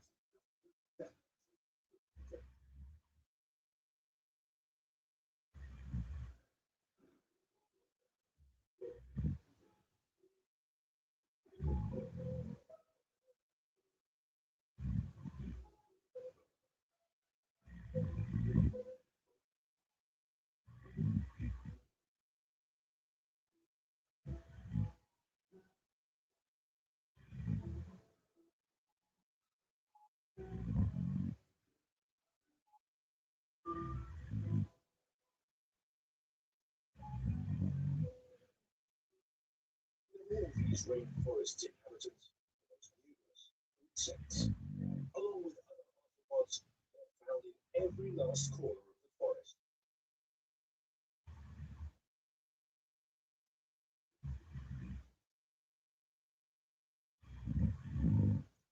Literally everywhere.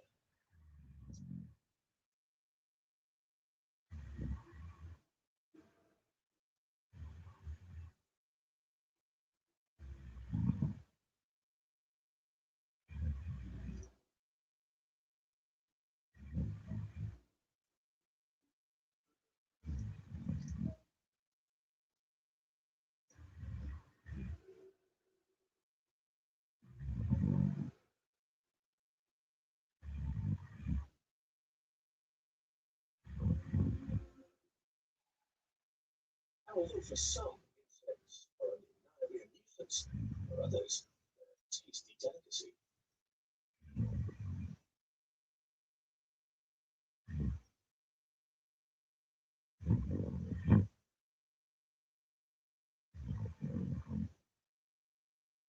This female flying dragon has excellent manners. She always arrives at the banquet on time.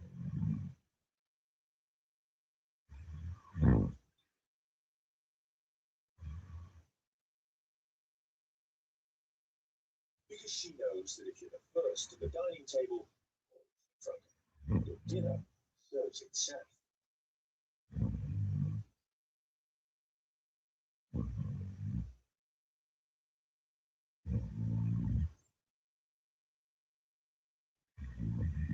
But today, something different is in the air. She's not the only diner at this afternoon's walking buffet.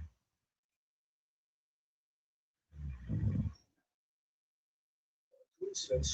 Oh, It's not. A male flying lizard or Draco is watching the next trade.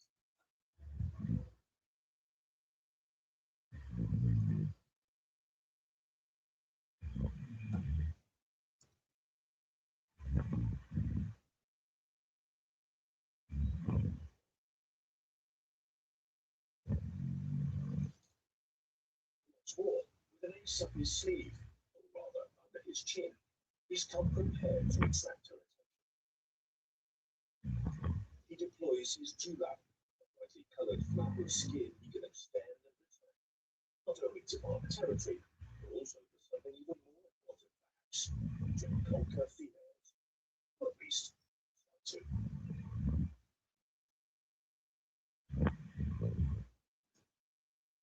It looks like this man's efforts have paid off. With his new female's affections won, dinner suddenly seems a lot less critical. It's better that they take their tryst away by lies.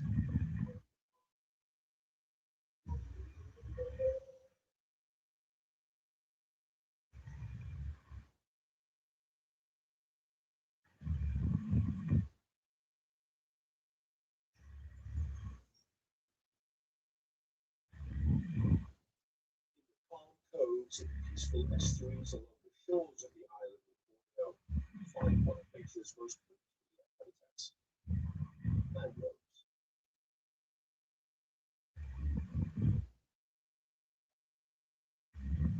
Because of the tides, everything here is submerged in seawater for hours every day. Not many trees could survive in this salty, amphibious environment. Mangrove trees can.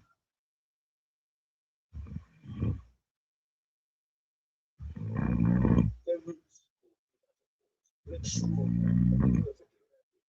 They grow upwards, defying gravity to absorb oxygen from the air, meeting another world.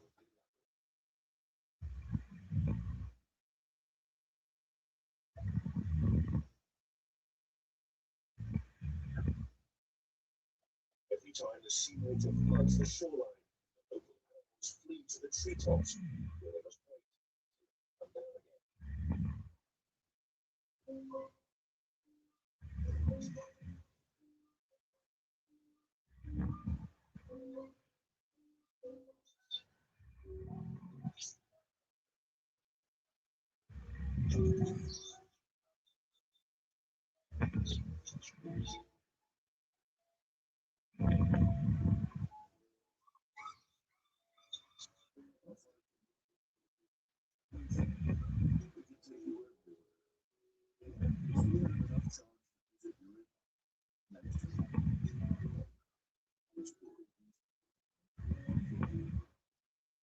Island recedes, the animals follow it in a hurry, hunger urging them on.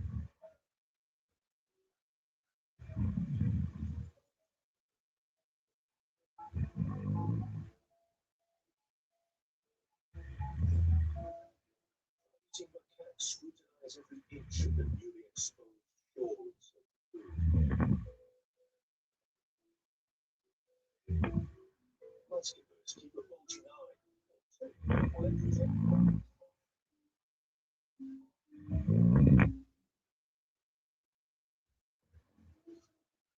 Hermit crabs make the most of the time to move house.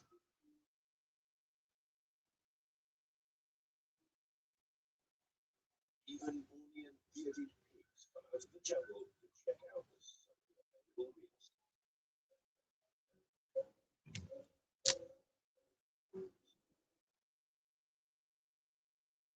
Some animals, a bit shyer perhaps, take a little longer to emerge from their hiding places.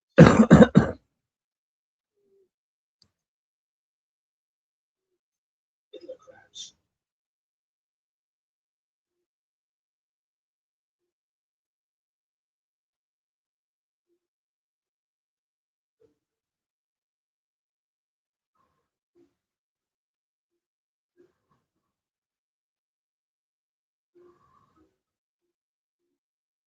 Once they've shaken off their sleepiness, they begin their own particular ritual.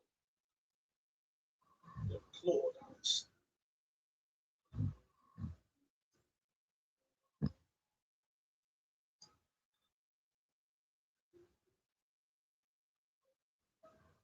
behavior is primarily intended as a way of defending their territory and the dignity of nearby males.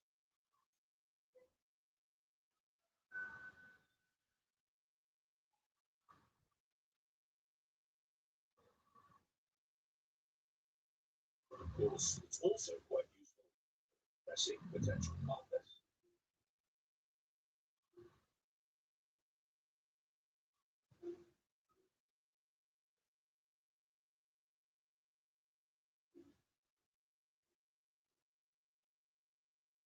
Although at times the choreography can be a bit confusing.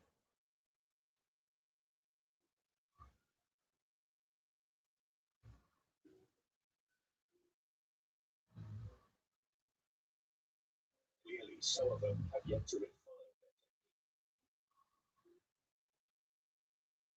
For fiddler crabs, size really does matter. Individuals with the largest major claws usually fail. However, their smaller claws should not be underestimated. Without it, a male fiddler cannot forage for food in the mud and dig a hiding place. These showy creatures spend hours fiddling on the beach until the incoming water drives them underground again.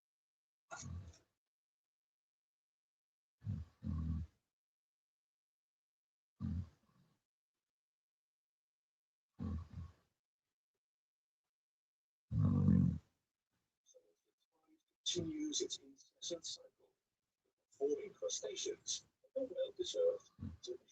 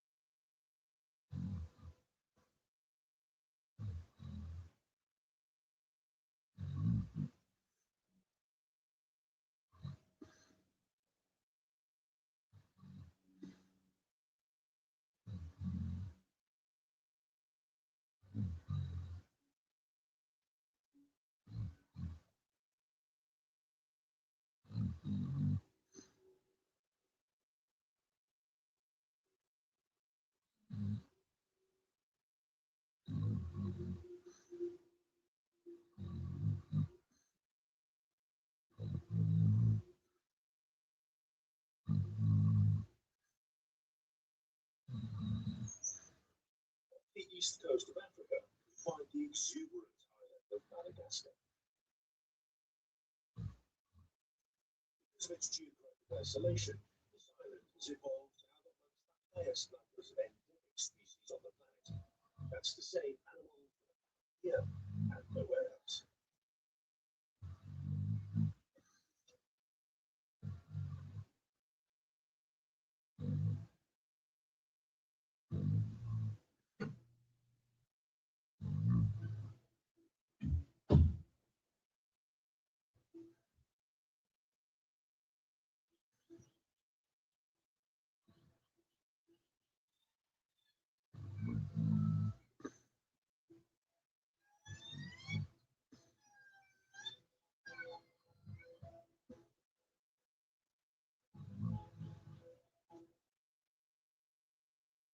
The ecosystems in the south of Madagascar are extremely dry, even so that flora and fauna is very rich. Rich, yes, but also extremely brittle.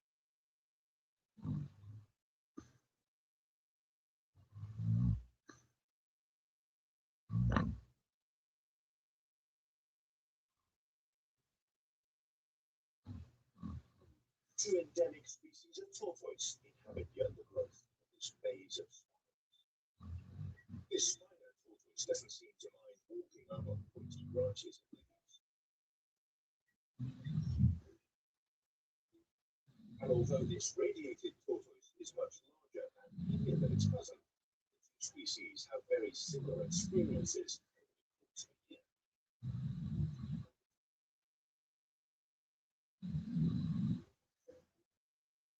little is known about these tortoises. Scientists have shown the rain stimulate them to action, with increased activity, at which point reptiles turn into something less like a tortoise.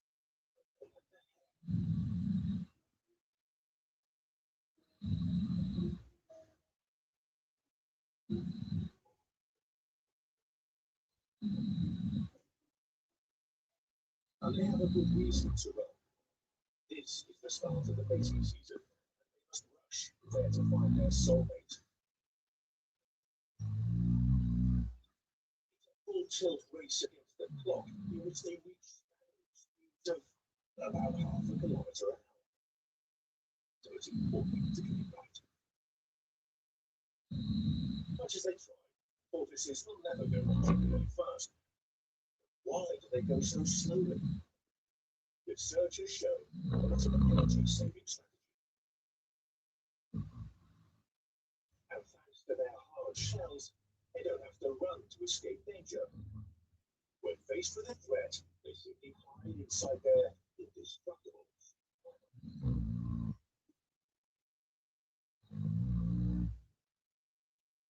And like everything else they do, tortoise courtship is a very slow process.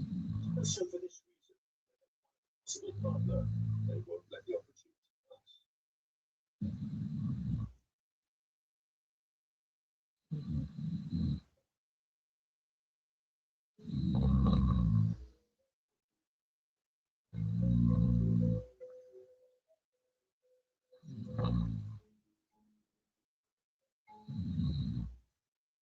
The efforts of the males, females tend to be cautious if they're not absolutely sure about their protection. After several unsuccessful attempts, males find a tortoise has no choice but to give up. The mediated tortoise, however, seems to have had more success.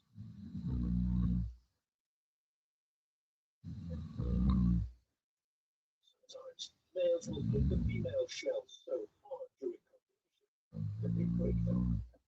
So be careful.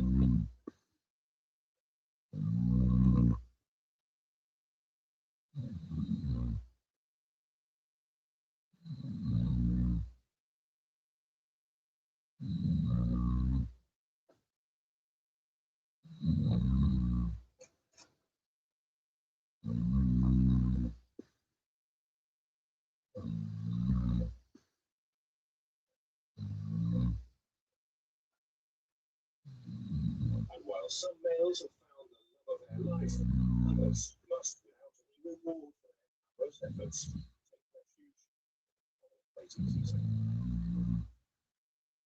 Till up next year.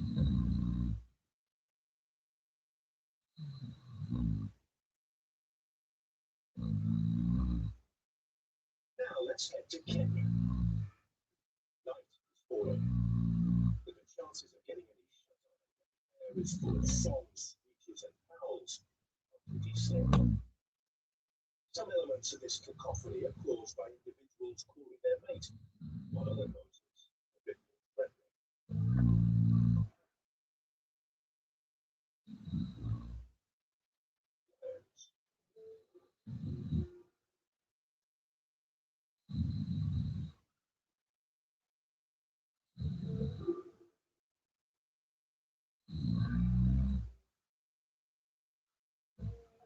Even large herbivores must somehow get some rest without lowering their guard.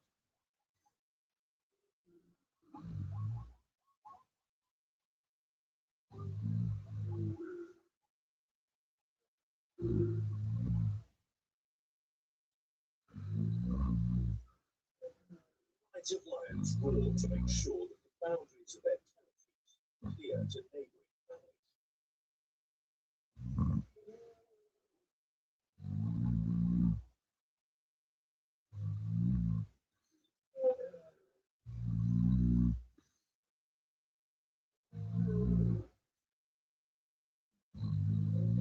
It's roaring that can be heard more than 8 kilometers away.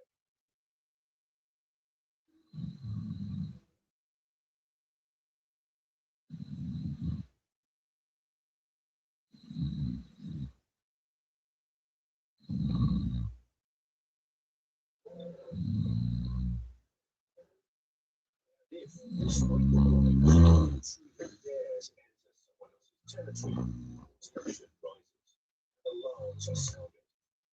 Then everyone in the pride joins in the roaring, drive the intruder away.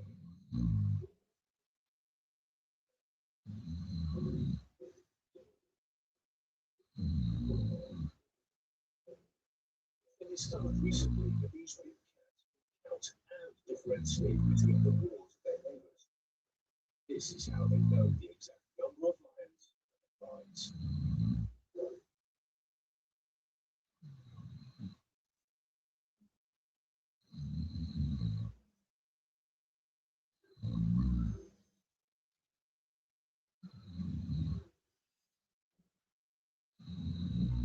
Which means they can avoid perilous physical confrontation simply by a shouting match.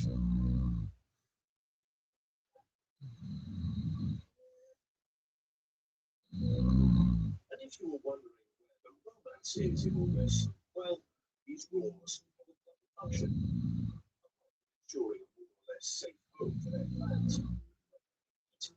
Lionesses roar to attract the attention.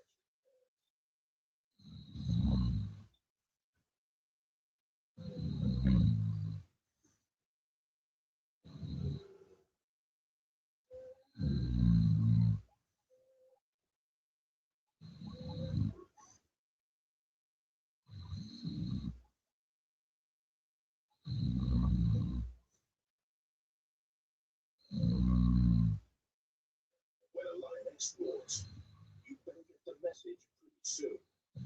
Around here, charge.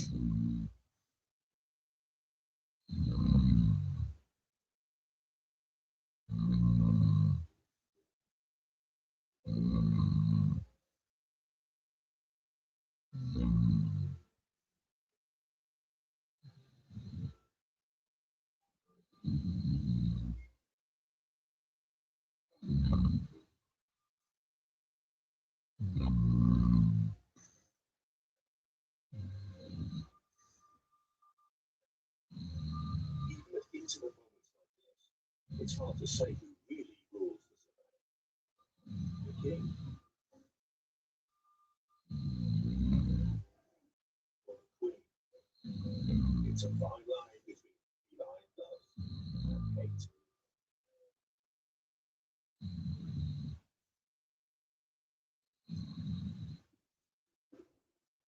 On this same savannah, as in other areas of the heart of Africa, thousands of white storks spend the summer sun. After their long vacation, these trans-Saharan migrants once again take flight and head north.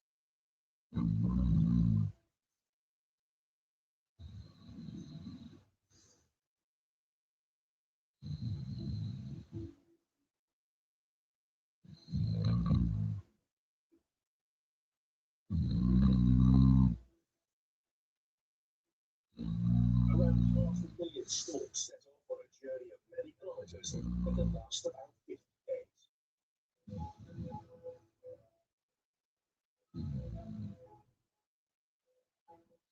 Their destination? Anywhere on the European continent.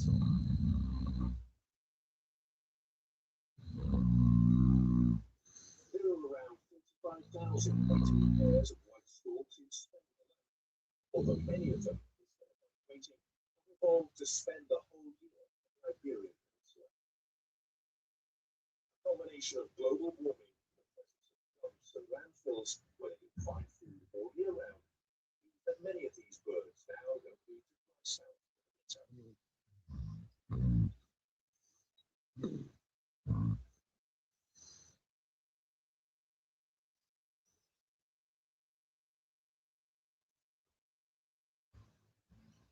Although they travel huge distances, the storks return to the same nest year after year, as long as another couple hasn't beaten them to it.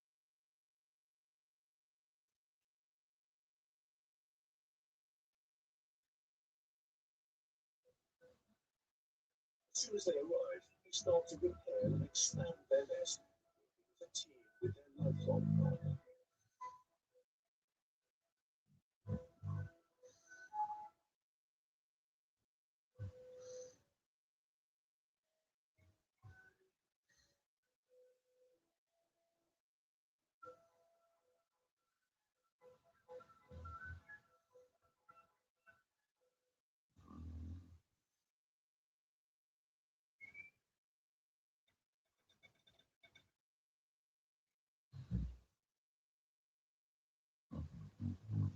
gone to the first to build their nest each season, but they're far from being alone in doing so.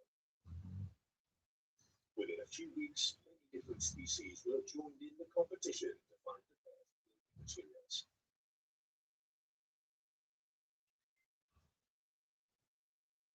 Given that the white storks are the most ambitious architects in the region, other species are at a bit of a disadvantage.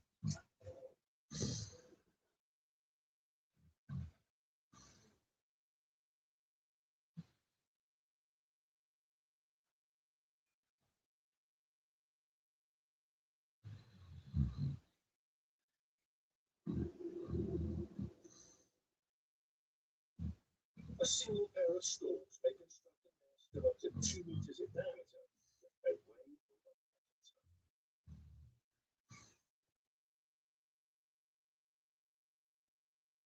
The driving force behind all this effort is another show of affection. Whenever one of the pair brings material for the nest, they're greeted by their partner with a vigorous round of bill clattering.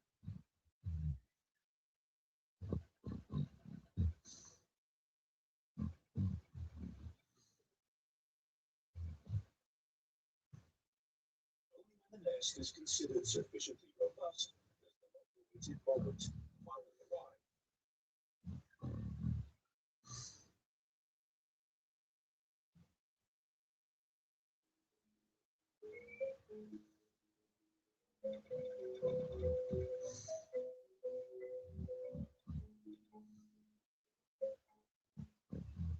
And now it's just a month or so wait until the next storks begins to hatch.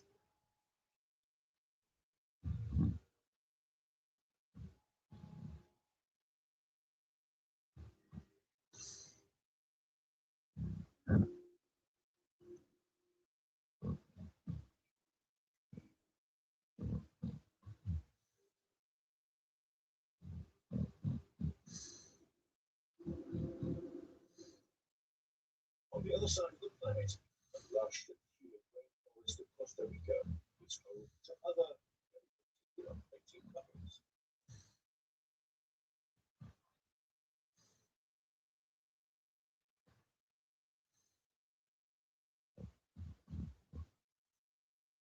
Many species make their home in this exceptional place, sustained by the complex, very fragile balance of life here.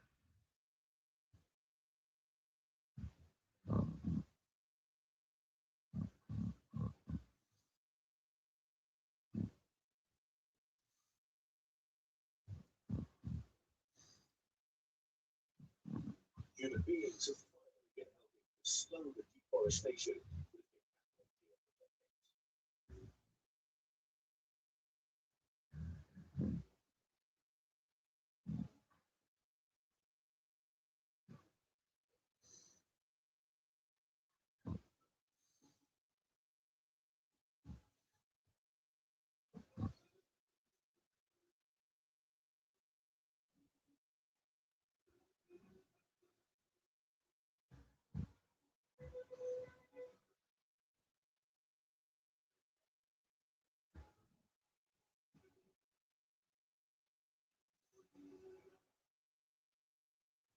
But among the animals in this jungle, one can fairly lay claim to be the most all-terrain of all, the crab-eating raccoon.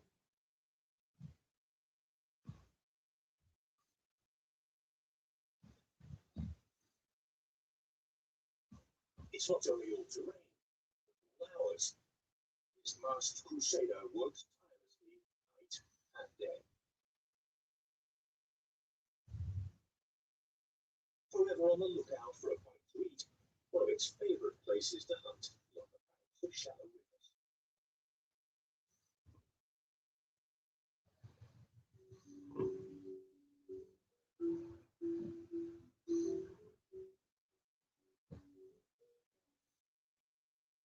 It will leave no stone unturned on its mission to find food, or whatever else turns up. But if it wants to enjoy its favorite snack, it will have to get more than its feet wet. Fortunately, that's not a problem, such an excellent swimmer.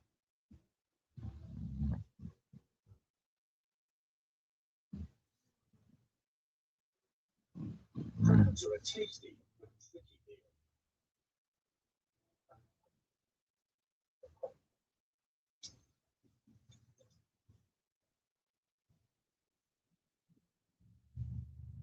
Once the crustacean is within its dexterous grip, you must be careful not to get a nasty dip itself.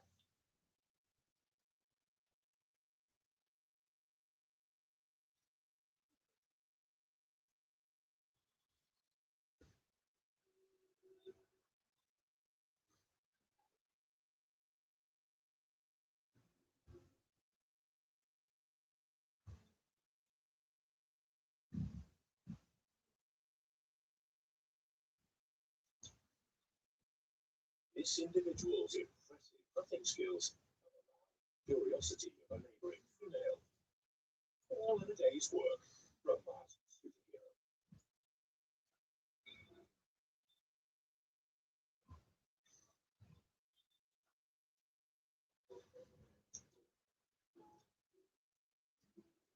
Male crab-eating raccoons only reproduce once a year, so be sure to pick the right partner.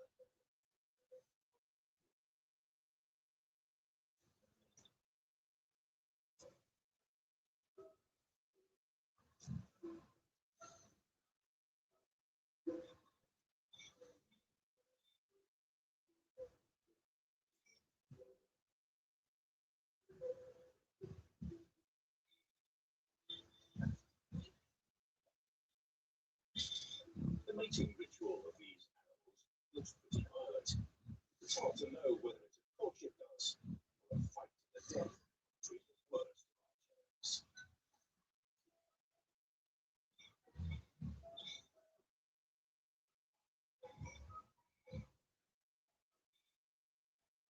In fact, it's been shown that this passionate confrontation is internet. Passion and attraction.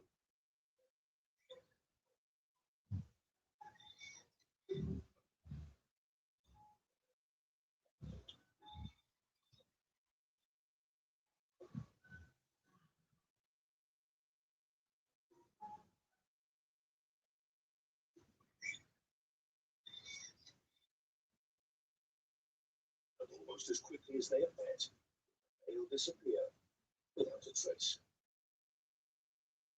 Superheroes aren't exactly famed for being the best of parents.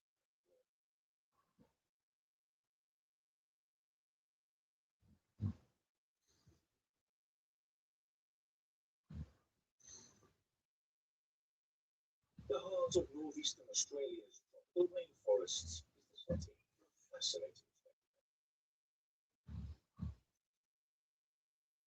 Here, birds of paradise have developed complex choreographies that try to seduce a potential partner.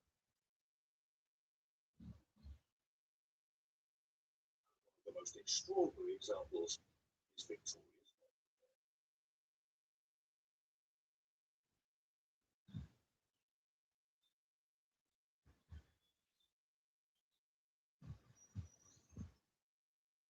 The males of this species divide their time almost exclusively between preening their plumage and practicing their natural dance.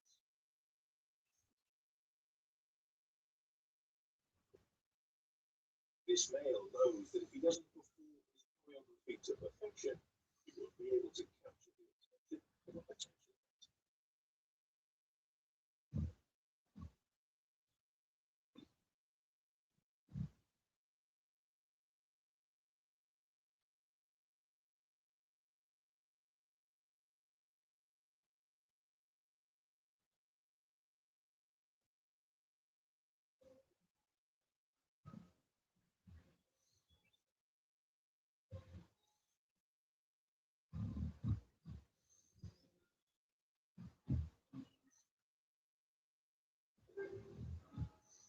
Don't pretend as the female's hearts learn the proper steps by observing adult males.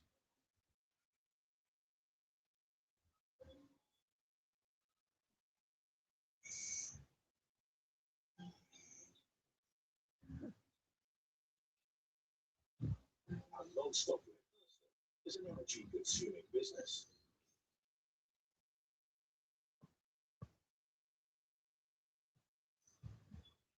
The young youngster sees his chance to practice everything he has learned. How hard could it be? And he even has an audience. So, showtime.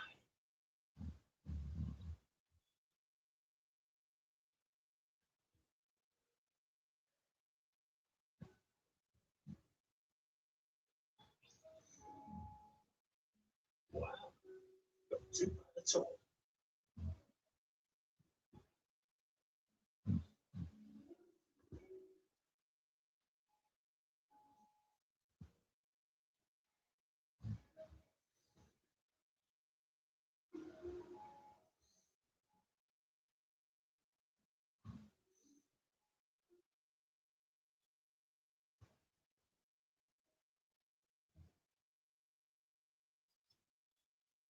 Bravo.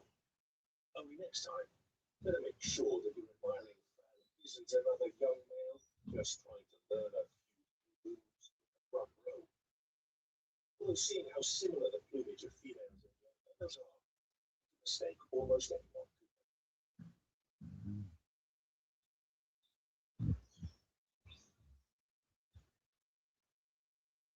And now the maestro returns to teach him a lesson. The dance lesson, that is. Surely this is nature's old dancing master.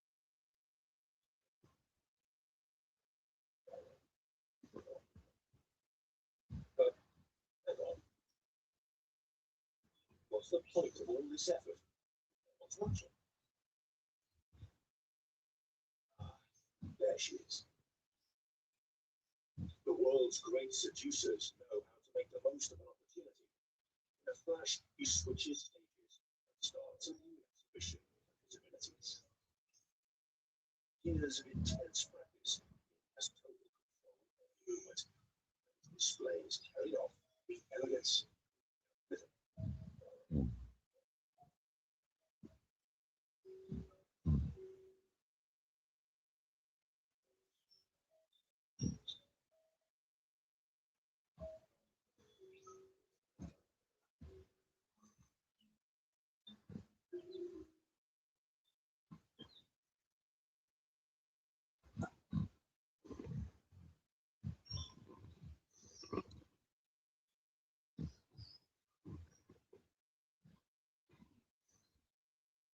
We're still in Australia. Let's fly south. In the forests there, we'll discover another bird with a different, surprising set of skills. In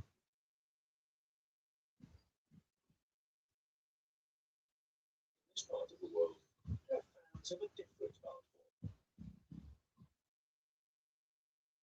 Male satin bowerbirds are born architects. They can take advantage of every twig, every flower, and every seed in the forest to build and decorate their most precious creations. A nuptial gazebo or bower to attract females. Like most artists, the bowerbird is very meticulous. It's a job that can take several days, and the bowerbird will be putting finishing touches on it until the very last minute. This bower is already very advanced. Let's see, this male is a talented architect. The first curious female arrives to watch the artist finish his masterpiece.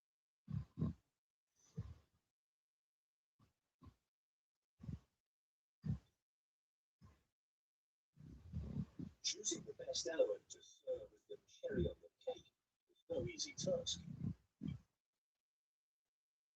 Any perfectionist takes his or her time before adding the last stroke, or leaf in this case.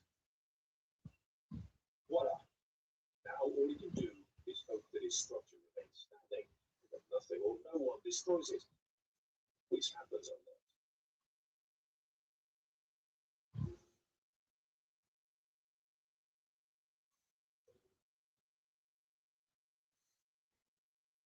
Today is not this male's lucky day.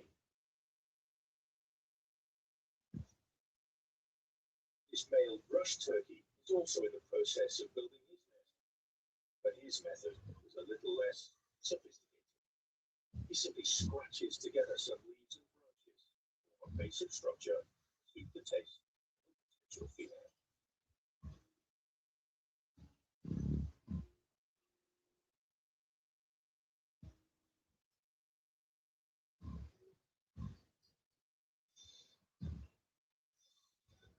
This one has no qualms in destroying anything he finds in his path.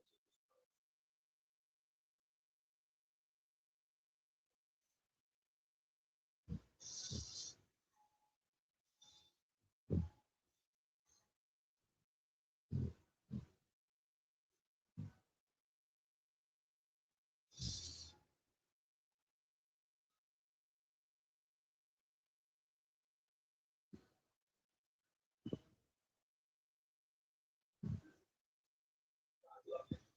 He's demolishing everything. Don't get downhearted. The sooner you start rebuilding, the sooner you'll be finished.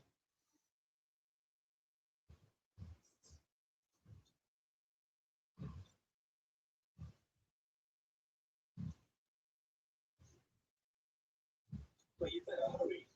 The audience is beginning to lose interest.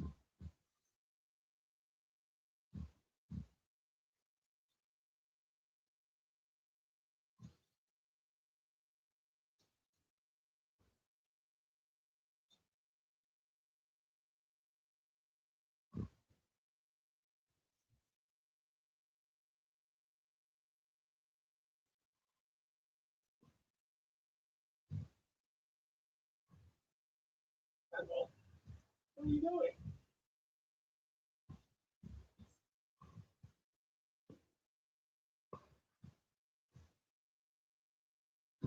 In recent years, these birds have started using human garbage as part of their constructions. This is a shocking example of how humankind's way of life directly influences the behavior of other species, no matter how remote they are.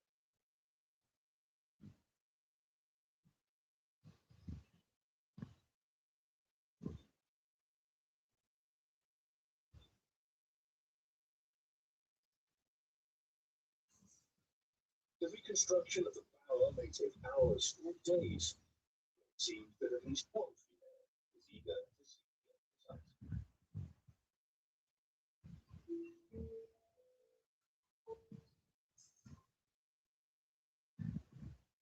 We head to the other end of the globe now, to the north of Europe. At the northern extreme of the continent, we lose ourselves in the majestic forests of Quebec. Here, but surely, life also flourishes.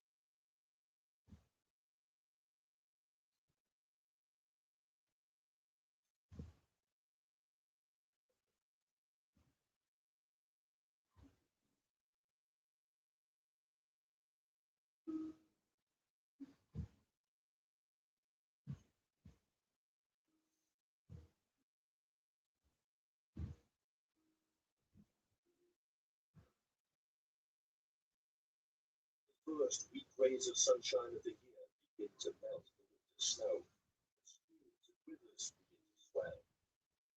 Many of the forest's inhabitants take this as a sign to stretch their legs after their long holidays. But some inhabitants of this boreal forest have not rested at all during the coldest months. The Eurasian lynx, the undisputed queen of the north. This female patrols her territory alone, a spectre in the snow that never sleeps. Although lynx don't hibernate, something is stirring within her at this time of year. Hormones are now surging through her veins, indicating that the mating season has arrived.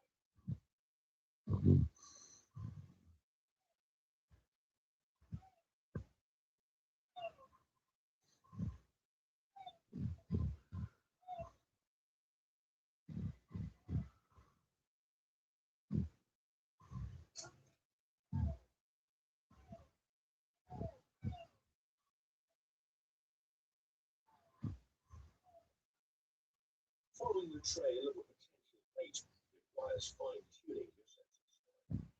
She must be careful not to cross paths with that other famed forest phantasm, the grey wolf.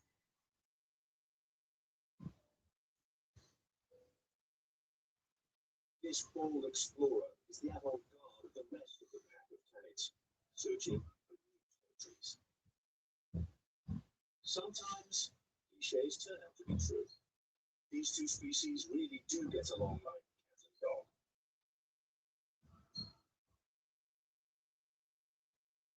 The best thing to do is to continue on another path and avoid conflict.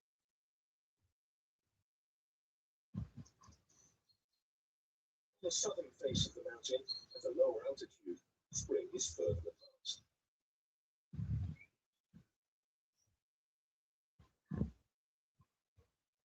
A male lynx diligently marks his territory.